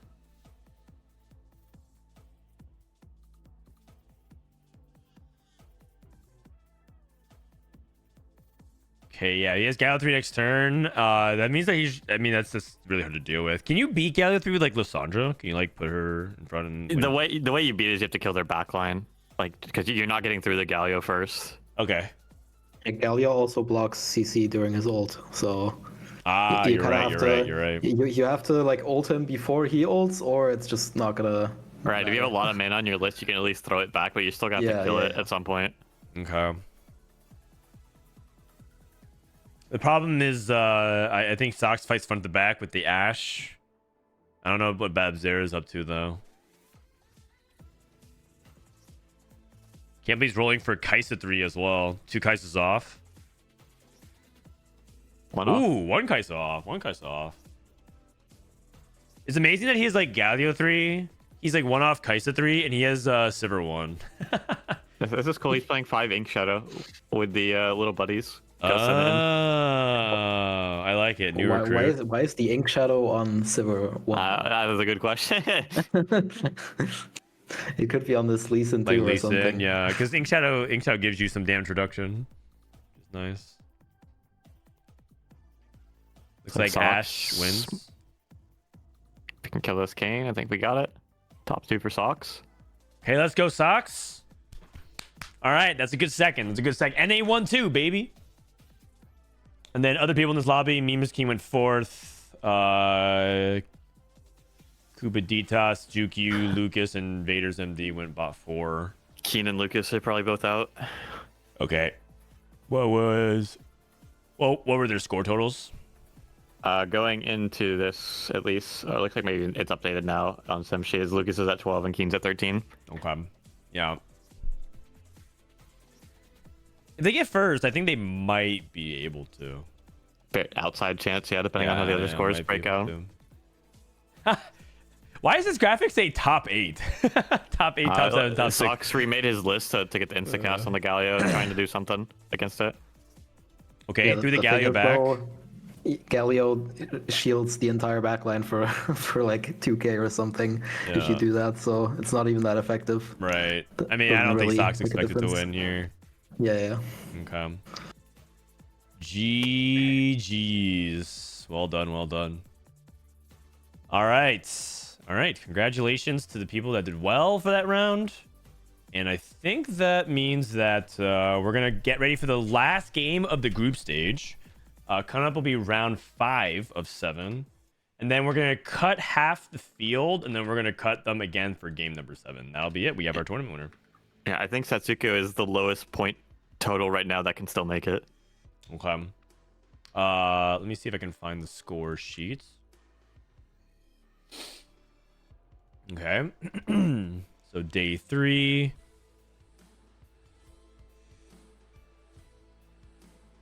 Maybe a first for one of these 13s. Yeah. So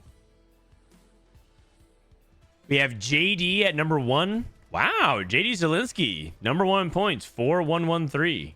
Okay. Babzera, second. Greya and Altanakwe. Philip, Mismatch Sox, Pokegum, Triple A's. That's our current top 8. Bruce, Dish Soap now crocs the top 10. Isotoma, T-Lides, Malala, Plumbum, VCLF, and Cambulee. Jukyu also at 18. Asa right behind at 17. Relic right behind at 17. Phoenix, Kubaditas, and Slooper. And the people that like Barney Invaders are also kind of in there as well. The people that kind of need help is like Setsuko. I see. That's why, because there's a big gap. Wow, it's actually surprising that it's like kind of thin here at the bottom. Like there's only like 1 15 points player, and then there's like a 3-point gap. The players who are doing poorly today are like, it's like just repeated performances around there. And then like the top 24 seem to have that like cut above. Seems like a rougher day for BR overall after a great day 2. Yeah. Great day 1 and day 2. Yep, agreed.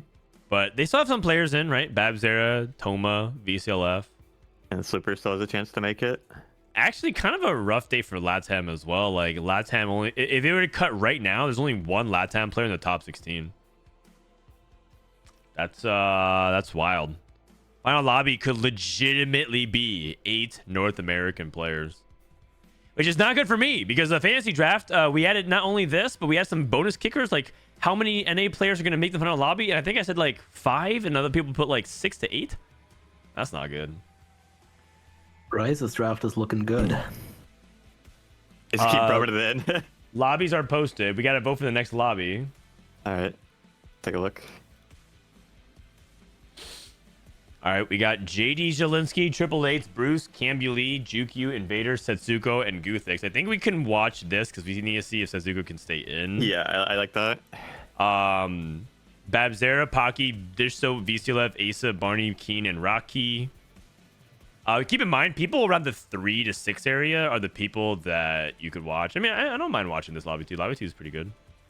Greya is in. Sox should be in. So it's about Isotoma, Plum, Relic, and Slooper. Then lobby 4, it's Altanahue, Phillip, and then T-Lies, Malala, Phoenix, Cupadita, Sobio, and Eulocus. 1, 2, or 3 is what the poll is right now. 1, 2, or 3, you guys. I'm gonna grab a quick sip of water. Give me a sec. Okay. I want to watch both lobby 1 and 2.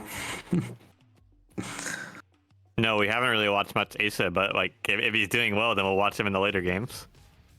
That's true. We want to watch the people that might get eliminated right now, because like after this, we're cutting to 16.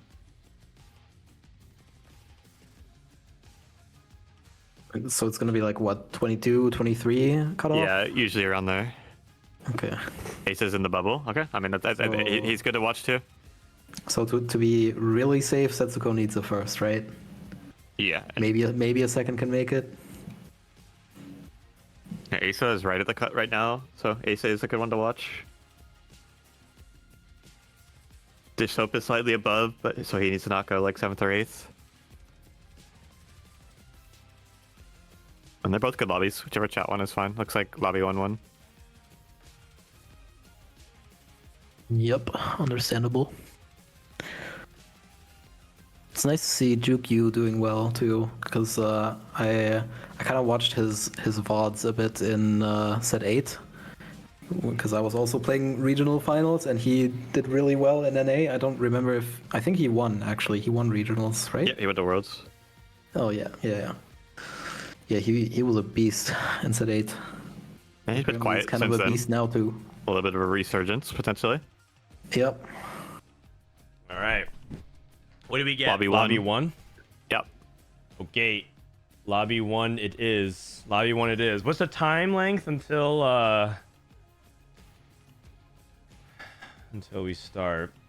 There's no announced time that I see. I mean, I don't have access to it. You might. Okay. Looks like it. Yeah. I don't have access to it, but Phillip, here's the winner of the previous round. For anybody who missed it, congratulations, Phillip. He's improved a lot lately, and it's been cool watching him grow as a player. Phoenix with a good second. Is Phoenix in the mix as well? I think he is, right? After that second, yeah, he's back in it. All right, let's go, Phoenix. JD and Setsuko. Setsuko needs to kind of go big here. He needs to kind of go big. That was kind of pretty disappointing given, like, I thought he was in the spot to play for, like, a good finish, but it just seemed like his board was only good enough for a 4th. All right. Shall we give away some more Little Legend egg codes? I have Let's a lot. do it. I have a lot. Okay. It's my turn, right? Yeah, you're up. Okay, here we go. You guys know the drill. If I can get 70 or better, we are going to give away some Little Legend egg codes. All right, here we go. Free play. 3, 2, 1. Wish me luck. Wish me luck. Look. I need to make sure the chat's here. Okay. All right. What do we have? 10. Oh, this person definitely won. With Heavenly level 10, level 8. Who went 8th? More importantly, reroll Zyra and only hit 3-star Zyra. I think this is probably fine. It's like somewhere around here, maybe. This person probably went 8th. What is this? Level 7 Duelist, Gargantua Resolve. What patch is this? Oh, they tried to play Carrie Lee Sin. Probably didn't work out. Reroll Kog'Maw with blue buff, Mana Zane, and Sniper's Focus. Caretakers. Oh, they did Trash to Treasure. I mean, they made it to 9 and they played 2-star Hui and 2-star Rakan. It's probably like top 2.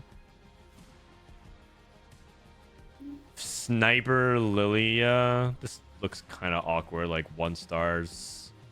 Level 9 Ashe. Ashe 2, 2-star legendaries. Looks good. Kaisa with 2 items, 1-star Hui. Slamming Nuruku Cash Dummies. This looks like it lacks a little bit of damage. Like it is like we don't even have 3-item Kaisa. I'd be surprised if it did better. Like it feels something like this maybe. This Zyrobor I can't really peg that much because we're kind of lacking the front line. I feel like this comp actually dies like a lot of times. I can see it like 6th, 7th, somewhere around there. I'm gonna go ahead and just put it in 7th for now. This looks like it's kind of like this to me. We only have 2-star Annie. Okay, so I think this is pretty close. I'm gonna go ahead and just do this for the Kaisa, the Fortune cash out, just like kind of peer it out a little bit because we do have Silas too. All right, does it look right? I think it looks pretty good. I think it looks pretty good. Looks decent, yeah. Okay, do you think the Kog'Maw went 2nd or 3rd? I think they were 2nd going to 10 and they didn't make it. Yeah, 62 gold. Okay, I'm gonna go ahead and say that this looks like pretty good items, pretty good augments. Wait a second. I think the Radiant Edge Knight Kane is higher, the 5th place. Oh, yeah, you're right. It's probably like this. You think it's better? I feel like this, but we're itemizing like a Kiana 2, man. I'm just gonna stop here. I think this is fine. Okay, I'm gonna go ahead and guess Diamond. You know why? I think the items are too good. Like this is Radiant Edge of Night, Last Whisper Hodge. That's like Biss. Radiant Last Whisper, like this, but like I feel like this is like too good. These items are too good. All right, ready? 3, 2, 1. Grandmasters. Oh, it's probably. I mean, it makes sense. Oh, 58. That's only 58. I guess you lost a lot for the rank. Yeah, your placements were pretty good. Actually, I think I got, except for this, the 5th. With this one 8th. But Duelist got 6. Region SG. What is SG? Singapore. Oh, Singapore. Oh, okay. Man. All right. I'm on a cold streak. All right. Sorry, guys.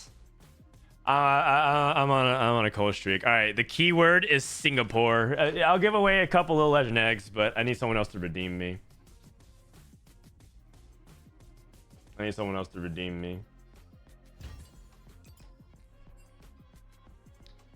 Sag. See, Kevin, it's not hard. I'm with you, man. I failed too. Yeah, it is. I mean, I had actually never done it before, so like you kind of need to. At first I didn't realize you need to like pay attention to the gold and the level as well, right? Yeah, like, yeah, the augments and the item count. Yeah. The Kaisa going 8th actually makes sense because that means that they just couldn't finish their board for like a fortune cash out situation. So it's always really hard to evaluate those kinds of things, though. All right, ready? Got a few hundred people eligible. That should be good enough.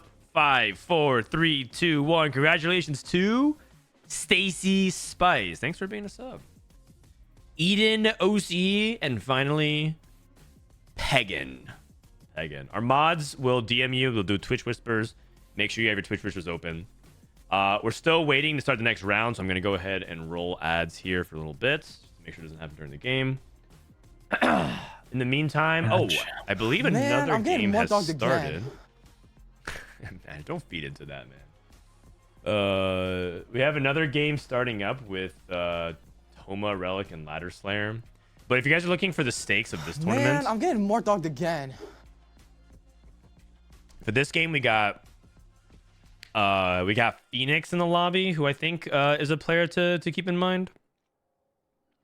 And Relic and Asa, these are all the players to pay attention to. And then we're gonna cut to the top 16. Thank you everyone who subbed. I will say that this is kind of an awkward time to sub because I'm about to take a vacation. This week, my wife will be induced into labor, so we are gonna be expecting a baby soon.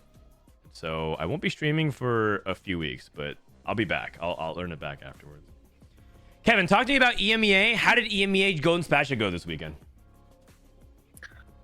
I didn't watch the entirety of it because I had guests on Friday, but I watched like most of today and yesterday, and today was kind of wild, honestly. In the last game, so the player who won the tournament basically griefed his board for multiple rounds in the last game, so that the placements of the other people would line up for him to win, and some people were like kind of outraged that he like griefed his board, griefed specific players, but you know, it worked out for him. I see. Yeah, I think it was Kane encounter, and he was like infinite HP. He was literally 100 HP when he started doing it. Yeah. In stage 5. So he just like put random 1-star 1-cost on his board to make sure that that the specific people get the specific placements that he needs to win. So it was actually pretty smart. Oh wow, I didn't realize that. So, but there's no can you even make a competitive ruling against that? I feel like that's totally within his rights to do, right? I'm pretty sure that's allowed. Yeah. Yeah, exactly. I don't think you should be like punished for doing like if you make your board weaker against certain opponents, I guess, because then some people who are just rolling down and accidentally making their board weaker will get in trouble, you know. It's a smart play if it allows them to make the cutoff. Yeah, well said, for the most part. Yeah, Sheer Kane, I think, had like chances to win, but he got bumped down a placement or two because of that, and he missed the cutoff. He tweeted something about it like this cannot be right or something. He was not happy about it. I mean, I'm sure he like drama, it's just like spur of the moment thing, but sounds good to me. I'm down to do some more drama readings. Okay, we're watching Dishless POV, by the way, because we're about to get started into the game. Let me go ahead and switch POVs. This is Dishless POV that we're going to switch away from. Looks like he started off with Kindred and the Rek'Sai too, but we're going to head over to lobby number 1. This is game number 5 of 7. Setsuko is the bottom of this, but who are the other players, Ramblin', you said, that we're looking at as well in this lobby? Oh, let me look at in this lobby in particular. Setsuko is at 15 points. I think Jukyu was like slightly above it. Where's Juke? Yeah, Juke is right at the cut. He's 18 right now. He's tied with Camberley. Okay. So Juke and Camberley are the big ones. And Vaders is at 16. Sorry, I'm just trying to see who all is in this lobby. Guthix is out for sure. Triple is doing pretty well. He's 22, so he should be through. Okay. Invaders, MD, and Camberley. JD's chilling. Yeah. Invaders, Camberley, Setsuko, and Juke. Okay. Are the 4 to watch. Alrighty. It's Malphite, Yasuo, Teemo, Ashe, and Azir. Nah. Yeah, I don't really see anything particularly crazy here unless I'm missing something. Maybe sometimes in Faded. Yeah. I mean, you could play Ashe Azir and then like maybe Tekken Malphite instead. But probably at best just gonna see one Ashe player play Exalted. Sims highlighted the players to watch in the sheets. Bruce and Triple are 22-21, so they're likely through, but like if they go like 8th, it could be a little bit scary.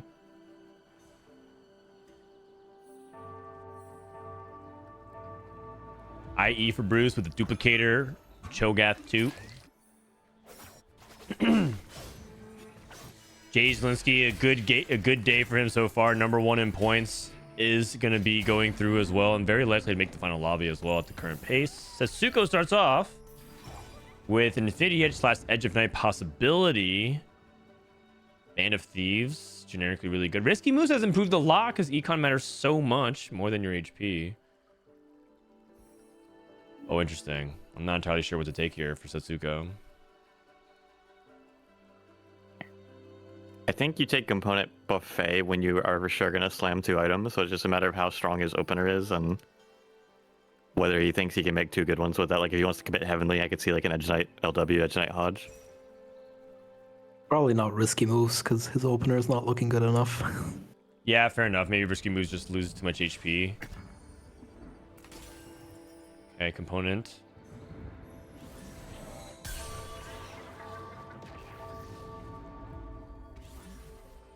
This is Kane a lot of the time. Interesting to see what he does with his anvil. He doesn't have to pop it yet. Just gonna pop it. Probably just gonna be a Hodge. Hodge Edge of Night can make it immediately. He wins this fight anyways, though, so he doesn't have to slam it on Darius right now. His opponent got Caretaker's Ally, which is a printing a 2 cost. Teemo, probably. Sold it. Maybe not. Kindred. Maybe Okay. Kindred. Held the Kindred. Okay. Got it. Looks like Kindred. Okay, let's take a look around. JD has Keepers. Okay, so that's at least one person contesting. Oh. QSS grab bag. That's another, yeah, that's another person potentially contesting. This is a Kindred player. Helps on the way. Helps on the way again. Stim pack. This looks really tough for Setsuko to win. Like from this spot right now. 1, 2, 3. I mean, Golden Finale is also pretty much like just a basic no portal for the most part. I don't know if there's anything you can play around it, particularly outside of like maybe. I mean, it's probably just like once. a guaranteed gold augment. It's a little bit better for Heavenly because they love all the gold combat augments. Yeah, that's true.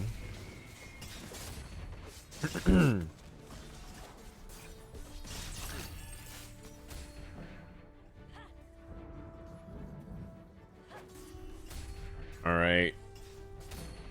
Setsuko at least 1-2 in a row. That's kind of nice. Yeah, winning early here is huge for his chances to potentially win the game. He needs to find whatever advantage he can over the other Heavenly players. I think this opening is still kind of underrated with like Behemoth and Ghostly. I do feel like people in general just like don't play it, but I don't think it's like so bad you never hold the units. I think it's good with Kate. I don't like putting items on the Senna, but like a Rageblade Kate, I'm happy with good frontline. Yeah. Oh my gosh, level 5 from Triple Eights, 3 Exalted. I see. He leveled for the Exalted. Level for Teemo. Could be the diff. QSS to counter the Rek'Sai.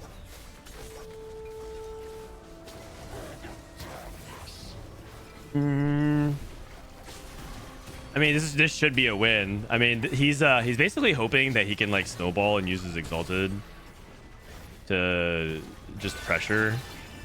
The thing about it is Man, like I'm getting more dogged again. I don't know how good 3 Exalted is for bonus damage on stuff like a Yasuo too. So it's like it is easy. Like he's winning now, but it is easy for him to also just like lose his streak, and he's in like a really tough spot, I think. It is, but you're also making 1 gold off of it, so it's like it's similar to not having leveled and making interest. Yeah, that's fair. But that also like adds up like for the next few turns. So yeah. Setsuko on a 3 streak, looking good so far. Our 3 Heavenly players are all 100 right now. Oh, you're right. I mean, the opener's just so good. The Darius opener's just so good.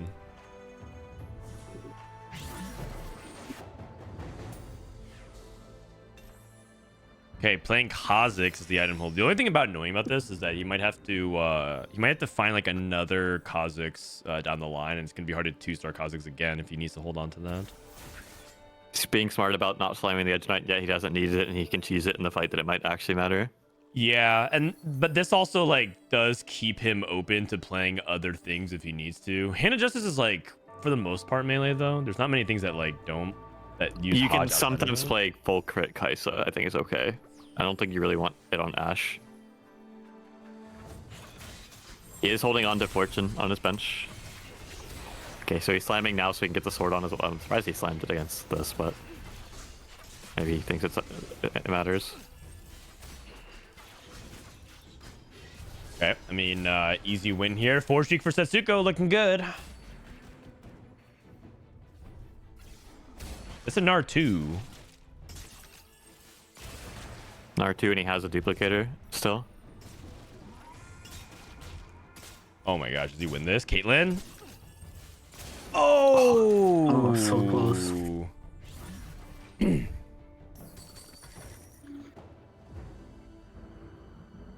All three still streaking. All I mean, three still streaking. No one playing each other. Also, this is a really expensive shop. All 3 costs.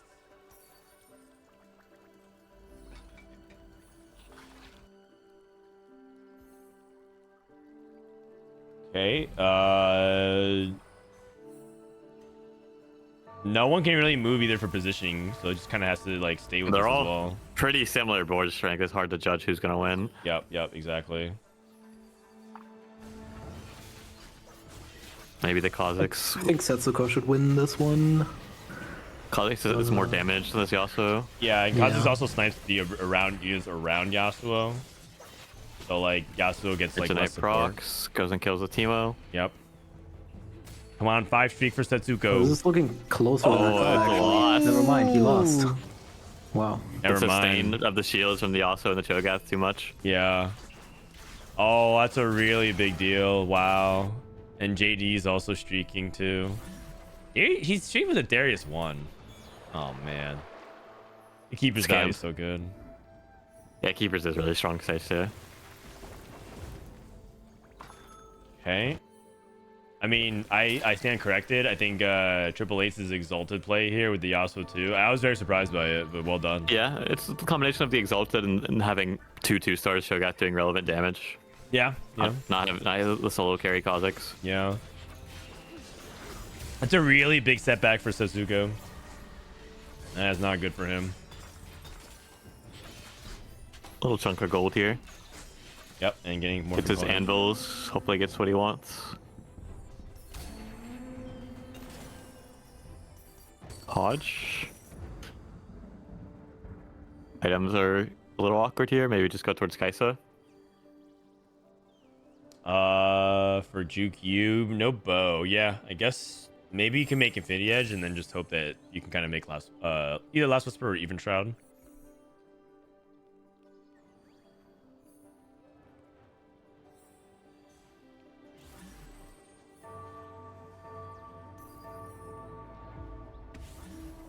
Juke going up against Cambuli. Cam looking like he's gonna commit to Faded at the moment. It's interesting because he has the Kindred Caretakers, but there's a Gnar player most likely, so he probably doesn't feel like he can actually play Gnar. Maybe he just plays around Faded Kindred 3.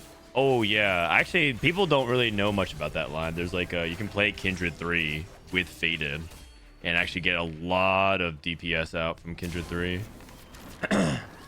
But it's like something that people don't really do as their primary choice, but in the Caretaker's Ally, I think it makes a lot of sense. Another silver. This is Triple H. Triple H got offered Fine Vintage, but he's streaking. Okay, on the one hand, it's like he's streaking, so there's a chance for him to get that HP to sack, and he does have item grab back. On the other hand, does he even really want to take Fine Vintage? Oh, he Apparently. does. Interesting. Oh, okay, so he sells his Yasuo then, right? Or is he just gonna make an item and just play it for like 1 or 2 support items? I guess I guess we're going with the Steadfast and the Morella. The value of it is like a little bit lower because he already has the QSS, so you're not really hoping for Banshee, which is like one of the biggest draws to find Vintage, but maybe he can find Zeke's and Aegis and Locket and stuff like that. Dude, this Triple H guy is he's kind of a psycho, man. He just wants to go for like the crazy win outs. He goes for the 250 Fortune Cash, going for the 3-2 Fine Vintage. He went for the 250 Fortune Cash? Oh my, I know that voice. Oh, we got Bryce Blum in the call. Oh, I am back. I make how many games I got left? You got 2 games. Oh, 3. perfect timing. Oh, 3 3 games. games. Yeah. This is game 5 out of 7. Poggo. Am I still dominating fantasy? Yeah, it's over. It's not close. But the fight for second is up for grabs. Oh, good for you guys. Dan, go get that second. Listen, man, we can't all be high rollers. Agreed. Yeah. Can we go to Setsuko POV? Supposedly he has a cane. Oh. Tiny Titan's cane. Oh my god, Setsuko hit a cane. Holy moly. Bryce, have you been able to watch any of the games? Yeah, I actually watched a bunch because the thing I was at Steve's house, Liquid Steve, and with a bunch of other people. That's like my poker Name group, and a lot dropper. of them are into TFT. Yeah. And so we like watched the whole tournament basically while getting fucked up and. Wait, so you playing missed the TFT. 250 fortune cash out? Well, I was flying back. Oh. I that's assume you wild. say that just happened, right? I didn't see it yesterday. Yeah. 2 games ago. It was 2 games ago. Basically, Yeah. he got 7 fortune, and he just kept pushing. He pushed every single round, like 5 rounds in a row, something like that. Respect. I mean, isn't that the only way to do it? Because why not? You don't have to. You could have cashed in a couple ways and just keep taking the other cash outs, but yeah. Okay, lesser duplicators. Say goodbye to it. This is one of those duplicators, or one of the carousels that's going to be reduced next patch. But honestly, was this carousel a problem? No, it was not. It was a problem. It was more problematic in the reroll meta. Sure. Yeah. Bruce got the spot. Is that good? What is he playing? I don't know. He denied it from the 3 Heavenly players. The top 3 is all trying to play Heavenly. Yeah. Heavenly Duelists. Well, Triple Eights was trying to play Heavenly melee. What if he just 5 vintages everything? Yeah, now he's fine. Oh. So weird. We'll check in with him in a little bit, I guess. He's in the middle of sacking at the moment. Featherweights, Gnar with Tattoo of Bombardment. 2 duplicators. Wow, his spot actually, and he got the spot. His spot looks so good now. That's really good. Really good. All right, hit him with the Cho'Gath duplicators. You either get 2 small ones or the 4 orange duplicators. 4 duplicators. I'm feeling it.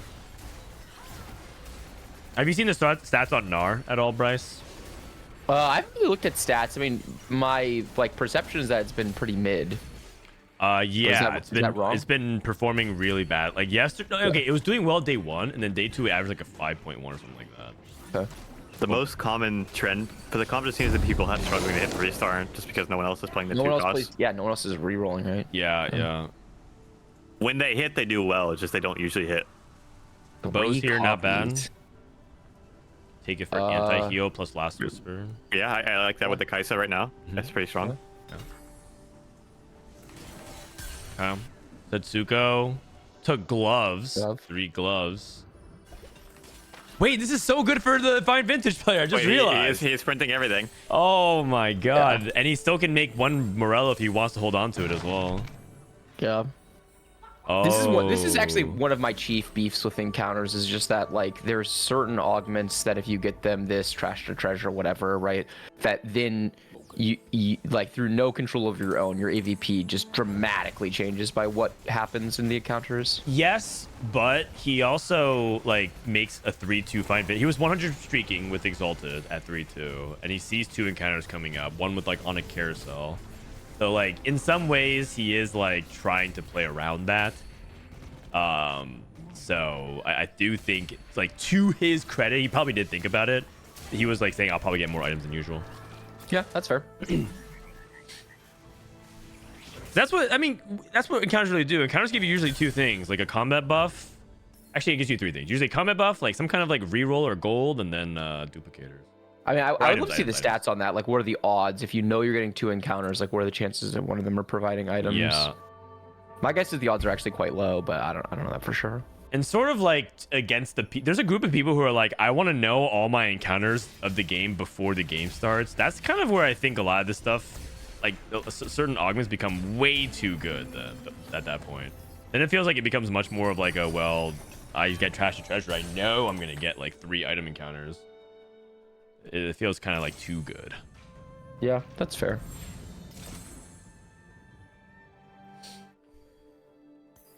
We're gonna have Gnar 3 at 4-1. Ambulate hits another Kindred. Kindred 3 from the Caretakers. Went to 8. Playing tempo Kindred into 9. Oh, look at this synergy bar. 3 Faded, 2 Heavenly, 2 Harkness, 2 Behemoth, 2 Dryad, 2 Duelist, 2 Ghostly, 2 Reaper. This is like, I mean, this is like synergy porn for TFT Challenger players. They love this shit. They're like, oh my god, I'm so good at this game. And the jazz value is insane. It is beautiful. You gotta give it to They them. look at it, they're like, oh my god. Oh, the synergy. Stand United. Oh, what? Hold on a second. Wait He a fucking second. calls his shot. Wait a second. In the first slot. Oh. Holy. There's no way you're not instant collecting this, right? Yeah, like what, there's literally nothing better than this. Oh. Oh my. No way. No my way. heart. No. Oh, get this guy off Wait. my screen. Get this guy off my screen. Could someone math that? Because there's just no way that's right, right? There's no way. I mean, there's 7 active synergies. What's it? 1.5? I mean, he's gonna break apart the board. I think that's part of it. You don't have to play, like, the value is right now. Like, it's insane value, and That you're is still going to true. play synergy. yeah, Yeah. he's gonna get a ton. He's gonna get a ton of synergies in his level 9. Man, I even used my 1 call. Man. Lesson learned. Never call for Cambuli. Yeah, now we're over here with Stand United 7 Faded. Stand United 7 Faded. Oh, what is this? Oh, man. This guy is cooking, man. I have no idea where we're going. We cannot kill an Annie too. I mean, he's about to get 2 more items. I do not think 7 Faded Fine Vintage is very good. Yeah, that's a new one to me. He did hit set. He hit set pair. I think this guy's dizzy. Cleaver. Martyr. Harder. Oh, he's going for I'm pretty- ZZ rods? I'm pretty sure he's dead. Okay. He doesn't seem like he knows like what he's trying to do. Like he might have played Fine Vintage, but he's like lost on where he's going with this game. Yeah. He cooked a little too hard. Recombob into another. Oh, he's contested faded. Okay. This is JD's board. JD playing Heavenly Duelist. Little buddies. Tetsugo's still very healthy. We'll check on him in a second. Wait, Triple Eights might be sacking for the set on Carousel for the set 2. That's why he took Fine Vintage. Makes sense. I mean, you're definitely not going to win streak, or you're definitely going to lose streak when you take 5 Vintage. So yeah, 5 head. Okay, easy fight here. Guthix not his day. Guthix is I think last in points or like close to it. No set. There is a Lysandra. List with a rod. Yeah. Oh, with Guthix's last No, breath. no. Triple H is lost. Taking you with me. Oh god. Honestly, I'm kind of here for that. I wish there was always someone like eliminated from contention who could just grab the little Sandra of Carousel in stage 4. It's an unbelievably undeserved swing in the game when there are legendaries that are like that broken. You can just get a 1-star copy of them for fun. Oh man. Okay. Watch Setsuko, he just went 8. Oh yeah, you're right.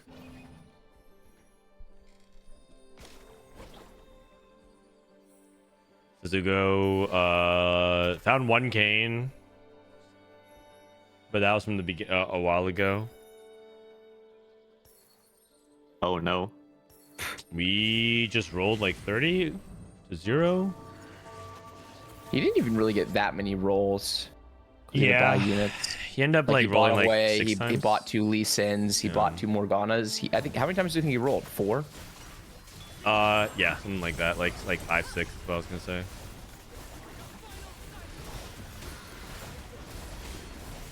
Apparently our Fine Vintage player has hit set 2. Oh. So surely it's a win. Surely it's a win out now. It's a 2-star legendary. All 2-star legendaries are co-equal, right, Rambler? And he's beating Kindred. I Man, I mean, can't believe he did. That's justice for not taking Stand United. See, Stand United wins that fight. Stand United wins the fight. Exactly. He should have learned. He should have learned. Another support item.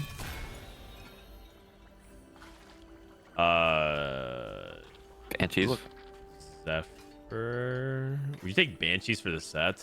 I mean, at this point, yeah, he's got 2 Aegis on him. You might as well give him a Banshees. Okay. You know what? I'm willing to see it out. I'm willing to see it out. Let him cook. Let him cook. Let's go. Going up against Bruce. Oh, 3-star Gnar. We do not have the DPS to take this down. I don't like that Bruce put LW on Kane instead of Kindred. That's a good point. Wait a Kane second. just dies. Wait a second. Set does percentage max HP damage. He's gonna lift the Gnar. Up you go. This is easy. Easy. Whoa.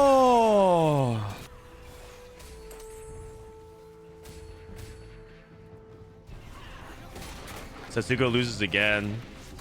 This is not looking good for Setsuko. He is 4 loss on stage 4. Kane pair. Yeah. True, maybe he's running it back with the set reroll. Oh god. He is strong if he gets all 3 of these, and he has little buddies, which is insane. Yep. This is Juki, also someone who's barely above the cutoff. His spot looks pretty good if he can dash. HP count wise, it's really close. 3 to 6. All just 4 HP separated. Doesn't have an art. Oh, he does have even shroud. Even shroud on the Mumu. Okay. He's putting in a Mumu, another Mumu. Yeah. Let's go ahead Lee Sin too. Okay. He doesn't have anti-heal. Umbrella. Yep. Okay.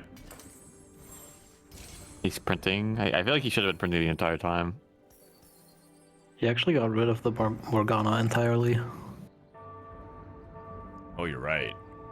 Probably gonna have to go back for that after he is done printing. Not rolling here. Is he looking at 9? Do we know how close he is to printing? We can't. Can we see? He's no? at 1. It's 1. He's at 1. It's 1. Oh, okay. He kind of needs to win the game, so like he has to be super greedy.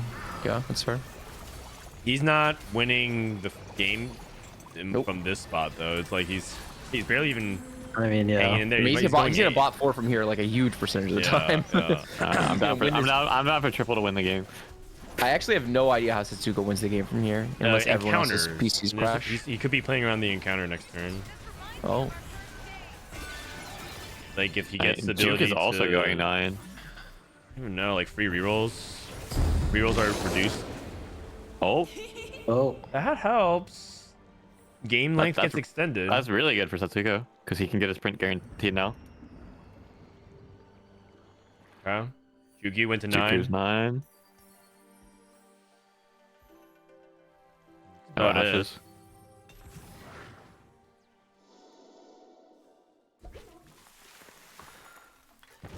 Dude, I think Triple Ace is gonna make a big This comeback. lobby is kind of weak. Like His he's set's actually... also stacked a lot of AD. 45. Yeah, 45. Okay.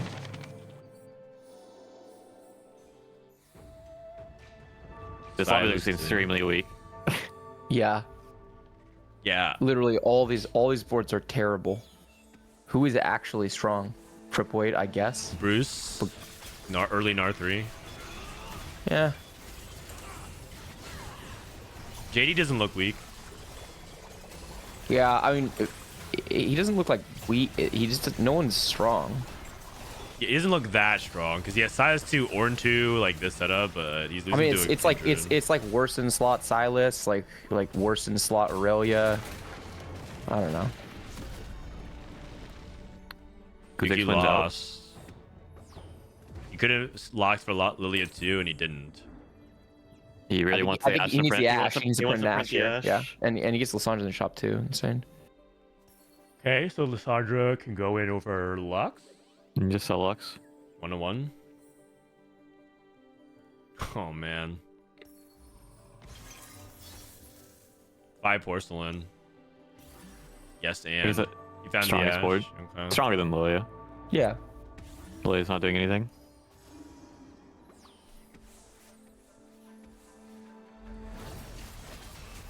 Kaisa 2 trying to take down Annie 2.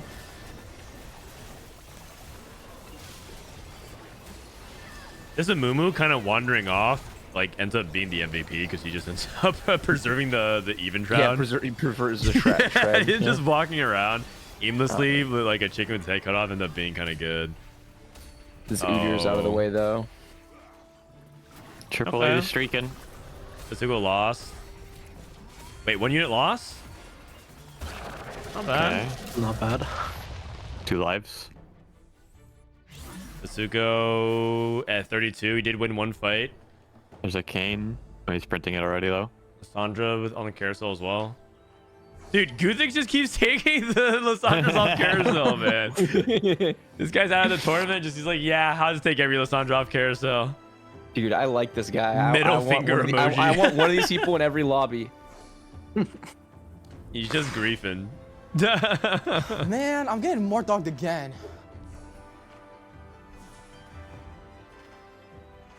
All right. Zach Lamas, thank you. Oh, I mean, it was bound to happen. It was bound to happen. Oh my.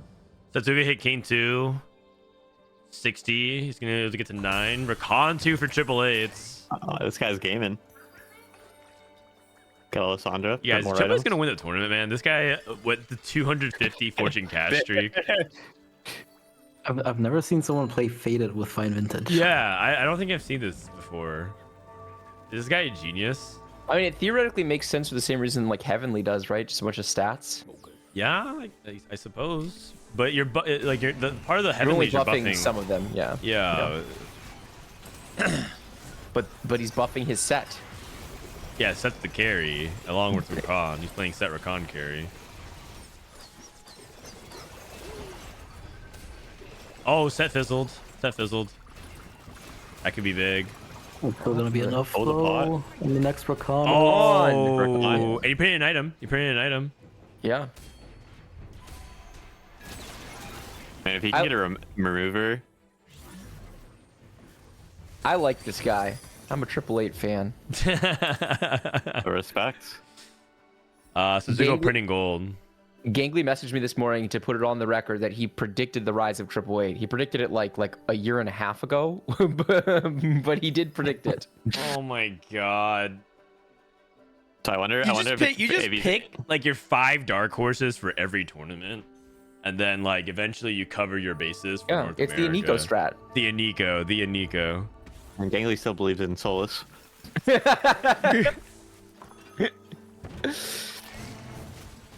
What was it? Well, there's one ballot where Gangly like put Souls like top 5 or something like that. Yep. Oh my god. That is the thing that happened. Unironically, if Setsi hits 2-star Wukong, does he win? Nope. He probably does not win. I'm pretty sure we're watching Setsuko exit out of the tournament. Boom! Yeah. He just got body slammed. Won't you kid? All right. Can't believe it's falling off. Juke painted, right? Yeah, he painted the ash. Yeah. I go just painting REs. This is the last chance here for Setsuko, but barring a I don't know, something enormously miraculous happens. What would it take? He would need 3 Wukongs, 3 Lissandras. I actually have no idea what he Multiple 2-star 5 costs. 6 Canes. 6 Is Canes. that impossible? Because I just scouted. There's like 4 Canes out of the pool. He can do it, I believe. He can do it. He's the best. He can add extra units to the pool if he believes in it. Oh, That's a good the start. start. That's the start. All right, it's over. Oh, we're back. That's not bad. That's not bad. That's good. Work. Wait a second. Okay. Wukong. Okay. Is that happening? He has 10 gold left. Good TG. I mean, that's pretty good, all things considering. Items are not. I mean, it's Wukong something. It's just edge, right? It's just Wukong. Wukong takes the QSS and the edge, and then just Morello, Morgana. Sure. He's not on the right side. Yeah, we're on the wrong side. This fight is so fucked. Got potted. This. Yeah, we're getting potted. We're getting dead. Kaisa. We're so Oh, no. dead. Oh, Wait a Udyr, second, wait a second, wait a second. Udyr. Kane's Udyr's still still- alive. No, we got potted. Udyr. Udyr mode? We might be fine. Udyr's procking. Udyr's got it. Actually, we're chilling. We're chilling. We're chilling. Okay. Kane never Jukyu's died. How dead. did Kane live? Wait, Jukyu in 8th. That means he's out. I guess there's just not enough damage on that Kaisa board. I think Invaders didn't have anti-heal, did he? Yeah, Juke is out. He had Toxin. He had Toxin. that he is Toxin. Oh, Toxin. No, Toxin. I guess Silas just died early in the fight. That was weird. Aurelia too. Aurelia too. Aurelia Silas. Interesting. It's not even like an Exalted. JD kind of cooked this game, but I think he's bot 4. Edge of Knights. Edge of Knights. Edge of Knights. Edge of... where's the not today? What is this? They're like the Black Panthers. I'm like, what is going on?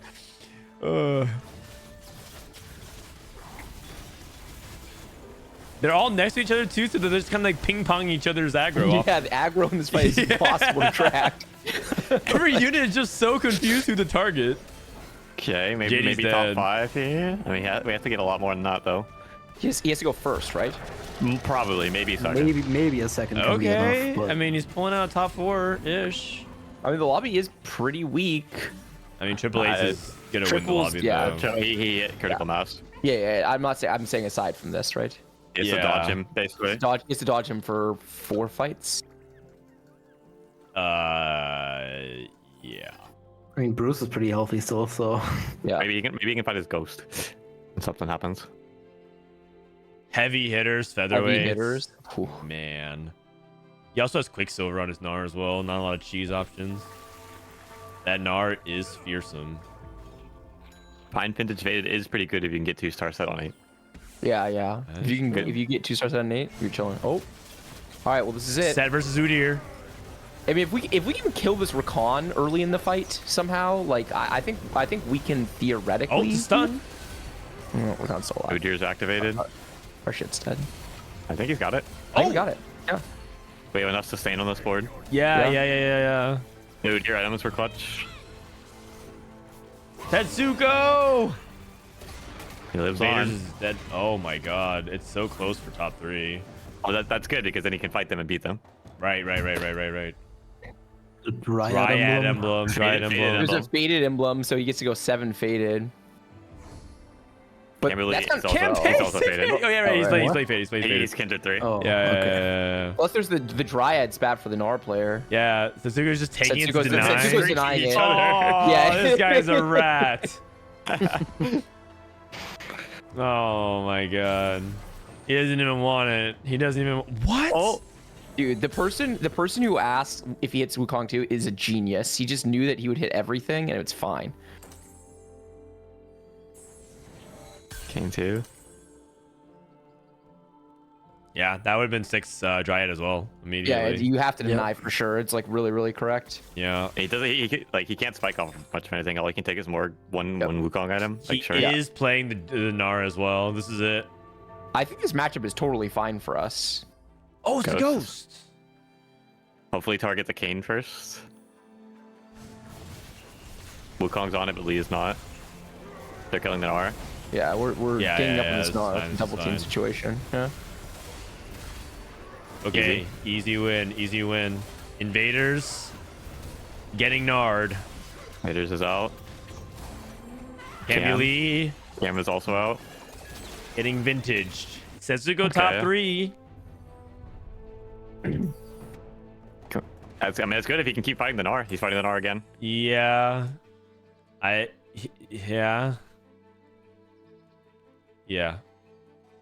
he don't gets a know. Wukong- I if don't he know gets how a- much further they can go beyond this, but maybe if he beats the fine vintage player, then maybe He already beat Bruce without Monkey 2. I think a lot of that fight comes down to RNG and whether or not you can like clean up the where your aggro goes and if you can actually clean up the Rakan in the set. that early was enough the for them to ghost disrupt. fight though. Was the only caveat. Fine Vintage wasn't. Fine Vintage Oh, was you're real, right. wasn't You're it? right. Yeah. Triple H is the Away from the Gnar this time. Okay. I think this is worse, but I think it's still fine. What do you? I mean, I think this matchup is probably in our favor. I think he's just stronger. Yeah, he's just stronger. He has so many threats that if there's enough damage on the other board to ultimately get through all these carries. Yeah, that is true. He hasn't hit critical mass of stacks either. Okay, now we have to beat the Fine Vintage. Hopefully the Ghost. Hopefully Wukong item. Yeah, this Fine Vintage board when it gets Lysandra to like Azir to Wukong to like Aurelia this is gonna get really scary.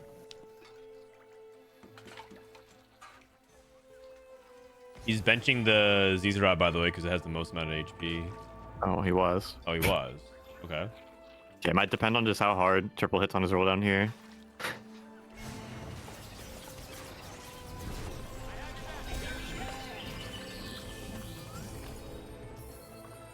Yeah, he has just so much threat. Check Wukong item.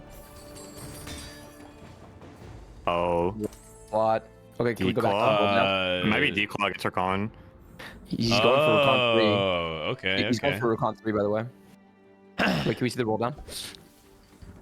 Oh, he's just 2 Rakans on board.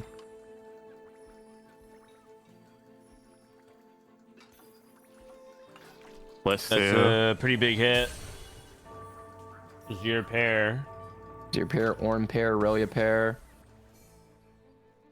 I mean, take? we high roll this guy not full sending this turn. He took Ship Morg for faster casts and Udyr damage maybe. Yeah. A little bit of magic damage. With Udyr has Spark, Spark, but that's for Spark next keeping turn. Shroud kind of a low roll. This fight's going a lot worse. Rakan's still alive. Set's still alive. Lysandra's still alive. Like we just We're keep this. dead. It's too much. Yeah. Oh, Setsuko's dead.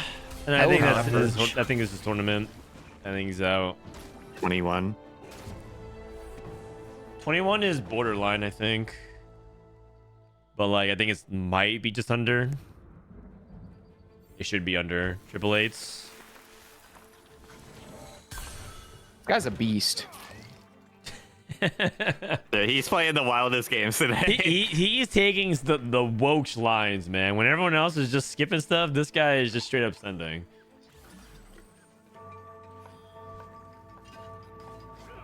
Oh, he almost mispositioned there. Yeah. Bro, that bar is getting heavy, man. Yeah, and by the way, in this matchup, I'm pretty sure you should just stand still. I'm pretty sure the way you're losing is if you throw this. True. I mean, there's no way Yeah, to move, there's no way like, Nard he's can not deal gonna with this lose. at all. Yeah, there's no way we need to move here. Boom. All right. Can you check set AD just for fun? Yeah, I just did. He's at 145. Now he's at 140. Or he was at 140. Setsuko looks like he's literally last person out. Ugh. Or first person out. Bruce is overtaking him. Ooh. There's so many people at 21. This tournament has had a lot of like close calls of some of the popular people just barely missing.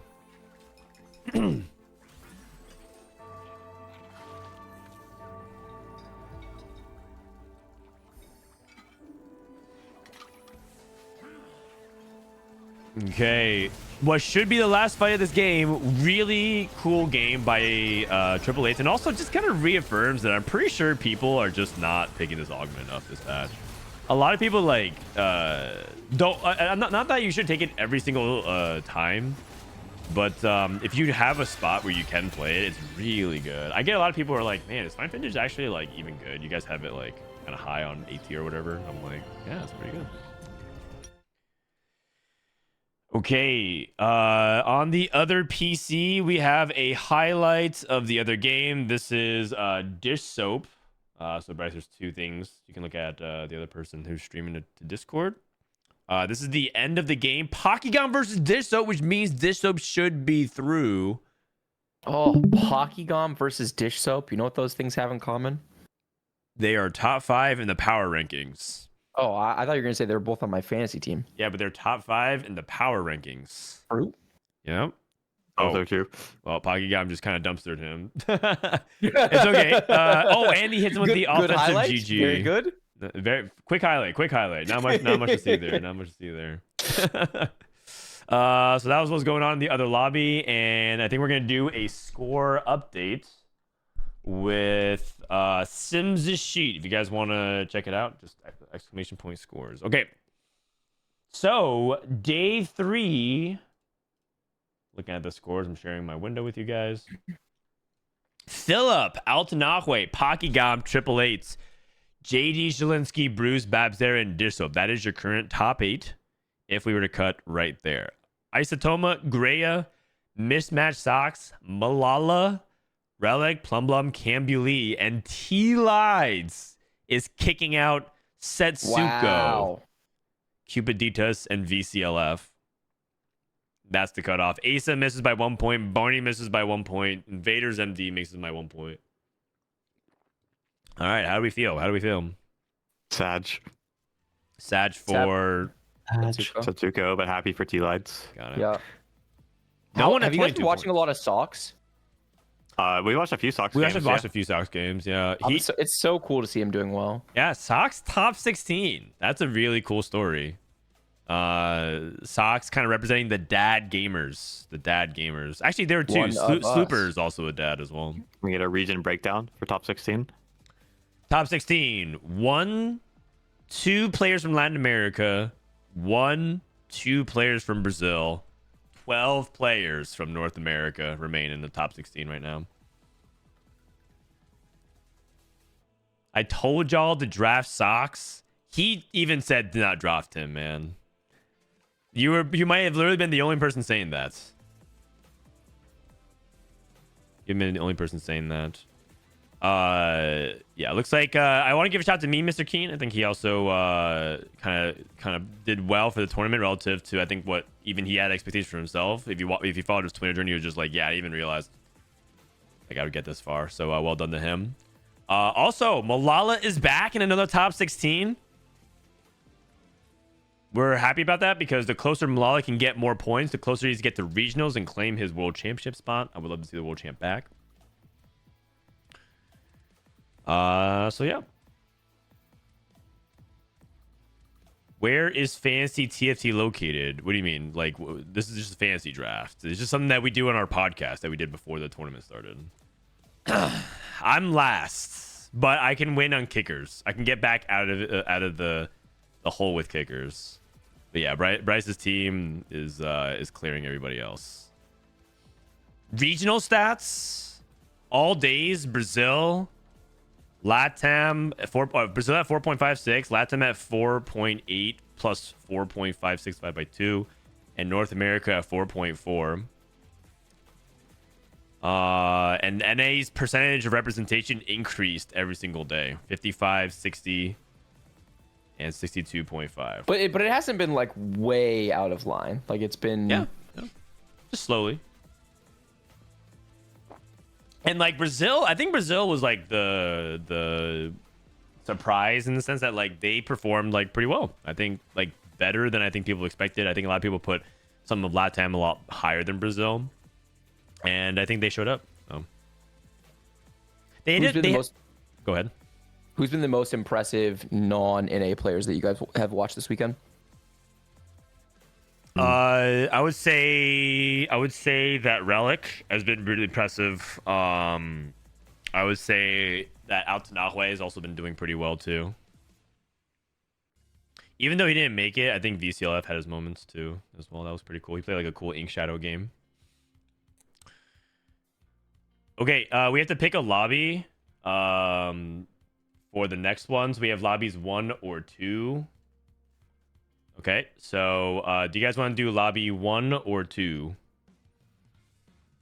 I think probably lobby 1. Yeah. Okay, lobby 1. Pull chat. I mean, Looks like mostly once. The pool is over. I'm sad because I came into this really wanting to watch Sox. So He's gonna make the finals. Don't worry. Yeah, I was gonna pick Sox no matter what, but then the lobbies are here, and like, yeah, I'm pretty sure it's just lobby 1 angle. Yeah. Obviously, because 888 is in lobby 1. You gotta keep going there. The new PP. We have Philip, 888, JD Zielinski, Dish Soap, Isotoma, Malala, Relic, and T-Lives. It's a great lobby. Yeah, you guys can watch Pokygom and Sox if you guys want to watch the other one as well. We're down to our last 16. We have one more game after this. We're going to do 16 and then top 8 cut. Is it time for Bryce's lol guess? Oh God. Yeah, that's right, Bryce. We have to give away more Little Legend egg codes, and it's your turn to play lol guess. If you score 70 or better, we're gonna give away a bunch of Little Legend egg codes. Is there a way that chat instead we could bet on me fucking it up because I feel like I'm No. more likely to fuck it up? No, that's not how we do it. That's not how we do it. Positive energy only. I'm operating on like 3 hours of sleep, chat. Like, what could possibly go wrong? Don't worry. I'm on like 5, so I'm right behind you. Okay. Okay. The mulch board can stay. Silas can go to top 1. Silas 3 goes to 1. The faded board goes to 2 for now. I might swap those 2. You can move. Okay, the bottom board goes up to 6th, I think. Let's move the level 8 Ash 1 board to 8th. Okay, we have Rage Blade Kaisa. It's like Porcelain Kaisa board, but it does have List 2 Porcelain and Kaisa. Zaya 2. I'm now to swap that up. Let's make that 5th. That guy is cooking. Actually, let's make that 4th, and let's make the Hui board 5th because it's Hui. Yeah, he's cooking. This doesn't look so bad. That seems right. I think they get 9 as a 0-2. Let's swap the Kane and the Lee board down 1. Let's make that board 7th. Yeah, this seems fine, I think. Yeah. Let's call it this looks like a Masters lobby. Masters lobby. That was pretty fast. All right. Let's see how Bryce does. 3, 2, 1. Oh, 68. It was close, man. It was close. A lot of like small things.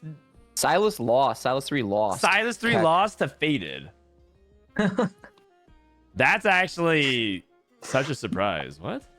That must be player diff. The Shiv Ash board went 4th. That's crazy. Huh.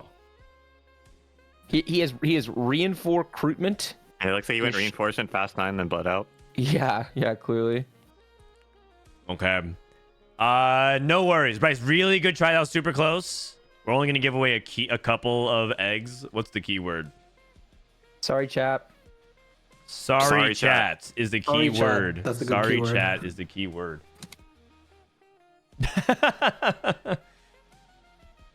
All right. In the meantime, the other lobby. Let's see. They still haven't started yet. I just realized I literally didn't even look at augments. Oops. Here is, in the meantime, here is the screens for the lobby you guys watched. 888s, set, the faded, and the fine vintage. And this is the score. Yeah, This big set. sets. Really just rewarded for taking Stand United. Yeah, exactly. He really needed it.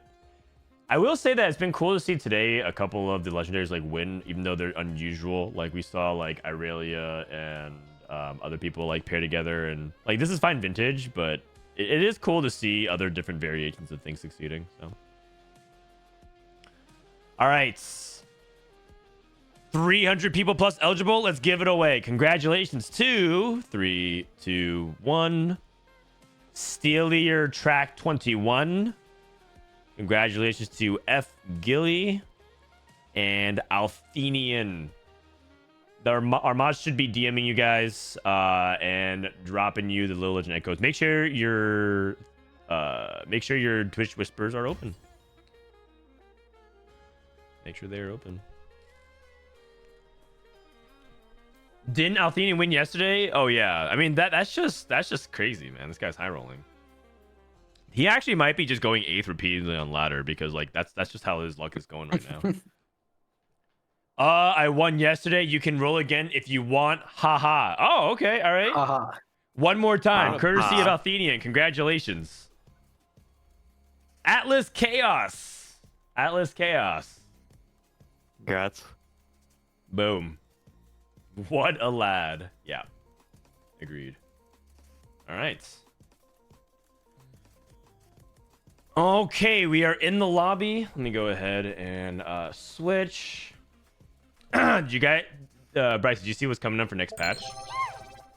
The artifact Sports Law entry? just gifted a sub to Althenian. The upcoming Unfinished patch. business. I mean, I'm not sure what you're referring to specifically. The I patch think notes. so. Did you see the patch notes? Oh, I didn't see the full patch notes. I did not see the full patch notes. Okay. It's gonna be. What's dude, the verdict? The next patch is gonna be crazy with all the items and stuff. I know all the items are coming out. Yeah, there's like 20 Ore artifacts, and there's like a bunch of support items, stuff like that. So I want to actually do like a fun video before I go, which was I want to do like a game show about predicting the next patch. But I don't know if I have time to do that. I just have there's too much to do this week, unfortunately. Yeah, that would be a lot. But I mean, it sounds cool. Yeah, basically I had like Raditz and Dish Soap and a couple other people that to come on and basically play a bunch of like game show stuff about the upcoming items, and then the winner gets like $100. But I don't have time for that, unfortunately. Great Turtle Next time. just gifted 10 community subs. W Glaze. Oh my God, Great Turtle, thank you so much, and congratulations to everyone that got a gifted sub. Appreciate it, man. Appreciate it. 10 gift subs from Great Turtle. Yeah, thank you so much. I was just thanking them while muted. Oh, gotcha. All right. By the way, your Discord thing isn't loading for me. I'm not sure why. Is it loading for other people? I can't see it. Okay. Oh, weird. I'm going to restream it. Does that work now? Yeah, it looks great. Okay. This week, by the way, while we have an opportunity to talk about some announcements, I want to do a couple things. The first is if you guys want to compete in the next sub-regional tournament, make sure to check out Boise's tournament. It's called Phoenix's Pinnacle. Today's the last day to register for it. It's happening this weekend. Sub-regional qualifies you to the next Tactician's Cup. So I'm going to post a link in chat. If you haven't signed up, it's open for the people in the Americas only. Great Turtle just Make sure to check gifted that out. 25 community subs. W Glaze. Great Turtle, thank you so much. 25 more gift. That's so generous. Thank you so much, man. And let's go into a good cause. We're going to use that to support the website and everything. My God. The other thing is that this week, Don't Talk If You Don't Know is going to be hosted by Bryce. Brew. Yeah, that's right. It's gonna be fun for me to just tune in and watch and just listen to what they do. It'll be great. Yeah, it's gonna be great. Gangly is gonna be standing in as the co-host, and we'll obviously decide who we want to invite based on how this goes. But heading into the day, with the conversations we're having, we're about Asa, Pocky, and Socks. So I think it'd be really fun to have Socks on, just because it's been such a long time since he's been on the show. Yeah, and who knows when you'll be able to get maybe he becomes really busy again to compete. It could anytime, Bryce could know anytime could be the last time you see the guys for an extended period of time, for months. Yep, that's just how it goes. Yeah. Relic and Malala flirting on 1-2. Love to see that. Love to see that. Here's the Exalted. We got Kobuko, Bard, Soraka, and Lysandra. Remember when getting volley pair out of box was insane? Yeah. Oh my gosh, this part. I mean, it's still playable though. This is actually a spot where you could just play Duelist for tempo and then curve out into playing the Heavenly board. Yeah, you could Duelist in the Heavenly for sure. Yeah. It also looked like it was Exalted. That's right. Dish Soap's POV. What's the score that we're looking at right now? What's the cut? 20? Is it going to be 20? The current cutoff is 27. 27? Okay. So probably around 31-ish. 31, 32. Man, I'm getting more dogged again. Where's everyone in terms of who's playing for what here? This Soap is a 27. Stone is at 27. Okay. Hold on, stream. Malala was at 26, I think. 24. Malala's 24. Relic is 23. Okay, so Malala and Relic need some big games then. Elides is out. Yeah, Elides is just playing for placement / money. Yeah, and then Spam in this lobby, no. Okay, everybody else should be in contention. Okay. And Philip is auto advancing. Philip's auto advancing. Great day for Philip. I've been able to I was just talking about it, Bryce, before you came, but Philip and I was talking about how he's one of the more improved players from the past couple of sets, being part of Malala and Wei-Jin's group. And I got to listen in on some of their practice sessions going into this tournament. And yeah, he did go 8-8-8-8-7-8 in scrims. But those, I mean, he was just sandbagging. He was just sandbagging. He was just ready to take off the training He was weights. limit testing. Yeah. And I feel like I can see the improvement just listening to him talk about stuff through VOD reviews and spot analysis. I mean, anyone who is in that group should always be on like a watch list, right, for potentially breaking out as a TFT player, because that group is just stacked and they do really like organized, serious review and practice sessions and improvement sessions. So you can get a lot better if you're putting in the time and you're with that group of people. All right, you heard it here.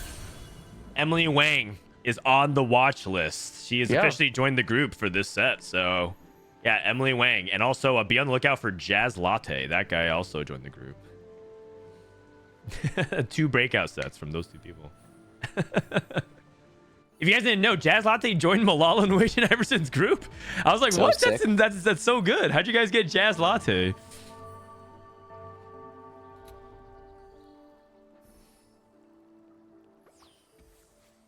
A lot of adaptive slam, fully adapted.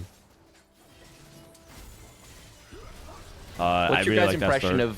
of Silas line? Do we think that line is like as good as the other S tier 4 cost lines, or is it a clear step below? I think it is very high cap, but it's not as consistent because it's more 5 cost reliant than, I mean, I guess List to some extent for Ashe, but like it feels like you're just gambling for Silas, and if you hit Silas, you go 8th a lot of the time. If you don't hit Silas. You don't hit Silas too.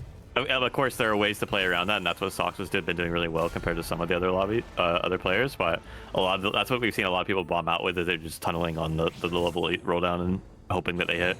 Yeah, I think there's an immense amount of skill in the tree, because the reality is you just kind of need Silas. People even say the core is like Silas, Galio, like Zyra, Rim, or something like that, and it's like that's not even true. I think it's like you pretty Silas doesn't much have to be on the board.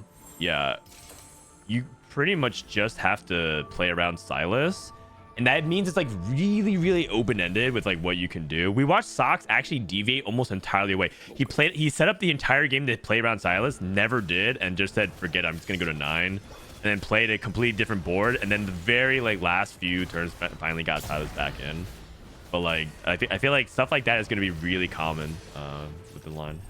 Who did he APE hold that game? Like, who did he put the Silas items on? Annie. Yeah, he put it on Annie, which I think is like one of the most common ones, because she basically can hold. Her role is different, but she can basically hold exactly the same item. Basically, his level 8 was Annie 2 with Silas items, and then Lee Sin with a TG, and that's how he went to Then 9. Annie, Lee Sin, which is pretty. Yeah, wild. I actually watched this great YouTube video by this up and coming TFT creator. His name is Frodan, and he walked through the line, and that's what he said. He said, when you miss Silas, just item hold Annie. Man, that guy sounds handsome as hell. He sounds handsome, yeah, not necessarily smart, but handsome. Yeah, not smart. Hopefully, maybe he'll hit a challenger one day, but yeah. Hey, dream big. Yeah. Also, you have to call the comp by its official name, Sabio Flex. Sabio Flex. Yeah, because the people taking track of stats are the Brazilian creators and analysts, and apparently in Portuguese it's called Sabio Flex, which I thought was just such a fun name. Hey, I miss the good old days when we named every comp. Like there was like everyone was trying to name comps, and then whichever one was the best name. Like Bang stuck. Bros. Yeah, Bang Bros, great name. Guys, we're on the official channel. I think they meant Slash Bros. Yeah, we meant Slash Bros. Yeah, definitely. no one calls it that. He missed no one smoke. calls it that. Honestly, man, if we like have to do that to be on the official channel, I'm down to not be. Like the whole point of the co-stream. The whole point of the co-stream is to be able to like swear and like be a little bit more of the community, it's okay, right? Don't worry. Yes, I know. I accidentally flame bright a couple times, so don't worry. That's the spirit. Runin Slam, but this is like salvage bin, so Philip just keep his momentum. I think Keon 2 is kind of underrated, but she does fall off like deceptively quickly. You feel like you're good, and all of a sudden she stops doing anything. Yeah, I'm pretty sure she's just good in stage 2. She's good in parts of stage 3 as well. This one's interesting. Okay. Usually people take the middle option for 4 gold.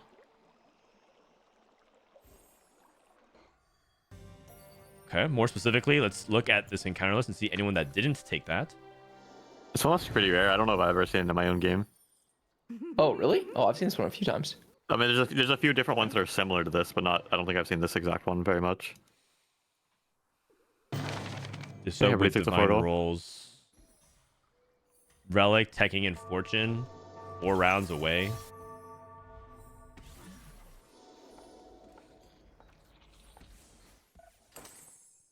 All right, does anybody have good names for Silas comp though? I feel like just calling it Silas is a little on the boring I mean, side. Sabio Flex isn't bad. I mean, Sabio Flex is pretty sick. I like Savio because it sounds like Fabio. Yeah, that's what I was thinking. And Silas, like Silas is with also long kind of hair. looks like Fabio. Yeah. Okay. Well, that's Tarek though. We need Tarek comp. That is true. That is true. Malal on a 5 streak. That's huge.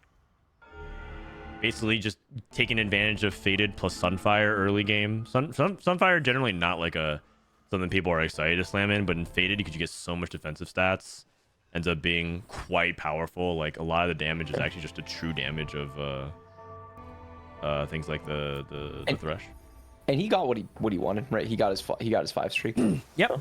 I think that justifies the slam. I wonder if this means that he wants to stay in Faded for a while too. He's holding oh my god.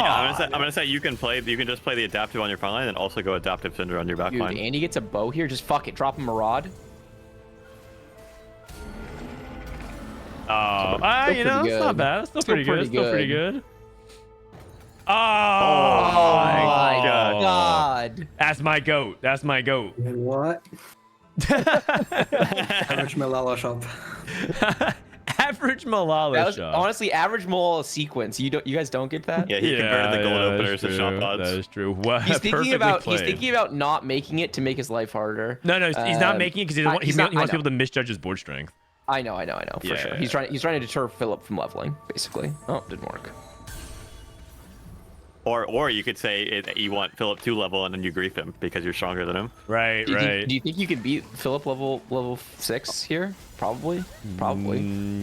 Yeah, like there's like 1-star Darius, 1-star Malphite, probably. Yeah.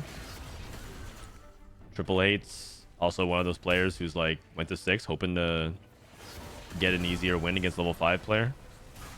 Got half his witch. Can I talk anyone into rolling on 3-2 in Malala's spot here? He just needs a Kindred for 5 Faded. I think you can roll for either Aphelios 2 or Kindred. Aphelios 2, exactly. I don't think so because I think he's about to hit like a Faded Emblem. Oh, yeah. I did not consider that. I think so. I also think so. did not consider that. Yeah, it's behind this. He's low rolling. Yeah, it's for Mordog hit the other button for the more dramatic. Malala might be stat checking right now. It appears that he is. That's right. Even the best do it, you guys. Even the best do it. Wrong emblem. Oh, wrong that's a Taylor emblem. diff. Never mind. I called the wrong one. Oh, it looks like he was did roll? rolling. Yeah, I think he rolled once. Yeah. I like this a lot. He didn't tailor his rerolls. Oh god. Okay, Oran's good. Oh my god. He rolled like a God. lot. Yeah. Oh. I mean, I definitely see it's the same logic, right? It's just that 5 was Fade a is lot. so good on stage 3. That was a lot of rolling. He's 10 gold versus someone who's 50 gold. How do you feel about the Shogun Slam? Is that so? He's playing Silas then? I see. Yeah. He's still in between it, but yeah, Shojin and adaptive is kind of awkward to play, and he has Morgana, so he has like the sages starting to stack. Philip lost a streak, so at least he's catching up through continuing his streak while he sold a Morg. Got Morg back. Is he gonna think about rolling more? Because if he's willing to roll that deep last turn, then it's the same theory here. Yes, except he still needs to get to 8th, so it's like, Yeah. I think rolling here. I think he's done rolling. He's just. I think there's a really strong argument for him to not roll there though, because I really like that he rolled there on a patch where like no one is thinking about playing the mid game. I think it was correct adaptation to his spot, even though he missed. Yep, fair enough. I also think that with Thresh 2 and like the upgrades that he had, like I don't think he needed to. Yeah, so it looks like Philip took Epoch, went 7 to use the rolls, and then lost. Oh, you're right. He's level 7. I missed that. He lost versus Dish Soap. Great Turtle I was just gonna gifted lose again. 10 community Yeah, he's subs. definitely losing again. W Blaze. Great Turtle, thank you so much again. Very generous, man. You're just a true MVP of today's stream. Thanks so much. Made my day. Man, he's gonna lose again. That's just brutal. The double loss, the level to 7, and then lose out the rest of the stage. Yeah, I think this is just one of those situations where he just had to recognize that his streak was fraudulent and that he could just let it go. Whereas Malala had the potential, if he could guarantee his streak basically by getting 5 faded. Is Relic Fortune? Yes, he is. Okay. Oh, we got Nanny. Oh, Yeah, let's check in on him as well. Relic's kind of a little bit on the outside, right? Like he needs.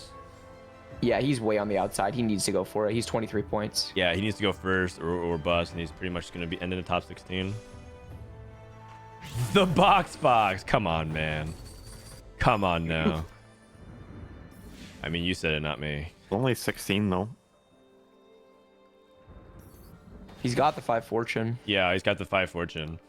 But it's cashing now. He can't really go. He can't push again. He Sure he lies. can. I think Really this spot struggling. He's super. I think that's why you have to push again, Rambling, because if he just cashes this, isn't it just over? Like the tournament's just over? I mean, I've seen some like 20 cash outs if you get like a really good artifact, like helps you get back in the game, and the game doesn't spike more because the thing is, it's Lethal Legends, so the game is a little bit faster and people cap lower. Yeah. That's fair. I guess in my head I'm like, well, if he rolls and he gets like a 2 or a 3, then he can play for win. Like Right, 4, right. he can theoretically cash Yeah, out 5 yeah. or 6. He's dead on 5 or 6, but like I think you kind of have to live with that from given tournament situation. To your point, like if it's like literally first or nothing for him to go, I think he's incentivized to do it. You'd also like theoretically playing for like even higher placement in the tournament. Right. Yeah, qualifier points. I believe there is distinction between 9th and 16th. I'm actually curious. Can we see if he pushes? Cashes. Kaisa. Oh, Kaisa and an Annie pair, really good. And he got If a you're- 5. Oh yeah. Yeah. Okay. He could just play Ashe as well. Yeah. This stuff he's just got both beat options. Malala. Yone wow. too. This unit is still kind of good, by the way, as an item holder. Obviously, you don't want to play this line. I'm not suggesting that, but this unit's still very good in the mid game. Wait a sec. I want to go. I want to agree with you, and I want to say if there's a time to play Yone 3, it'd be like something when you have divine rolls and you have like this, where he just like puts in all the divines and he just hits Yone 3. It's like a very free top 3, top 2. If you can like just play Yone on top of Kayn. Honestly, Yeah, I don't think he's really rich enough to go 8 on 4-1 for Yeah. his divine rolls, so he's probably gonna use them on 7. Yes. Yes. I guess he's open to it. He'll just like buy a bunch of them, and then if he like after his divine rolls has 7 or 8 copies, then he says, okay, maybe I'm just playing Yone 3 this game. Yes, he's 100% open to it because we've talked about it before. He also has 6 Malphites, and if he can get like Malphite 3, oh man, I'm excited. A lot of times you end up going for this though if you're like really contested on the line, and I think there were like at least 2 people. Wait, that's Lisa. Did you see 2? Phil? What the fuck?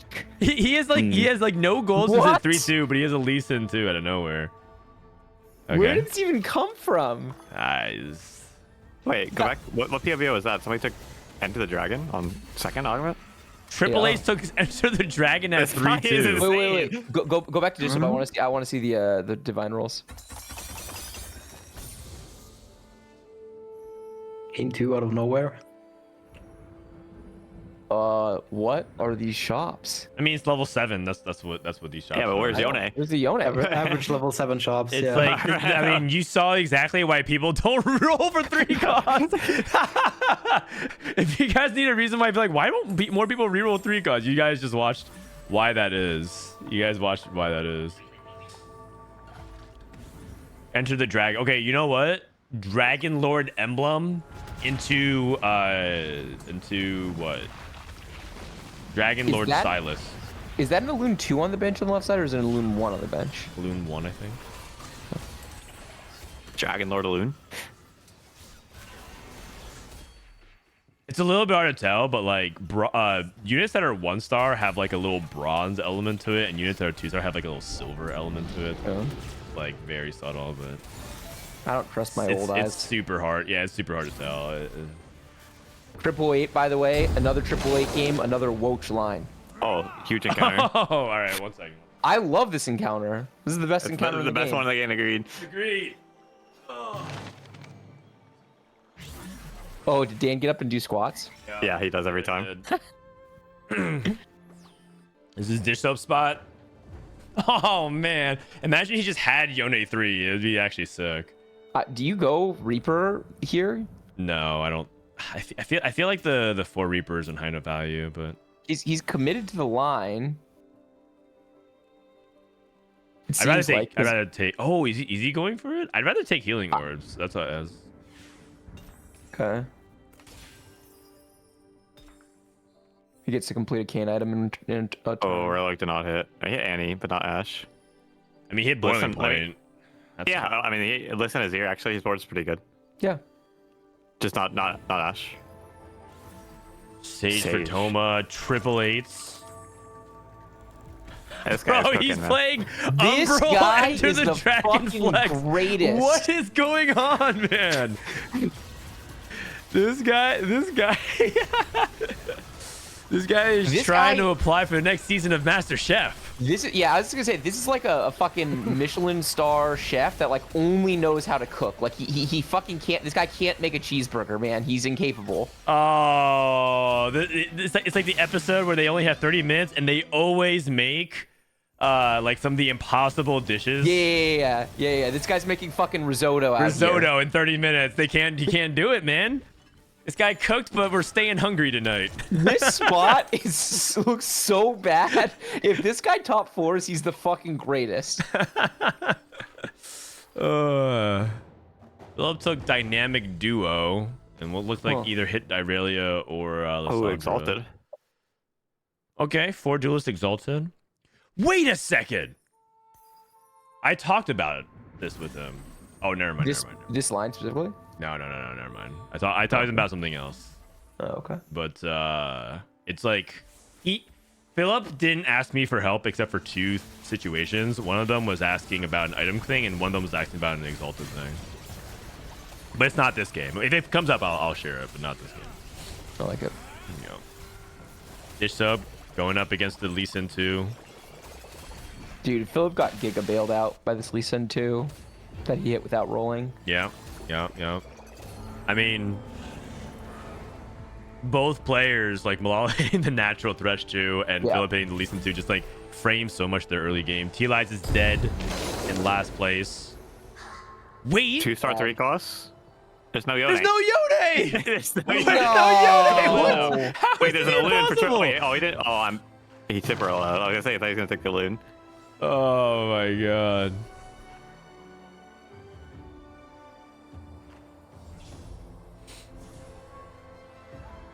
It should have been Setsuka. Oh, come on, you guys. I think both of them. I think T-Lies wasn't paid. It doesn't make a difference. Neither can make final lobby. I mean, you can play for money. You can play for money. Like if you get top 12 or above, you get money. But and I think qualifier points as well.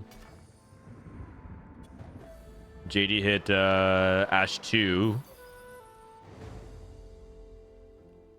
Just went 8. Yone on 8. Yeah. Now. All the 3 costs out of the pool. Yep. Oh, really? A 2 could be huge. Whoa. Okay. Man, you guys, it's been a hot minute. I actually have no idea how good Yone can do, even if you're behind tempo like this. This is a great lobby of TFT, by the way. As an aside, like there's like a lot of TFT being played this game. Yeah, Yone cast backline. He missed his ear. It's okay. He slides I back. think we're fine. I mean, Yeah. It's like kind of close though. It's kind of close. Like if the Azir is able to snipe the Yone, we would have ran out of DPS. Triple eights. Hey, you know what? He didn't go eighth. beast Yeah. mode. Bad. Ramblin'. I'm gonna like I let this guy cook, but I didn't know about this Enter the Dragon. Bro's onto nothing. Oh, Wukong. Wait a second. His synergies are actually kind of great. But they're Yeah. insane. The problem is everything else. Dude, the synergies is so good. He found a perfect synergy board.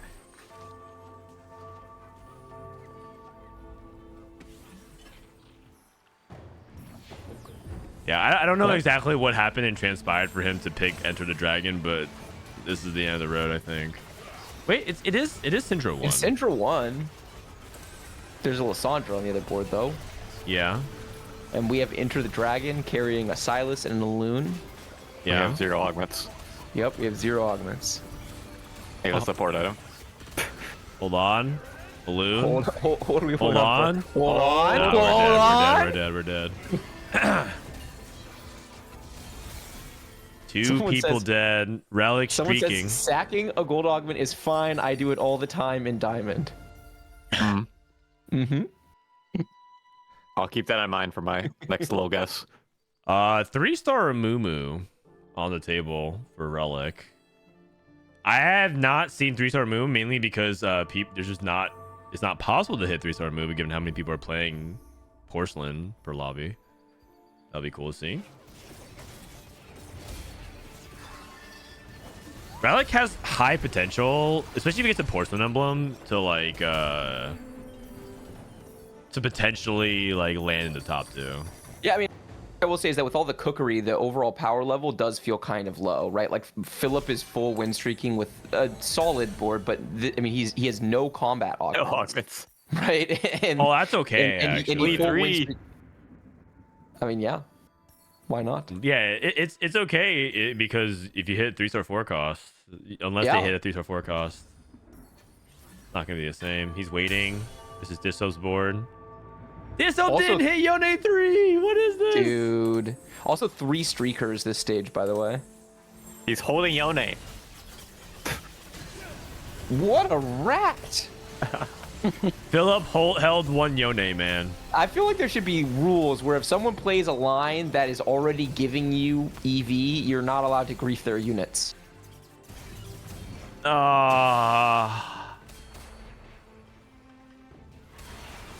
There are 3 people streaking.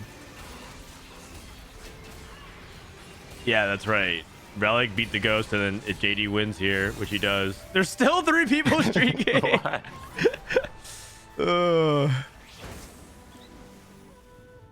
Philip made the Lee Sin 2. Malala made the Syndra 2.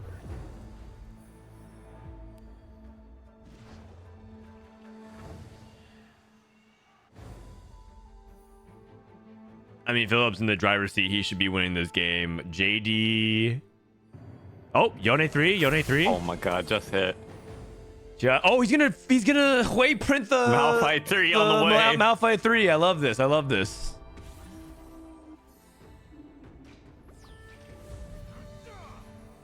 Paint me like one of those French rocks. I gotta step away for a minute. He can't. He just can't look, man. This Yone 3 is too beautiful. Also, I think people forgot how to position against Yone, or rather, they forgot one really crucial thing about Yone. If you're playing snipers and you keep it in the corner, Yone can really abuse that. Yep, true. Like, people kind of may have forgotten. I think Disso could take advantage of people's lack of familiarity with Yone. And he's gonna have Malphite 3 in turn. Yeah, that's a big deal. It's like getting Altruist on the board. People are pinging the Lee Sin.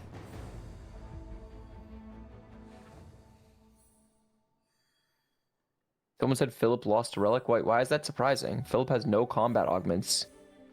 Yeah, and Relic has he has 3 very strong combat augments. Yeah, and also he has Fortune Cash Out, so he does benefit. Fortune Cash Out, like BIS Ash. Yeah, Bis Ash. This is the strongest board in the lobby right now for sure. I don't even think it's close right now.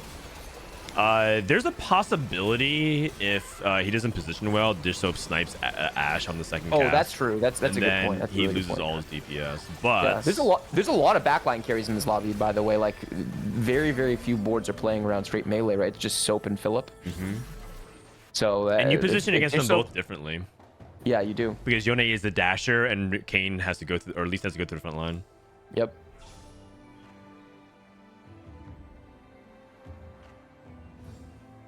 Low key, I think Dish Soap can get second this game. I think he can too, but a lot of it's going down to Oh, he gets Morello. Okay, he doesn't have anti-heal. a lot of it's going down to positioning, and then a little bit of RNG in these fights. Like the way in which Yone plays out across fights can be challenging.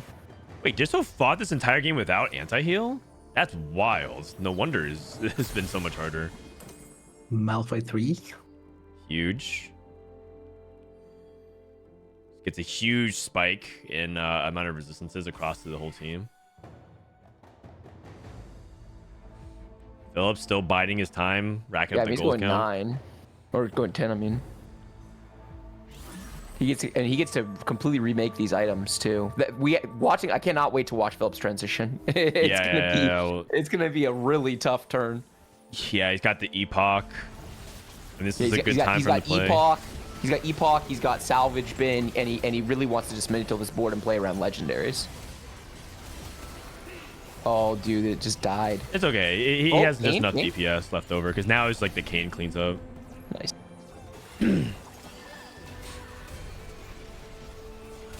So many small units surviving for Relic. Malala takes a lot of damage. This is going to get very... HP is getting really compact. Yep. Philip's coming back to the pack. Relic's not losing. The Lethal Legends effect, you know, just like you sack a lot. Okay, JD hit Aphelios 3. Okay. Losing cluttered mind value. Had to sell a little bit of his board. Yeah. I don't know who gets fifth here. It's like kind of close. Almost feels like this next matchup between JD Zielinski and Malala is like the loser gets fifth. Yeah, who do you think has the edge? My instinct is that JD has the edge purely off of like two carries. JD has no shred is the only problem. That's true. He can get stuck in the mirror. Yeah, and this Ornn is gonna print. Plus there's no Lysandra. Yeah, I take it back. I think I slightly like Malala here. But it's close. And then he's actually targeting big luck as stun well. on the back line. Aphelios got slowed down dramatically. Aphelios is on the Syndra though. Oh, does Malala not have sets? I think Malala doesn't have I thought Malala had 7 faded, didn't he? He did. Oh, he does. He does. Okay, yeah. Huh. I guess I was like, I was really expecting us to get through the front line faster, but we did not. So. Well, also a lot of it is, I mean, if Syndra on the outside of the fight and doesn't walk up and take the Aphelios aggro, like Syndra was ramping right for Malala. Right. Like Syndra can't die in that spot and win the fight ever. Oh, and Ascension on the mirror. That's like a really good point. Yeah, that is true. And I missed that. There were both like elements that favored each. For sure. Can we go to Philip? I just want to make sure we watch that turn. He has 7 leads, 90 gold. Do you ever just roll instead of leveling then, or you just say fuck it, I go for everything? I think one individual is holding a Lee Sin, so okay. I don't Dude, think he's hitting so hard. Yeah, I mean this is the upside of it. Like he doesn't even have to transition. He just used all his free rolls and he's out of gold. That's it. You just hit everything. Yeah, I thought he was gonna dismantle the board, but with this many leads, you just keep the board. Edge of Night for Lysandra if he wants, or Wukong. Actually, both 2 Edge of Nights. Yeah. Hodge. Malala versus Philip. Malala's dead. Yeah.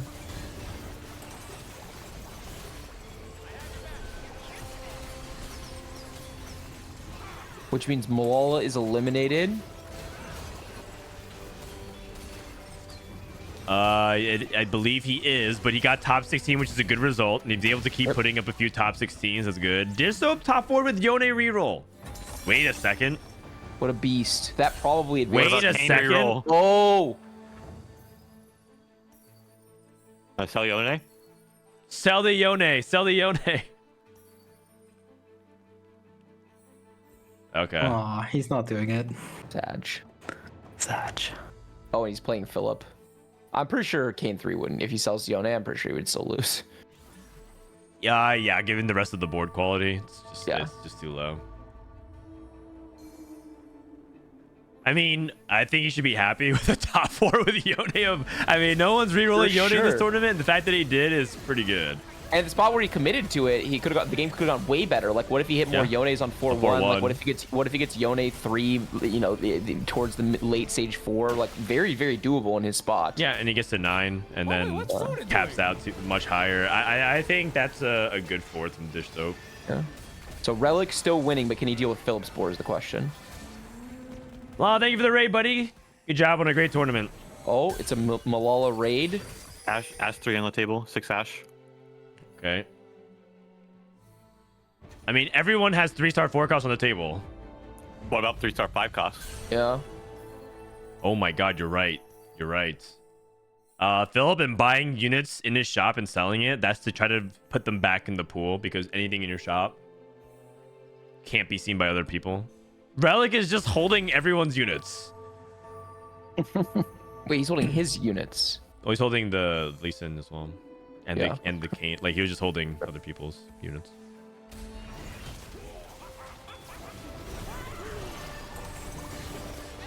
You know how this fight goes. If Philip wins, he needs to then just immediately send for Ashes. Looks like it's really close. It's really close. This Lee Sin Ash is can't get fully there. ramping. Aurelia's gonna cast. Is enough damage to this. Okay. Ooh. KD is dead. Phillips Oh, makes that Philip Aurelia. made the Aurelia, and there's an Aurelia on carousel. 3-star Aurelia. He does it. He does it. He does it. Okay, so Philip needs to deny these Ashes. Yeah, he really does. Badly. He does. Can we watch the? I think he's rolling for Ash Relic.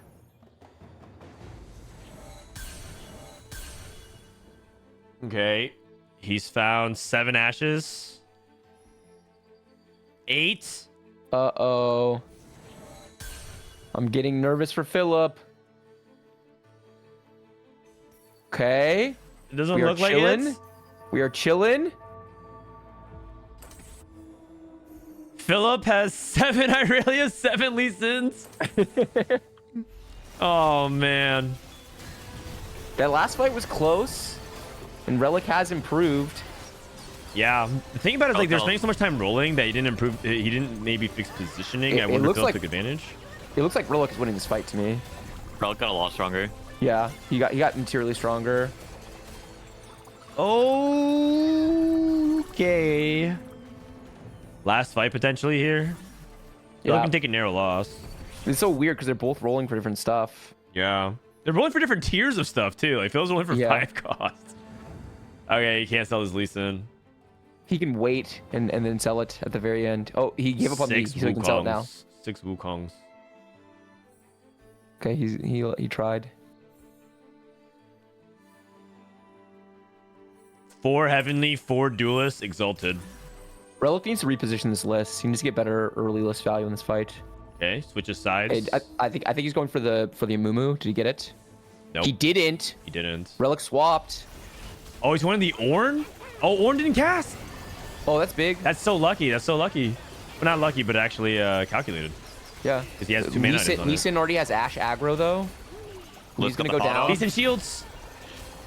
Looks Oh, like- she's done. She's done. Looks like Philip's The got Lux! it. Philip's got it. The Lux stun. And that's fatal. No, he's not. No, it's 1 not. damage. Oh. 1 damage. Why are we locking for the Wukong? Wait, this guy wants to go for Wukong 3 or Lysandra 3? Oh my just, god. Just sell entire board and hope that you hit one of them. I mean, it's probably the play. I think he can win this fight though. Like I think Philip is capable of winning this fight. Yeah, I can see it. I mean, I feel like it's really, really close. And like one thing to keep in mind is that yeah, Phillips like I really got stunned by Lux. Epoch rolls coming through here. Okay. Sold Lee Sins. Relic hits list 2, but no Ash yet. Oh, one more. One more. I mean, it's just a full sell situation, I think. After losing He is. He's doing it. He's doing it. Please don't skip it. Please. No, he's getting it. No, you Kevin, how did you win? There's no justice. There's no justice. There's no justice. There's no justice. No fucking There's no justice, man. justice. You. Oh, I can't even type to them. There's. Oh my god. Oh my god. Kevin, how did you know he was gonna skip it? We already happened. It happened earlier Oh today. my god. All right.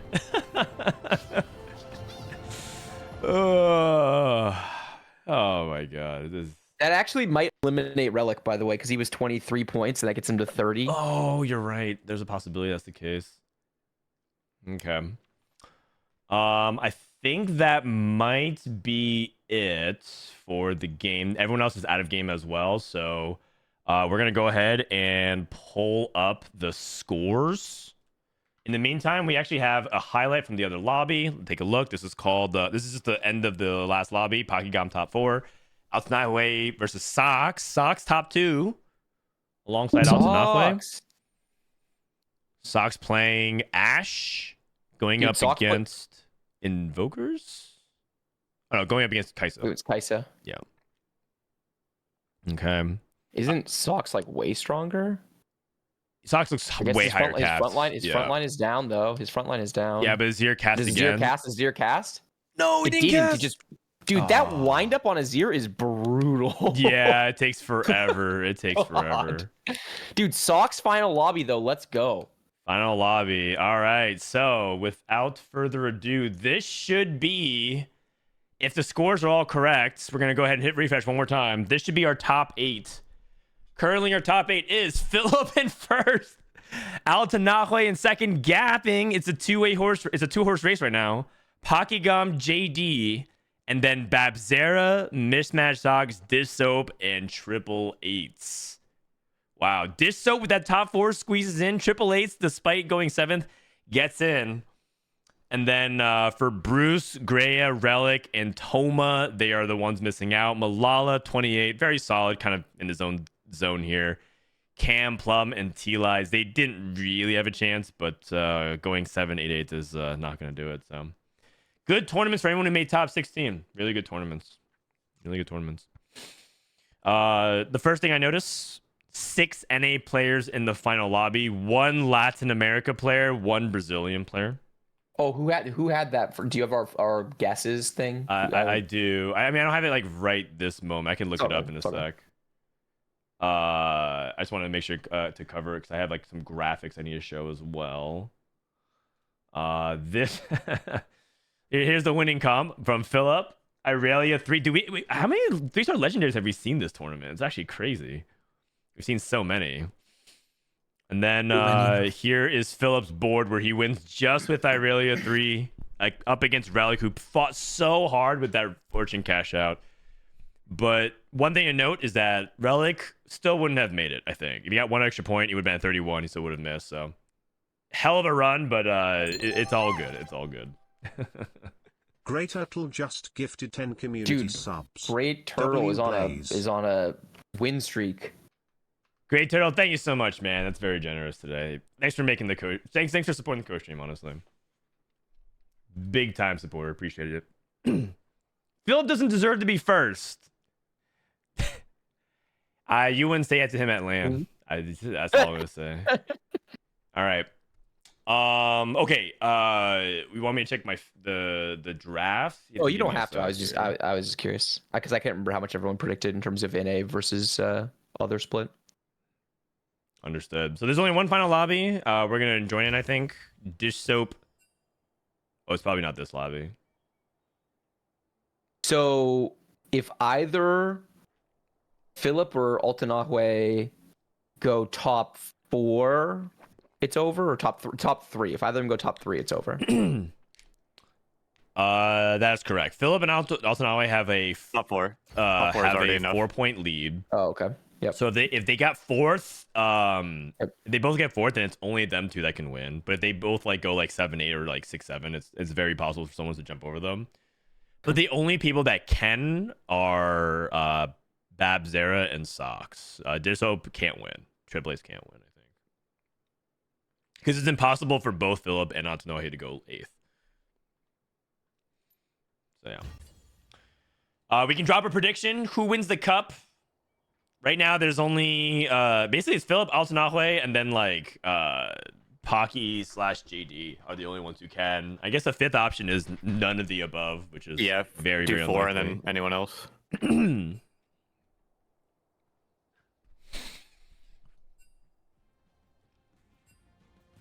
Sox can't win because he's too far behind on tiebreakers.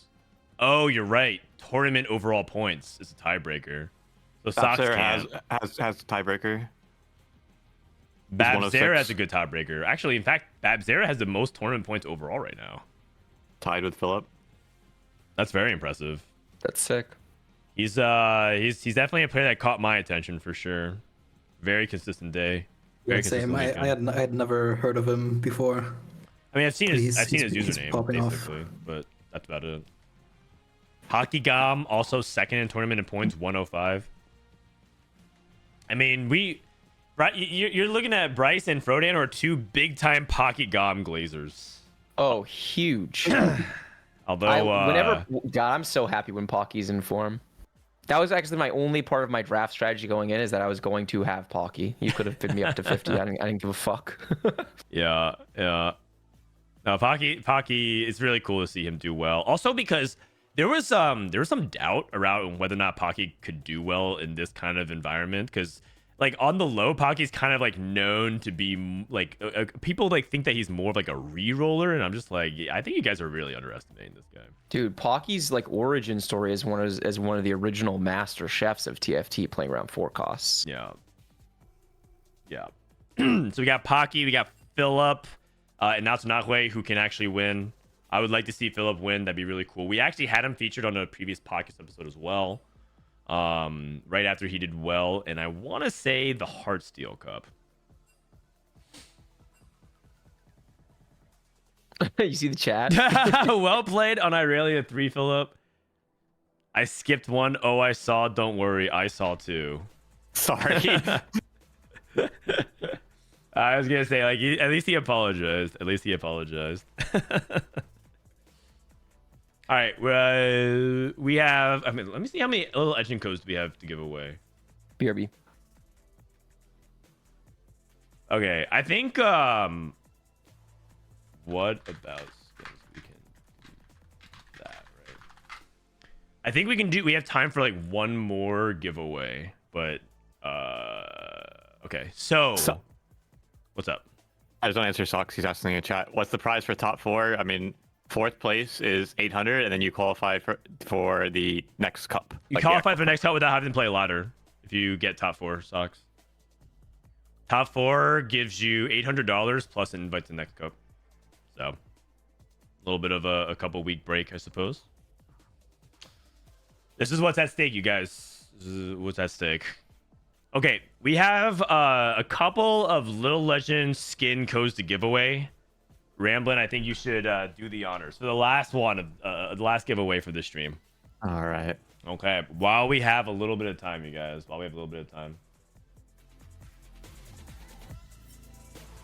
Okay, all right. Let me share my screen with you. Here you go. Oh, we have a Yone reroll in this lobby. Probably a 4th. Okay. Actually, wow, this is a pretty strong Yone. There's a lower cap. Look at level 6. Okay, this guy is probably 8th. I hope. The level 6 guy with that AFK. Oh, level. Yeah. Come on, man. He tried his best. He didn't AFK. 100 gold. What is this board? Yasuo 3, Darius 3. This what? Okay, duelist. That guy could be first. That guy's kind of insane. Oh my god. We got a bard. What is that? Invoker bard? Holy cooking. Let's see, level 7 Thresh carry or something. I'm not really sure. Soraka, Lux. Okay, the Lux guy could be 7th, and then the other one, the other heavenly. This person. Yeah. Okay, and then we got Faded. Sure, leave them there for now. Bard 3. Bard Cho'Gath reroll. Oh, no, the other heavenly. Sorry, the Yone is higher. There's that one. Yeah. Okay, dude, Invoker Bard. Holy! I've never seen this before. His board is like actually okay. He has Rageblade, Deathblade, Kog'Maw. I mean, compared to these other boards, it's okay. Okay. Where's this board? The second place board. Second place, he's 3 items on a Kate. Okay, maybe he's 7th. I don't. This is Levy is wild. All right. Thresh 3, Yone 3. Okay, Yone 3 is probably above the Aphelios. Okay. Yeah. I am so. You got time. It's all good, dude. I mean, look at how crazy this is. We got Heavenly Emblem, Arcanist Emblem, Thresh 3. We got Deathblade, Rageblade, Kog'Maw 2, Rageblade Invoker, Bard. Like, what is this? All right, let's see if anybody else has a semblance of a good board. Right. Do we think Yone can beat Bard? Can Yone beat? I mean, you tell me, man. I don't know. 3-star Yorick, 3-star Yasuo. He has tiniest sign, so maybe he like out healed him, and he had more HP. Yeah, sure. He can snipe the Bard. What's the rank? Oh gosh, it's like almost good. Like some of these have like good items and stuff. It's just like we have AFKs and people playing Caitlyn carry. I'll give it a silver. Silver.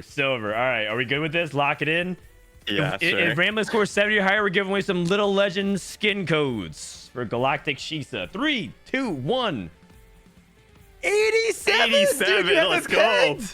What the heck? This is insane. Oh, he nailed it. He nailed the 1, 2, 3. Guy went 6th. Oh my god. Wait, this went 6? What? How did this board go 6? What? Russia. This is the Russian region.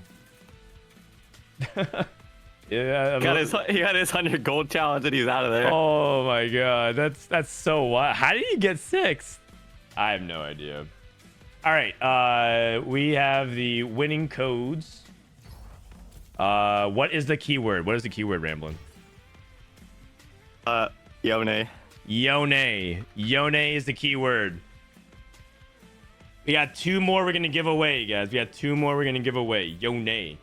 Yone. Also, if you want an egg giveaway during this weekend, please message Demasian Raptor TFT.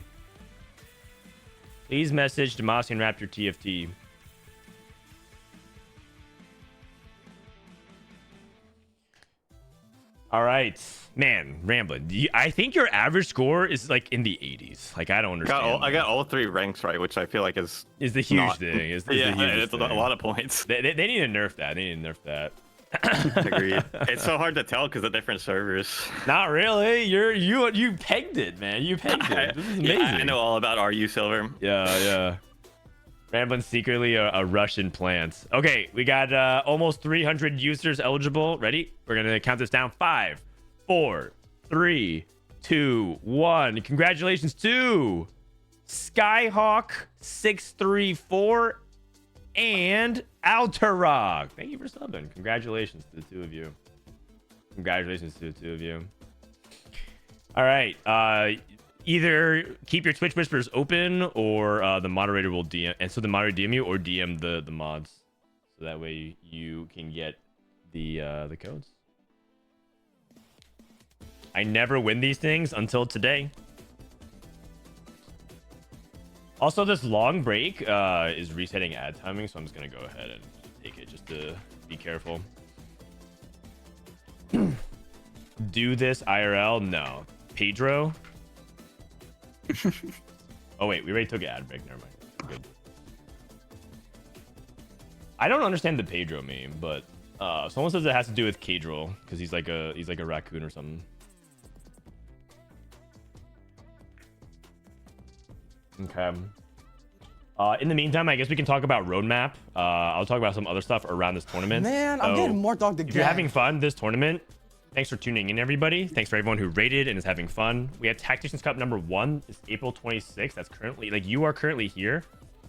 And if you're like, man, there's just not enough stuff happening around in TFT, good news. Next week, in like 2 days, is a snapshot, which is not that big of a deal. It's just a general qualifier snapshot. But there's the sub-regional events, which we talked about. You can sign up for Boise's event. Then, in a few weeks, it's the Tactician's Trials on May 18th to 20th. That's in 3 weeks. And then the week after that is the Tactician's Cup number 2. And there's going to be 3 of them total. Tac Cup 1, Tac Cup 2, Tac Cup 3. And then and then after the 3rd Tactician's Cup, 3 weeks after that, Regionals, World Championship, Tactician's Crown. And then, just like that, Set 11's over. Can you guys believe that? Set 11's almost done, you guys. That's crazy. I just feel like it feels like it just got started. I mean, it's only been like a month, but man, we're like almost done with it in some ways. Sag. We're not halfway, but I mean, I'm just saying that, like, if you look at this timeline, it's gonna happen sooner than you think. Time is flying by. And then Set 12 comes out. Like, PB comes out for Set 12 like the week after this. And then we're going to do it all over again. And you know what happens after Set 12? Arcane Season 2.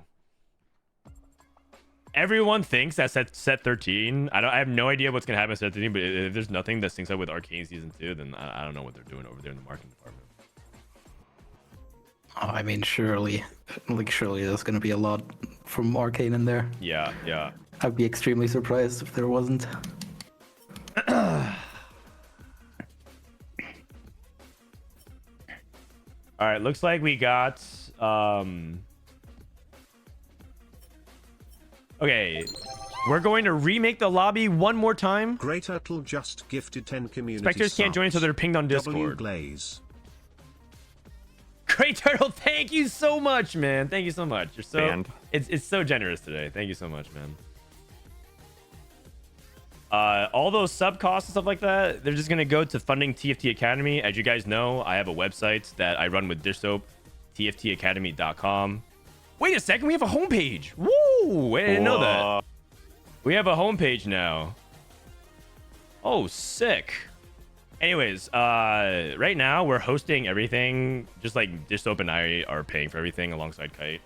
And so that's kind of what the sub money is for. And we update this like every day, so definitely check that out. If you have never seen this before, it's a website that Disrupt and I maintain that has a tier list. We're working on like other things. In fact, one thing I'd like to talk about is the podcast. Disrupt and I are recording a podcast starting tomorrow. So the podcast is going to be covering the meta. Like, you guys might know the podcast that I do with Bryce that covers like the tournaments and the events. We talk about player storyline, like, hey, who's the best player in North America? Who are the top ranked players? So on and so forth. But this podcast is dedicated purely for like the meta and like learning about TFT. So we're going to try to every podcast like cover some concepts that I think might be good for like the intermediate players. I don't know if we're going to do anything like truly beginner friendly. As well as just like basically cover like the meta and talk about our thoughts about it. And just wanted to do it post tournament. When we have like a lot of information and content to talk about. So that'll be coming out. It's going to be audio only, so that way we can turn around fast. If we have to do it through video and streaming, that just basically adds like so much work. So we're going to do it like a Spotify, like you can search on Spotify for stuff. So make sure to subscribe to the audio podcast. We might have guests. Yeah, we might have guests. Ram, would you ever guest on the podcast? Sure, absolutely. Yeah. You can listen on the treadmill. Yeah, you can. The thought is maybe you could like listen while browsing this website or while playing the game and not feel like you have to watch anything. There's no like visual elements of it. But that way we can do this like either on a weekly basis or like a semi-weekly basis. Like we can do it like once a week for the most part. Okay, what is going on here? We have to wait till we're pinged on Discord. We can jump in now. Okay. Hey, you made it to the final lobby. Congrats. Sweet. All right.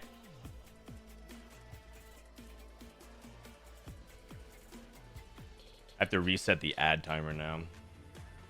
Please name the podcast Dish Girl Dish. I'll think about it. What? I'll think about it.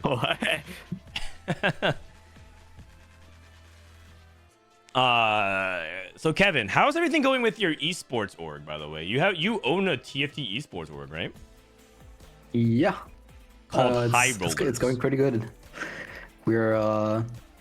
We're definitely moving forward. We also had one of our players in the Golden Spatula Cup Day 3 today. Unfortunately, only one, but Great Earl, thank you. yeah. For me, the set isn't going too well so far, but hopefully I can smurf in the next cups. Yeah, don't put too much pressure on yourself to feel like you have to be the one that performs. Yeah. You run the orgs, So True. yeah. That's cool. I actually noticed that in LATAM, there's people who have INF HR in their name. Are they also part of the team? No, they're part of High Roller LATAM. There's a team with almost the same name without the S in LATAM. Yeah. Oh, so there's another team High Rollers. We did a show match against them 2 or 3 months ago or something. Got it. It was really fun. I thought you guys expanded to LATAM. No. All right, everybody.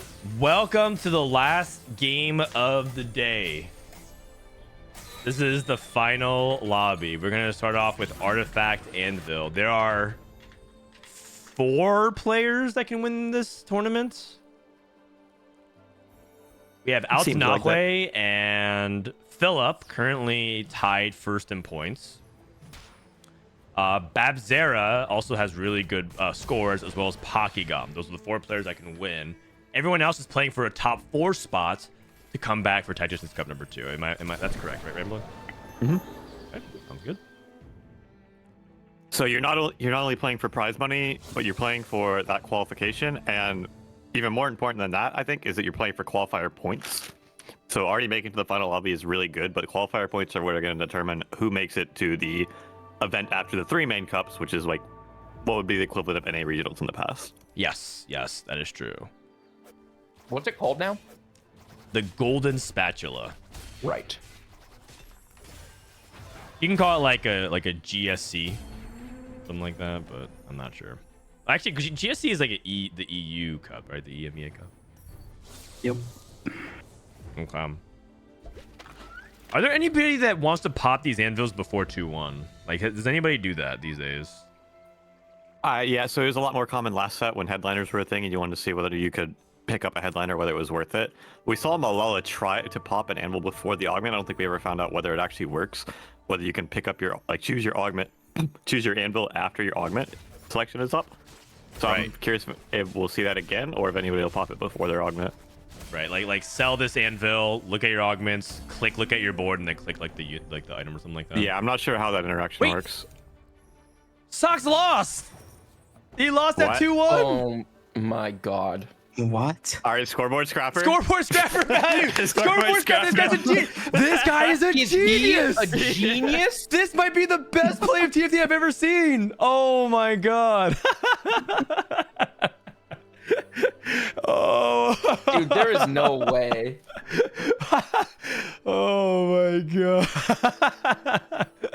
All right. Did you really think Darius could solo?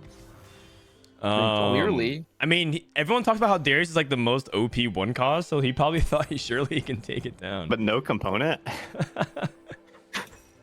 Yeah, that's right. He loses a component, and that's just gone, right? Okay, so in the past it would come back. I don't know for sure how it works right now. We have Mortog in chat. Maybe he can confirm. But in the past, you would get it on a later PvE round. I think Mortog has said since that it's just basically gone.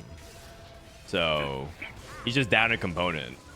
It's gone, he says. Oh. That is such a big deal. Oh. Bro, I'm sad. I was all excited to watch Socks. And then he loses it at stage 1. He's in peak form. Oh no. I can't believe you would take that risk, even if you thought there was a chance you could win. Yeah, you need to on 1-4 is the biggest thing, but Altanahue starts off with Fortune. Arcanist emblem. For the fortune. Oh. I like that. Get to Zoe. Philip taking prize fighter. Interesting. Port's not particularly strong. Maybe he just thinks the lobby's that weak, and maybe because Sox is down a component, he feels like he has an advantage over the other players. Yeah, you saw that like, oh, Sox lost. I guess. Yeah, I mean, a fortune player plus someone down. Yeah, exactly. So easy wins for Philip, and so both players kind of getting what they want, right? Altanahue, Philip, both 4-point gapping the rest of the field. Philip more than happy to take the win. Altanahue more than happy to take the loss. Yeah, really interesting dynamic between the two, playing completely opposite spectrum for the chance to get a win. Philip's going to try to snowball and farm components, while Altanahue is going to go towards the fortune route. Try to get the comeback. With a Dryad Crest to start. And then I think Babzera is the only person we haven't seen yet. Inspiring Epitaph at 2-1. With Archangels. Faded. Maybe. Archangels is like a good item for Syndra. Yeah, usually is Syndra a 5-cost or sometimes Silas. Oh, I haven't played Archangels on Silas, I'm but that getting makes more sense. dogged again. I think it's good in a build where you have 2 other tank items and you just want him to stall and stay alive. Yep. Build level to 5 to beat Sox. Okay, how about this though? If Sox manages to like top 4 and like finish the tournament in top 4, this is not re-enter him the conversation of GOAT status in North America.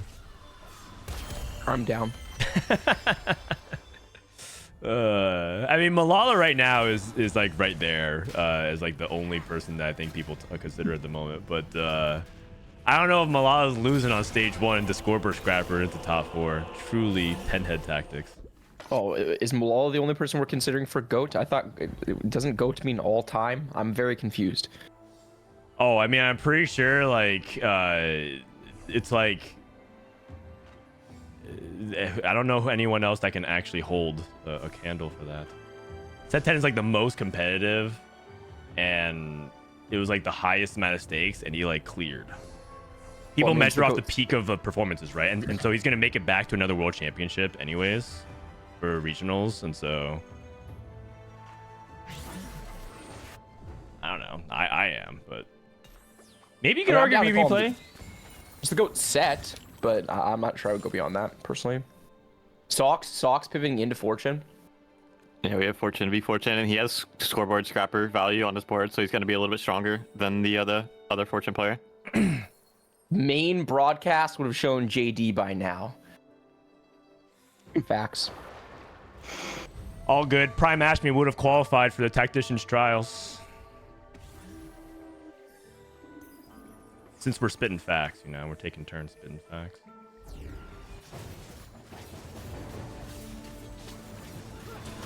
Philip, still stuck on 1-star units.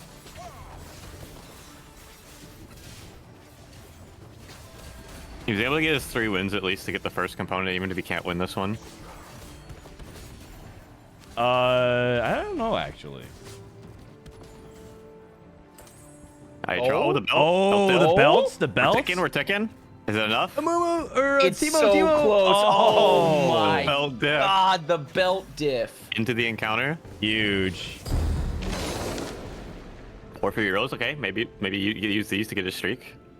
Other people will be getting stronger too. Yeah. He needs to like 2-stars units.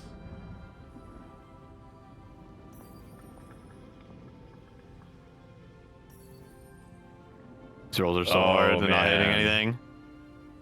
Okay. That's good. Our item holder. One more.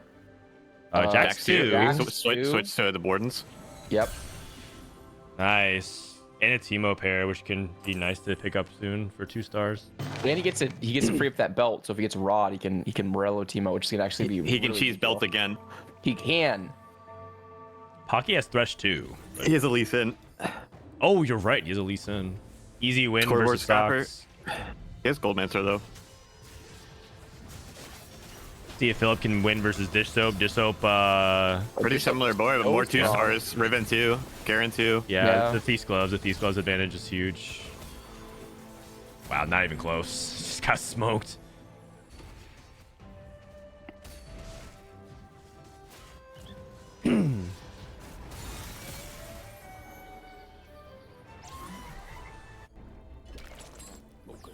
Okay. Raining Gold. Not really JD much spot. going on. JD spot looks so good. Yeah, no one's streaking. No one's streaking. We're gonna have to keep an eye on this Yes. Fortune v Fortune because it's gonna have such a huge wait, impact on the Sox overall won. game. Really? Oh, he already played it. Yeah, because He the already score played it. scrapper, right? Okay. Yeah. Yeah. Sox started playing it later, anyways. So. Yeah, It's not the end of the world. That was less his first impact. turn. Yeah. Less impact on Sox here. I thought they hadn't played each other yet, and then it could be big implications for Alden Nahue. All right, now does Sox lose to Krugs tactically as well? I think he learned from his last loss and play a little bit stronger board this time. Oh, you got a lot of components. 1, 2, 3, 4, 5, 6 components. 1, 2, 3, 4, 5, 6. Yeah, he's down. He's down 1. 1, 2, 3, 4, 5, 6, 7. Yeah, it math checks out. Mordog was right. You guys, Mordog didn't lie to us. Did you not believe him? Oh, I did. Or rather, I believe that Mordog believes that. Yep. Yeah.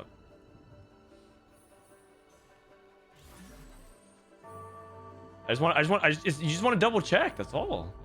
I Yep. believe Trust him. I but believe him. trust but verify. I like it. Yeah, like trust but verify. Oh no, we got rats. Oh god, our Timo. Oh. Okay, we so we're walked up. safe at least. We're fine. We're fine. Oh. Wait, wins anyways. I mean, I think Sivir is actually pretty good when you just stack her and you have a good enough front line, and he does. She ends up doing a pretty good amount of work. Usually you need a good duo carry though. Prismatic. Matic.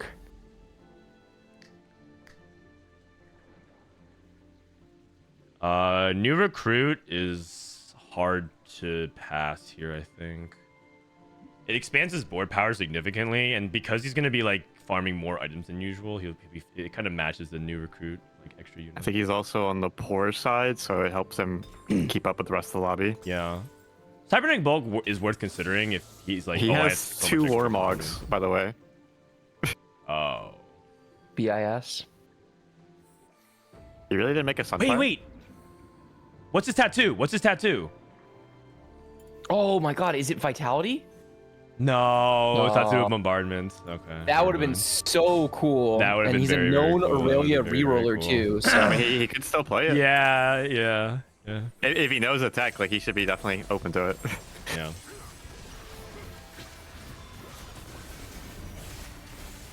Five Ink Shadow. if he wins this tournament playing 5 Ink Shadow double Warmogs, Vitality, Aurelia, he's the GOAT. He's earned it. Okay, well Then- that's what then it I- takes. That's then what I it takes for him to be the officially GOAT. Okay. Yeah, that's what it takes.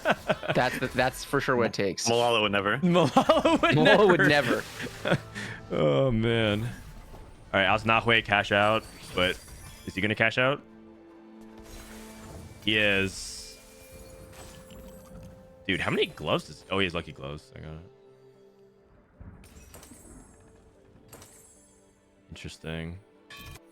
Oh, sorry. Gold Collector and Sniper's Focus, both really good offensive items for like Ashe. Sniper a little more flexible if he's playing towards AP with Yeah. Arcanist. That's also true. Gold Collector is like Ashe's best item. I think Sniper's Focus is a lot better on Kaisa. Who Man, I'm takes getting more dog Arcanist again. Crest? It was to give It's actually Fortune. wild. It was to give Fortune on 2-1. Oh. Yeah. This is basically a Fortune Crest to him. And he'll get more value out of it later. It's really easy to play around 4 Arcanist in the Ashe line. I guess he also could just Arcanist Teemo if you choose to play trick shots. That being said, I feel like if he was gonna take a cash out into keep like repeated losing, it might have been worth considering pushing again. I'm surprised he didn't. Yeah. And there's an encounter coming up as well, which might influence things too. I think this was like a really conservative play, and that might cost him like the tournament, given Philip's position, right? Another thing to think about is like Philip is in this spot where he's like really dominant right now.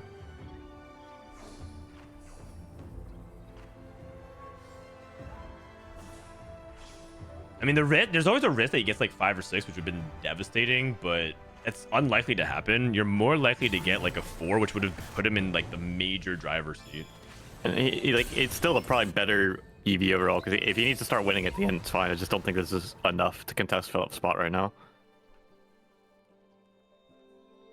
Socks pushed again. 5. He's gonna be in like single digits of HP. Dude, but if I mean, he could just be dead. If he lives to do this cash out, scoreboard scrapping from 2-1. Yeah. From 1-4. From 1-4. From 1-4. Yeah. Yeah, maybe. Dude, maybe. what if he dies by if it's Exactly, lethal, if it's perfect lethal? By 1 HP. Oh man. He might just I don't know. He might just go have a 3rd kid or something like that. Yeah, fuck it. He's just like, I'm out. He's just yeah. I think, babe, we gotta start trying to. Oh, okay. 3 rounds, so it's gonna count. Wait, does it count the neutrals? It does. Yeah, it does. Okay, it does. So it's not 4-1 will be the last round. 4-1. Okay. Yeah. So people might level early, yeah. Just hope streaking. Let's see if he can keep that up. He's got Babzera in his pool. Kind of hard to beat with the Thresh 2 and all this setup. Yeah, 5 Fated Thresh 2, 3 items Syndra on level 6. That's pretty good. Philip is beatable. He's at 7 units and level 6, and only has this 1-star front line, but he has 3 items. Zephyr might actually be the key. No move. Or he just left it. It's Pokigam. Got the Darius. Perfect Zephyr. Yeah, maybe he has Future Sight. You don't know. Well, Pocky, he's kind of like locked by his positioning, so to speak. Also, Pocky's not been really known to be like a position micro. There's only like 2 real spots you can put Darius. The problem. Yeah. You can put him in the middle like that, or you can put him back on the 2nd row. Yeah, because you don't want him to take aggro on the edge. Yeah, it's just weird that Justo's positioning for that 31. Monk at W. Yeah, you don't want him here because of the aggro, and then here the same thing, and then so it's just basically these 2 spots. Yeah, Altanahue is out. He's pivoting to Ash.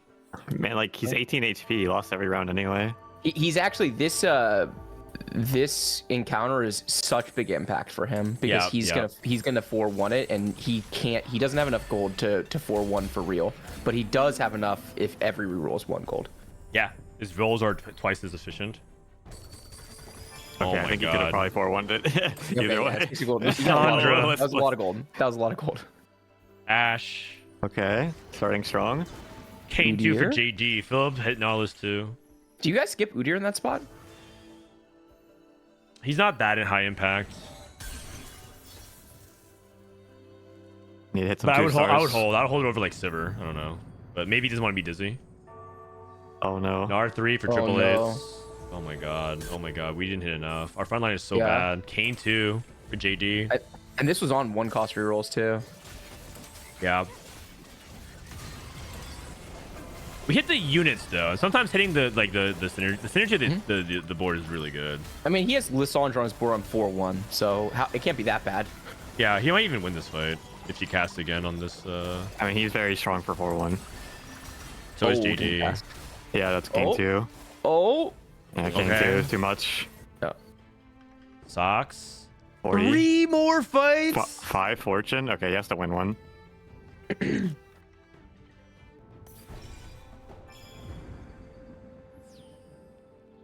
This is mismatch sauce we're looking at. This guy's actually about to exact lethal. Oh, Ash Altanahue 2. hit Ash 2. He hit Ash 2. That's really Yeah, big. huge. He took dynamic duo for the gold. I And think. he gets Rage Blade in turn too. Yeah, and there's also 2 encounters. That being said, he's at 1 life. He So, is. But this board's really strong. Yeah. Can you go back to pick socks? Was it 2 more now or one. It's still 2. It's 2. It's 2. 2. Yeah. Okay, so he's actually okay. Okay. This roll doesn't look that strong. Didn't even. Oh, Lissandra. We also have an encounter next to BHP. Blade's going against Philip. Philip hit Tons of Ash people. 1. Phillip. Ash is 3-way contested this lobby. Yeah, at as I least. say, tons of people on the Ash line. I mean, this Gnar player is going to be feasting this stage. Yep. Especially with these items. This is true BIS.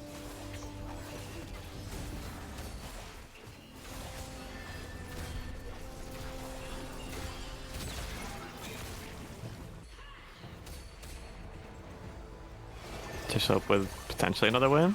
Yeah, this would be a big It's win really if you can get close. It's so close. it. Gold Collector Ash is so good, though. Oh! Yeah, these late fight Syndra ultis just do so much work. I mean, so much AP in the Archangel. Yeah. 3 Oh. copies. That could be TGs for. Oh, the Lucky Gloves player. Yeah. Altanahwe. Is it- He got it. He got it. He got it. He could be considering the Rage Blade. Yeah, the problem is, I think it is Rod, because what do you want? Lucky Gloves Spark Lux? Rage Blade here is pretty good. He has too many spread out items. Yeah, I think you actually take Rod here. Yeah, more Lucky Gloves don't even really do anything. Yeah, if you had space on better units, maybe, but Yeah. Okay. Oh, okay. huge. Oh, he's too poor. He's I'm too poor. locking for this. I'm locking for this personally. What did he sell? What he's Sold the Mumu. what'd he Sold the sell? Mumu. Yeah, Mumu. He downgraded Mumu. okay. Actually, that's fine. That's fine. Is Sniper Soak is good on Ash? I feel like it's It's okay. kind of troll because of the sniper. I don't like the death cap over Spark. What do we want to do with the cloak, anyways? Oh, third item for Annie. Third item Annie, so it's Which could be Declaw, Spark. Adaptive, or Spark. Yeah, It's or Spark. probably. I guess he's playing. Socks, I what guess he's is playing. Socks? Yes, never punished. Never punished. Let's go, Socks. He knew. He fucking knew. Oh my god. He just wanted to make it. He just wanted to make it more exciting. He wanted the 1 HP comeback. Yes. Oh my god. Okay, we gotta make sure we watch that cash out. Yeah. He doesn't look like he's a board though. No, it does not. What does Sox want? Aurelia? Aurelia. Okay. Oh, yeah. Oh, never mind. They better hope this gives you a board. Yeah. So Altanahwe went Declaw over Adaptive, by the way. Okay. I mean, there's some faded players. Maybe stop the Syndra. Yeah. It probably insta wins the Syndra matchup, right? They'll never get through the Annie. What can you get at 75? See. Cash out. Wait. Galio.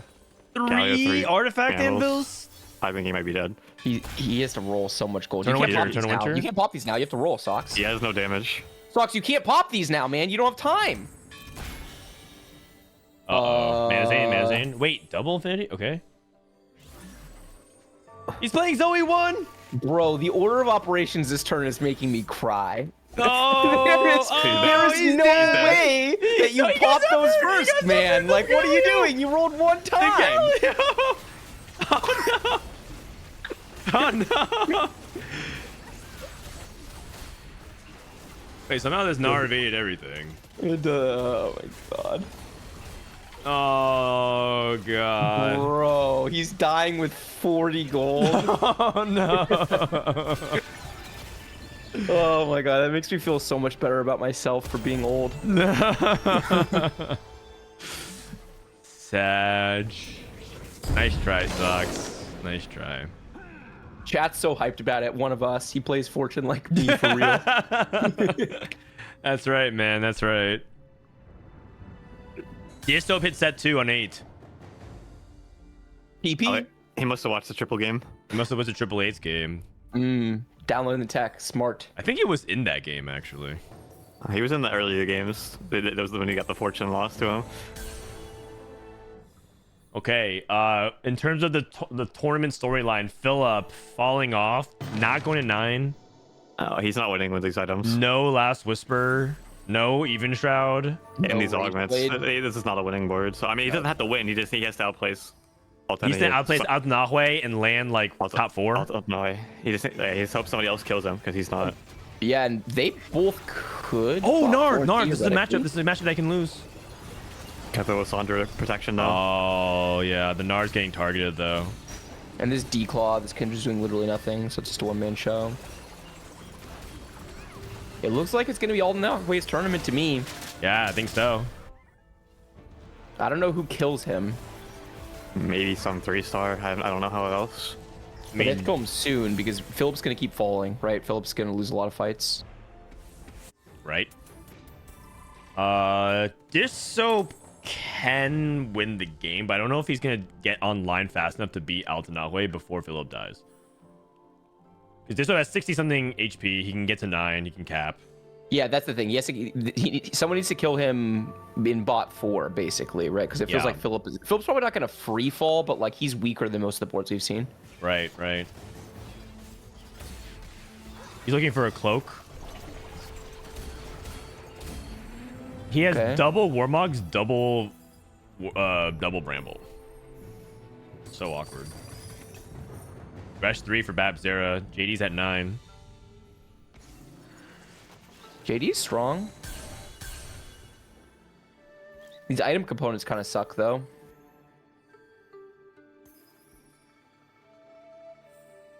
I mean, they're not that bad. I mean, he's got Infinity Force on.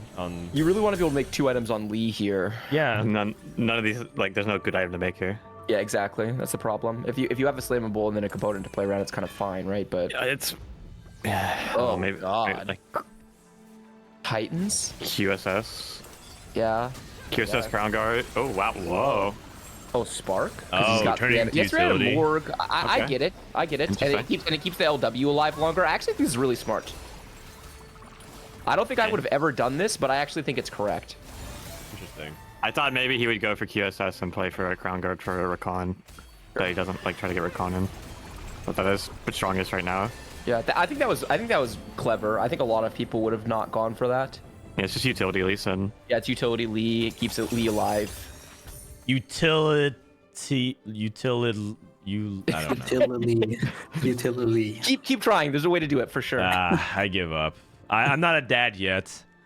It doesn't come natural to me, but in 1 week it will. That joke is gonna roll off your tongue in 5 days. Just be ready. Utility. Thank you, Chad. Thank you. Philip, free falling. Can anyone stop Altanahue? No. I don't think so. Yeah, I'm pretty sure he's just gonna win the tournament. Yeah, he's this will end up so losing. strong. Triple Ace is very strong as well, though, but I don't think... We have 6 Canes on the other side, but he's in no money. Oh, wait a second. Oh, wait, Lissandra? Kane, go down. Where's Lissandra going? Oh, and if Liss doesn't, Liss is gonna kill. Okay, I was gonna say. No, he's dead. No. He's dead. Oh, it's perfect lethal. It's perfect. Oh my god, shit, Philip outplaces Altanahue. But the thing is, Philip is gonna go 6, and if he goes 6, that means someone can jump him. Puts the whole tournament in play for Pocky and JD. Both of them can theoretically win the tournament now. Pocky and Babzera. It's 9 base damage now on stage 5. Yeah, I fucked that up. I thought he was gonna be 1. Oh my god. Oh, this just got so spicy. And Pocky's playing the Silas line. He's playing Sage. Liss ran it down. Oh my god, Lissandra just separated away. That's so heartbreaking for Altanahue. Oh my god. Sabio Flex. Okay, supposedly he has a tough matchup against the Kane. But let's see if that's true. Silas is living. Silas is putting a ton of damage out, and it's not taking damage. This wasn't even close. Oh, the scoreboard scrapper value. He's doing so much damage. Plus, yeah, and tiny bit deadly. Yeah, I think also a lot of times you have Spark on Silas, but he doesn't here, so he actually has 3 items that can actually duel the Kane because he has Shiv on his backline instead. This game got so interesting now. Okay, so with these guys going 6th, 7th, basically guaranteed. Pocky or JD need what? They need to gap them by. They need 5-point gap over Philip. And Babzera need to get top 2, at least. They need Philip has tiebreaker guaranteed, most points in tournament. Right? So, You're mixing it. It's JD. That's a 35. Oh, JD's at 35. Babs there's at 33. Oh, Yeah, JD and oh. Pocky are the two people at 35. Oh, They are 4 JD points can win the behind. tournament. Yeah, so they need one of them needs to 5-point gap Philip. Okay, sorry, I misunderstood that. Because Philip has tiebreaker. Most likely. So yeah, he does for sure. Isn't tiebreaker overall points? Yes. Yeah. Okay, so if it's overall points, then one of them needs to go first, right? Wait, Pocky has 105, is that correct? He's only one behind Philip on tiebreaker, so he would Oh pass shit. him. Okay, then he actually Pocky can go second and win. Assuming Philip dies here, and assuming that's what ends up happening, yes. Okay, JD is 7 canes. These gold pieces are trolling me, man. They're visual bugs, right? Yeah, they're visual bugs. Babsera has an unbelievable front line. Thresh 3 with Randuin's. The Lissandra's directly in front of it. Lissandra's positioned well, but I don't know if it's going to matter. Yes, it's Lissandra in front of the Kane as well. He's also getting Lissandra. No. This is such a hard matchup to win. Yeah. No, JD, not like this. Philip. I mean, Philip's Pocky lost dead. 2. Wait a second. It might just be the 4 players going 4, 5, 6, 7. Which is like Philip wins by like 1 point, and everyone else is like by 1 point trailing. So Philip is now just the biggest Pocky JD hate watcher. Yes. Philip is officially on Pocky hate watch and JD. We're at 4 prints on this way, so Pocky's 1 away from Hui 2. Yeah, pretty big stabilization point because this Hui also has altruist emblems, so it's like a big. Wait, that's a no synergy Zoe. Yeah, I don't know what that does. Yeah. Yeah, I'd rather play another Oh Wukong. god, he's going up against Dish. So this is the matchup he can't. He can see live. here. He can live. He can, but I'm not sure if he's going to. He has to kill all but 2. He needs Silas to get away. Run away, Silas. Okay. He got botted. Okay. Yeah, it's over. He's dead. He's dead. What about JD? Man, I'm getting more dogged again. He's winning. Yeah, he's winning. And he's 2 off. And JD's against. Someone had Kane on bench though. I saw. Right there. Triple H is printing another Kane. He's 2, so that's it. Okay. He has to get it even. Yeah. Never mind. I mean, he's denying it, but he's thinking about printing as well. He might just print a Kindred 3. I mean, he's playing Kane. Yeah, exactly. It's part of his board. Yeah. Man, Philip. What a run. Hold on. You never know if another Kane shows up and a duplicator magically appears from thin air. Oh, I like that. Mordog, you need to press lots of buttons. Hey, Wukong 2 helps. Yeah. It helps a lot. Shojin list, yeah. Kind of want items. The other option would be to Wukong, sell kinda the second sucks. Kane and like move Wukong items. And Yup. He's going up against Dish Soap. Dish Soap is so strong. Yup. He's dead. I mean, this is a terrible matchup. Yeah, you can't really get past the only way is if he can wrap, like the set goes the opposite way, and then he wraps into the back line. Which set is going away. Oh, But the Kane walk chase. back to it, yeah. There's so much gold on the field. Oh. What is happening? Oh my god. It's the JD's Nautilus. dead. That's it. So I think that's the tournament. That's the tournament. Philip 1, Out Nahue 2, JD 3, Pokygom 4. 4, 5, 6, 7. 4, 5, 6, 7. They all just held hands. But a round of applause for Philip. And we were the beast all weekend. It does put JD and Pocky in the top 4. Babsera could still make top 4. All right.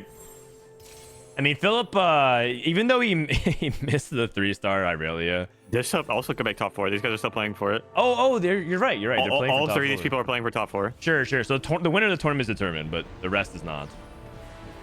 JD's at 40, Pocky's at 39. These guys are 33, 32, 32.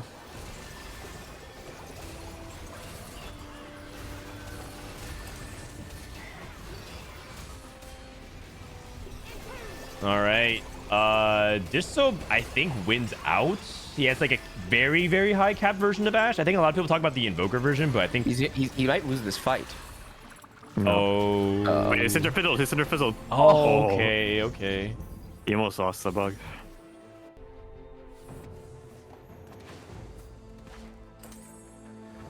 Zeke's Banshee. I think we're just playing a 2-star any. No synergy. Good unit. Yeah, what a tournament Dude, by is- some of these guys though. Like Babzera, Triple H's really put their names on the map. Dissoap. Remember, this is the first like big tournament this was played since Worlds and Regionals. So another really good performance. 888 stole my heart today. Just had so much fun watching him play TFT. Yeah, it's hard not to want to root for him the next time you see him. Kind of a troll, man. Yeah, but Bryce is saying this without even watch the Fortune game. You gotta go watch it. Seriously, I gotta watch the that Fortune was game. definitely the highlight of the tournament for sure. And also, one of the last times you'll see it, because next patch, that's not going to happen because they're nerfed. They're nerfing 7 Fortune specifically, so it's one of the last times you'll be able to see it. Dude, 888 is like max cap on this Gnar board, by the way, and still losing. Oh, yep, he wins. Like he's got 6. How many? Can you check his Dryad stacks, Dan? I can. Yeah, at some point. Oh, Dryad emblem too. Yeah. Triple H goes for another one. Does he? The thing about Dryad is sometimes like you don't have someone to hold it. It's just you don't really want to cut. I mean, like it's good on anyone. You don't have to Yeah. cut anyone. Play 7 Dryad. Yeah, it's just a Warmogs, right? Like at this point. True. It's actually a lot more than Warmogs. It's probably a lot more, right? I Yeah. mean, that's what I was asking about his Dryad stacks. Yeah, Yeah, 1500 plus. 1500, Like, 65 hard better than AP. that. Yeah, you're not wrong. Just to slap it onto Alawi, I guess. Sure. Alawi, yeah. We never hit Kane too. Oh, you got. Yeah. Thank you. Congrats, man. Need the vitality. Dryad vitality.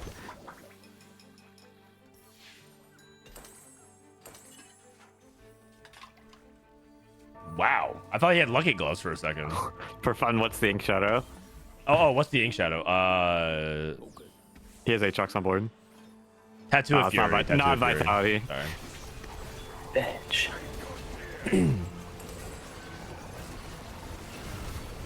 Just so can end Triple H. It might be a double kill. Double kill is on the table. Not on the back line. Gnar on the back line. The execute is really Kindred's huge. still alive. It looks like he's winning. Okay. Babzera's losing. Dissoap's ghost is killing him. Okay, Babzera 3rd place. Dude, Solid these guys tournament. are literally tied in points. So Who are is? they fighting for the last spot in top 4 right now? Yeah. Dissoap and Triple H. Yep. Well, actually, I don't know what tiebreakers look like. It depends on who has tiebreaker over Babzera. Wait, no, Babzera's a Babzera- really good tiebreaker. Yeah, so this would be the last slot. I think Triple H needs it. Dissoap's going to qualify via snapshot anyway, so this is basically Triple H trying to fight for a spot in snapshots. If you guys want the underdog, or if you want to root for perfection, I mean, it's Dodges win-win. the Zephyr. Okay, Babzera's out either way. Gnar got ulted by Gnar Nautilus. is taking so much CC in this fight early. Gnar hasn't done any damage yet. Kindred's still alive in the Yeah, back he's line, just but it's just going to lost. be His everyone Gnar's on the lost. Gnar. It's just, yeah. They can't deny Dissoap. PP does it again. Top 4 for Dissoap? Amazing. He won the final game of the America's tourney. Two tourneys in a row, right? That's right. That is true. That is true. Beast. Okay. So this is the live updated score sheet right here, right now. So I'm showing it on the other monitor right now. Let's go ahead and not look at fantasy real quick. All right. So with that being said, the points for top 4 as follows. Philip in first place, 42 points. Altanahue, 41. JD Zielinski, 22. Babzera and Pokygom are... Oh, never mind. Dissoap with 40. Oh, and Dissoap slides in right there with 40, bumping Babzera, Pokygom, and Triple Eights. Let me go ahead and refresh one more time. But yeah, Dish Soap squeezes in and actually has better tiebreakers. Dish Soap with that first place got third this tournament. Are you guys still there? Yeah, still here. Okay. I was hoping someone would be like, wow, listening. yeah, good job. Okay, you know what? Wow, good job. I mean, All that's right. Bryce's job, isn't it? Oh, that's true. Sorry, I was trying to figure out if I had Philip added on Discord to message him about an interview, but I don't. Oh, I do. I can just say like, yo, interview. All right. And then I'll also ask Dish Soap as well. Yo, interview after Philip. Okay. In the meantime, you guys don't have to stay around if you guys want to. But Kevin Parker, you've stayed so long. So Kevin, first I want to say goodnight to you. Thanks for stopping by. It's really late here. It's so I should hella probably late go for to sleep. you. Anything you want to say before you go? No, just thanks for having me, and yeah, I hope to be back on here sometime soon, I guess. All right. Sounds good, man. Good luck in Bye, the next Kevin. cup. Sleep well. Thank you. Good night. Bye bye. Okay.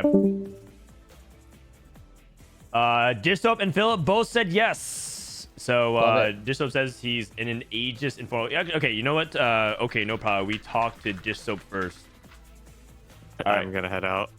All right, Ramblin, thank Bye, you for Ramblin. joining. Anything you'd like to Thanks for say having me. before you go? Yeah, hopefully I won't be here next time. I'd rather be playing, but I appreciate you having me. It was fun. All right, sounds good. Bye-bye. Bye. Everybody. Chat, say bye to Ramblin. Peace. Oh wait, what's Froda doing? All right, So we're doing Dish Soap, Dish Soap thank you for first? the raid. Congratulations.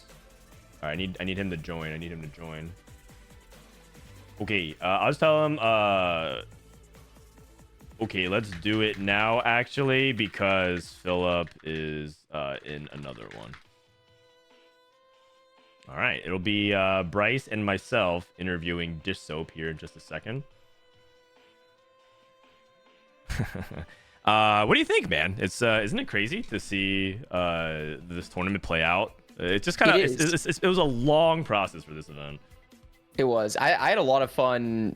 I think the cross like inter-region rivalry is really fun. I think these tournaments are going to have a lot better storylines, especially as some of these other regions get better. Yo, Soap. Oh, hello, Dish Soap. How you doing, buddy? I'm doing good. All right. So let's start from the top, man. How do you feel about this tournament? How did the day go for you? Did you expect third today? I expected first. Oh, so are you disappointed? It's my fault I didn't go first. What'd you do wrong? I mean, I sent 1/8. That was like just clearly my fault. Okay. I went 9 like too late and didn't have enough time. I needed like 20 more seconds or something. Oh, I think we watched that game. Was that when you hit like all like the 2-star 3 costs in stage 3?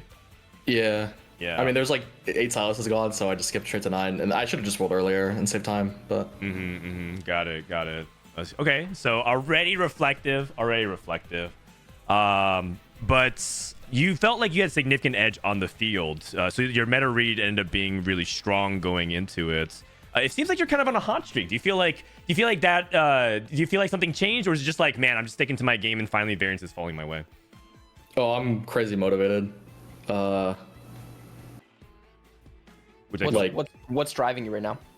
I mean, just like winning the first tournament, like going to Worlds, like knowing I can win, and then like also like low-key some stuff behind the scenes, but I can't really talk about it. Oh, interesting. Okay. But like the people listening, they know. Okay. All right. You know what? I'll just say it. It's because he started an awesome website with another really cool guy, and now he has to kind of back it up. He can't just be like, starting a new website like TFT Academy and going out in day one. But Dan, what is TFT Academy? It's actually this cool website. It's coming out with a podcast tomorrow. You ready to record a podcast tomorrow? Sure. Okay. Dude, this Dan guy ditching me for our podcast this week and doing one with Dish Soap instead. Okay, but our podcast. Okay, so Bryce is gonna host. Don't talk if you don't know. Later this week on Thursday with Gangly or Friday. They're gonna figure it out. But Wednesday, yeah. the podcast with Dish Soap is it's not the same, man. Don't worry, Bryce. Don't worry. You're not getting. Are you guys gonna leak all the tech? Should we be asking Dish Soap tech related questions right now, or I don't care at this point. The bet is probably just gonna flip. For sure. Yeah, Well, no. but- My question is, do you want to save it for the podcast tomorrow, or can I ask you some tech? I don't really care if you ask right now. Okay, so the Yone game, That is not tech. That is not tech. That's not. but it was tech, kind of that's a not low roll game, and you still went fourth. Oh yeah, I mean it was. My reasoning was that it was Lethal Legends. I have not enough money to 4-2. I hit a Yone 2. So the reason it was because I couldn't 4-1. So I couldn't use my heavenly rolls on 4-1. So I was like, okay, why don't I just use my rolls on 7 and hit Yone 3, and then maybe go 3rd or 4th. But then you hit no Yones, and then you still went fourth. Hold on, Bryce. Keep going. I didn't take care of Tao. Yeah, but So is it possible that it's tech? not really. Okay. Well, then give us what is tech. Give us the best tech that you were hiding going into this weekend. Oh, I mean, I don't really know if it's tech, but like, I feel like I spent a lot of time learning how to play Heavenly, like the 4-cost version. Okay. And I think I got like really, really good at it. I don't think I bought forward a single game of it, and it was my most played comp. What do you think people were doing wrong when they play that line? The thing is, I don't even know. I don't even know what they do wrong. I just see their spots. Their spots look insane, and they just go bot 4. Okay, but what did you improve about your approach to the line from all that practice then? I mean, I think I was just approaching it like more flexibly, being able to like willing to play not around Kane, not proing GA LW because those items suck early game. You just get them later. And I mean, I'm not sure. Like, I think people like maybe they're just playing Soraka when they shouldn't be. They're not playing a duo carry when they should be. Not sure. All the small details of like how they're making the line feel like weaker in terms of its cap. I feel like the comp, the way people play it, is just like it keeps struggling and having low cap, and they just keep losing to a lot of boards. So I like some of the optimizations that you were doing. So that's good. So this was your first time playing in our first ever like multi-regional version of the cup. You got to play against a bunch of BR and LATAM this weekend. 2 questions about that. 1, what was your evaluation like overall of those regions? Do you feel like one of them was markedly better than the others? And 2, who are the players that caught your eye over the course of the region, not from NA? Was not paying attention to any of that. We asked this question a lot this weekend, right? Everyone's like, can't really comment on it. Okay, fair enough. Yeah. Like maybe if I like watch over VODs or something, I can have a better opinion. But it's really like when you are trying to evaluate someone's play, like when your only frame of reference is how they play against you. If you're not like watching their gameplay, it's just based on like all you can say is just based on vibes. And like you don't know if someone that went against you just high roll their ass off, or if they are actually just like a beast. Like you just don't know. Okay. Yeah, that is true. That is true. All right. Well, Dish Soap, it doesn't sound like you're like satisfied, so you're gonna come back stronger. It seems like you're just like you're taking TFT a lot more seriously. You're doing a lot more and stepping up to the play. So I think that's really, really cool. A lot of people have been cheering for you. It feels like you're getting even more attention as well, right? A lot of people like kind of watching and following along your journey. Does that like are you paying attention to that kind of stuff? Do you feel like there's more pressure on you now whatsoever? Or is that not even something that you're noticing whatsoever? I don't think it's necessarily more pressure. I think it's like I easily have like less pressure than I felt like I did past 2 sets, but I'm just more motivated still without the pressure. Okay. All right. Okay. Well, we don't have to keep you that much longer. Philip is also. We can do an interview with him. Anything you would like to say before you go, buddy? This is not the last interview you're gonna do with me after one of these. I love it. Thanks for carrying the fantasy team, by the way. Yet again. No problem. Oh my god. Okay, yeah. You know what? You can you take the W. It's fine. Yeah, this Dan guy's too free. Peace. Later, Soap. All right, later. Okay, so that was congratulations to Dish Soap. Can we get a round of applause for Dish Soap? Do I have the animation thing? I have the voice thing. I do. People clap for Dish Soap in the chat. Man, thank you, Austin. Thank you. Coming up next, we got Philip in the chat. Man, I'm getting more dogged again. And he's joining us right now. Philip, can you hear us? Man, I'm getting more dogged again. Is that him? He is him. He is him. Philip, welcome, buddy. Congratulations. How did you do it? I tried to throw my game and then Dish Soap saved me, I'm pretty sure. Okay. Just walk me through the emotions. First of all, walk me through the emotions of the Irelia game, and then walk me through the emotions as you were like realizing you won the tournament. Oh, Irelia. I mean, I was kind of thinking like maybe I can win this anyway with like without Irelia 3, with like better positioning. Um, but like I felt like if I went second and I didn't go for Irelia 3, I'd be like hella pissed. Especially since like I felt like Relic, I think it was Relic, right? Relic's cap was hella high. And then like I don't know. I feel like you just have to be sort of like a mental rock in that spot where you skip the first Irelia, right? Because the thing is, like, if you like, I can like break down later. Like if I'd missed Irelia completely, I would have just been like hella depressed. But like it's sort of just like finish the turn and then like figure it out. Yeah. Okay. Good. Right. Good. I mean, there's like other mistakes that turn into like I shouldn't be like open selling Wukongs first. I should like be playing for that out too. But whatever. All good. We hit. No, it's 100% like, true, and I think that's a tip that a lot of people don't maybe talk about. It's like it's not time to be like a content creator and react, right? Like stay focused, stay locked in, finish your turn. After the game, you can just go ahead and like let it all out, but like stay focused, stay locked in. Yeah, I mean like, yeah, I'm pretty sure I was like shaking there too because like, I mean like I'm like hella caffeinated right now. And like I was like hella stressed. But yeah, and then like when I realized I won, I mean that last game was super like depressing for me all the way through. Like Altanafe had like 2-1 fortune. I'm taking like a prize fighter and then not 5 streaking. And then like I'm clicking like balanced budget. Like I like wasn't very happy. But then like yeah, I mean like I've never love watched Dish Soap. Man, I'm getting more dogged again. Me out. So yeah, and I mean like, yeah, I mean I think it's still like settling in a little bit. Amazing, amazing. So you owe a great debt of gratitude to Dish Soap. I also owe a great debt of gratitude to Homu's Love. Thank you for the 100 community gifted subs. Thank you so much, man. That's gonna all go to the website and stuff and other cool stuff. Go ahead, Bryce. Philip, it's really easy to fixate on the kind of sleeping Aurelia, which that just happens. You're rolling fast, or like feeling like you messed up the last game a little bit. But you didn't just win the tournament; you were the overall point leader for the tournament. Yeah. It definitely felt like from watching your play throughout that you have made a leap as a player. Do you think that's fair? Like, do you think you played the best TFT this weekend? How much of this do you attribute to Edge, and how much of this do you attribute to high rolling? I mean, I think it's difficult to say whether I played the best TFT this weekend. I think like I didn't play my best TFT today, and I for sure didn't play the best TFT before today. And like I'll sort of like take that in 2 parts, I guess. Like I feel like coming in today, one person I have to shout out a bunch is like T-Lides. I mean like coming into today, and like yesterday, I like most of like my normal study group got unfortunately day forward. So like T-Lides was nice enough to let me and Malala join him, JD Campuli, and I think like Pocky was there after day 4 as well. And I feel like I learned so much, like especially from T-Lides. I mean, he was such a beast yesterday. I feel like he has like such a good grasp over like, I mean like itemization like early game, and I don't think I would have like played as well as I did today, if not for him. So like I don't think I played the best before today.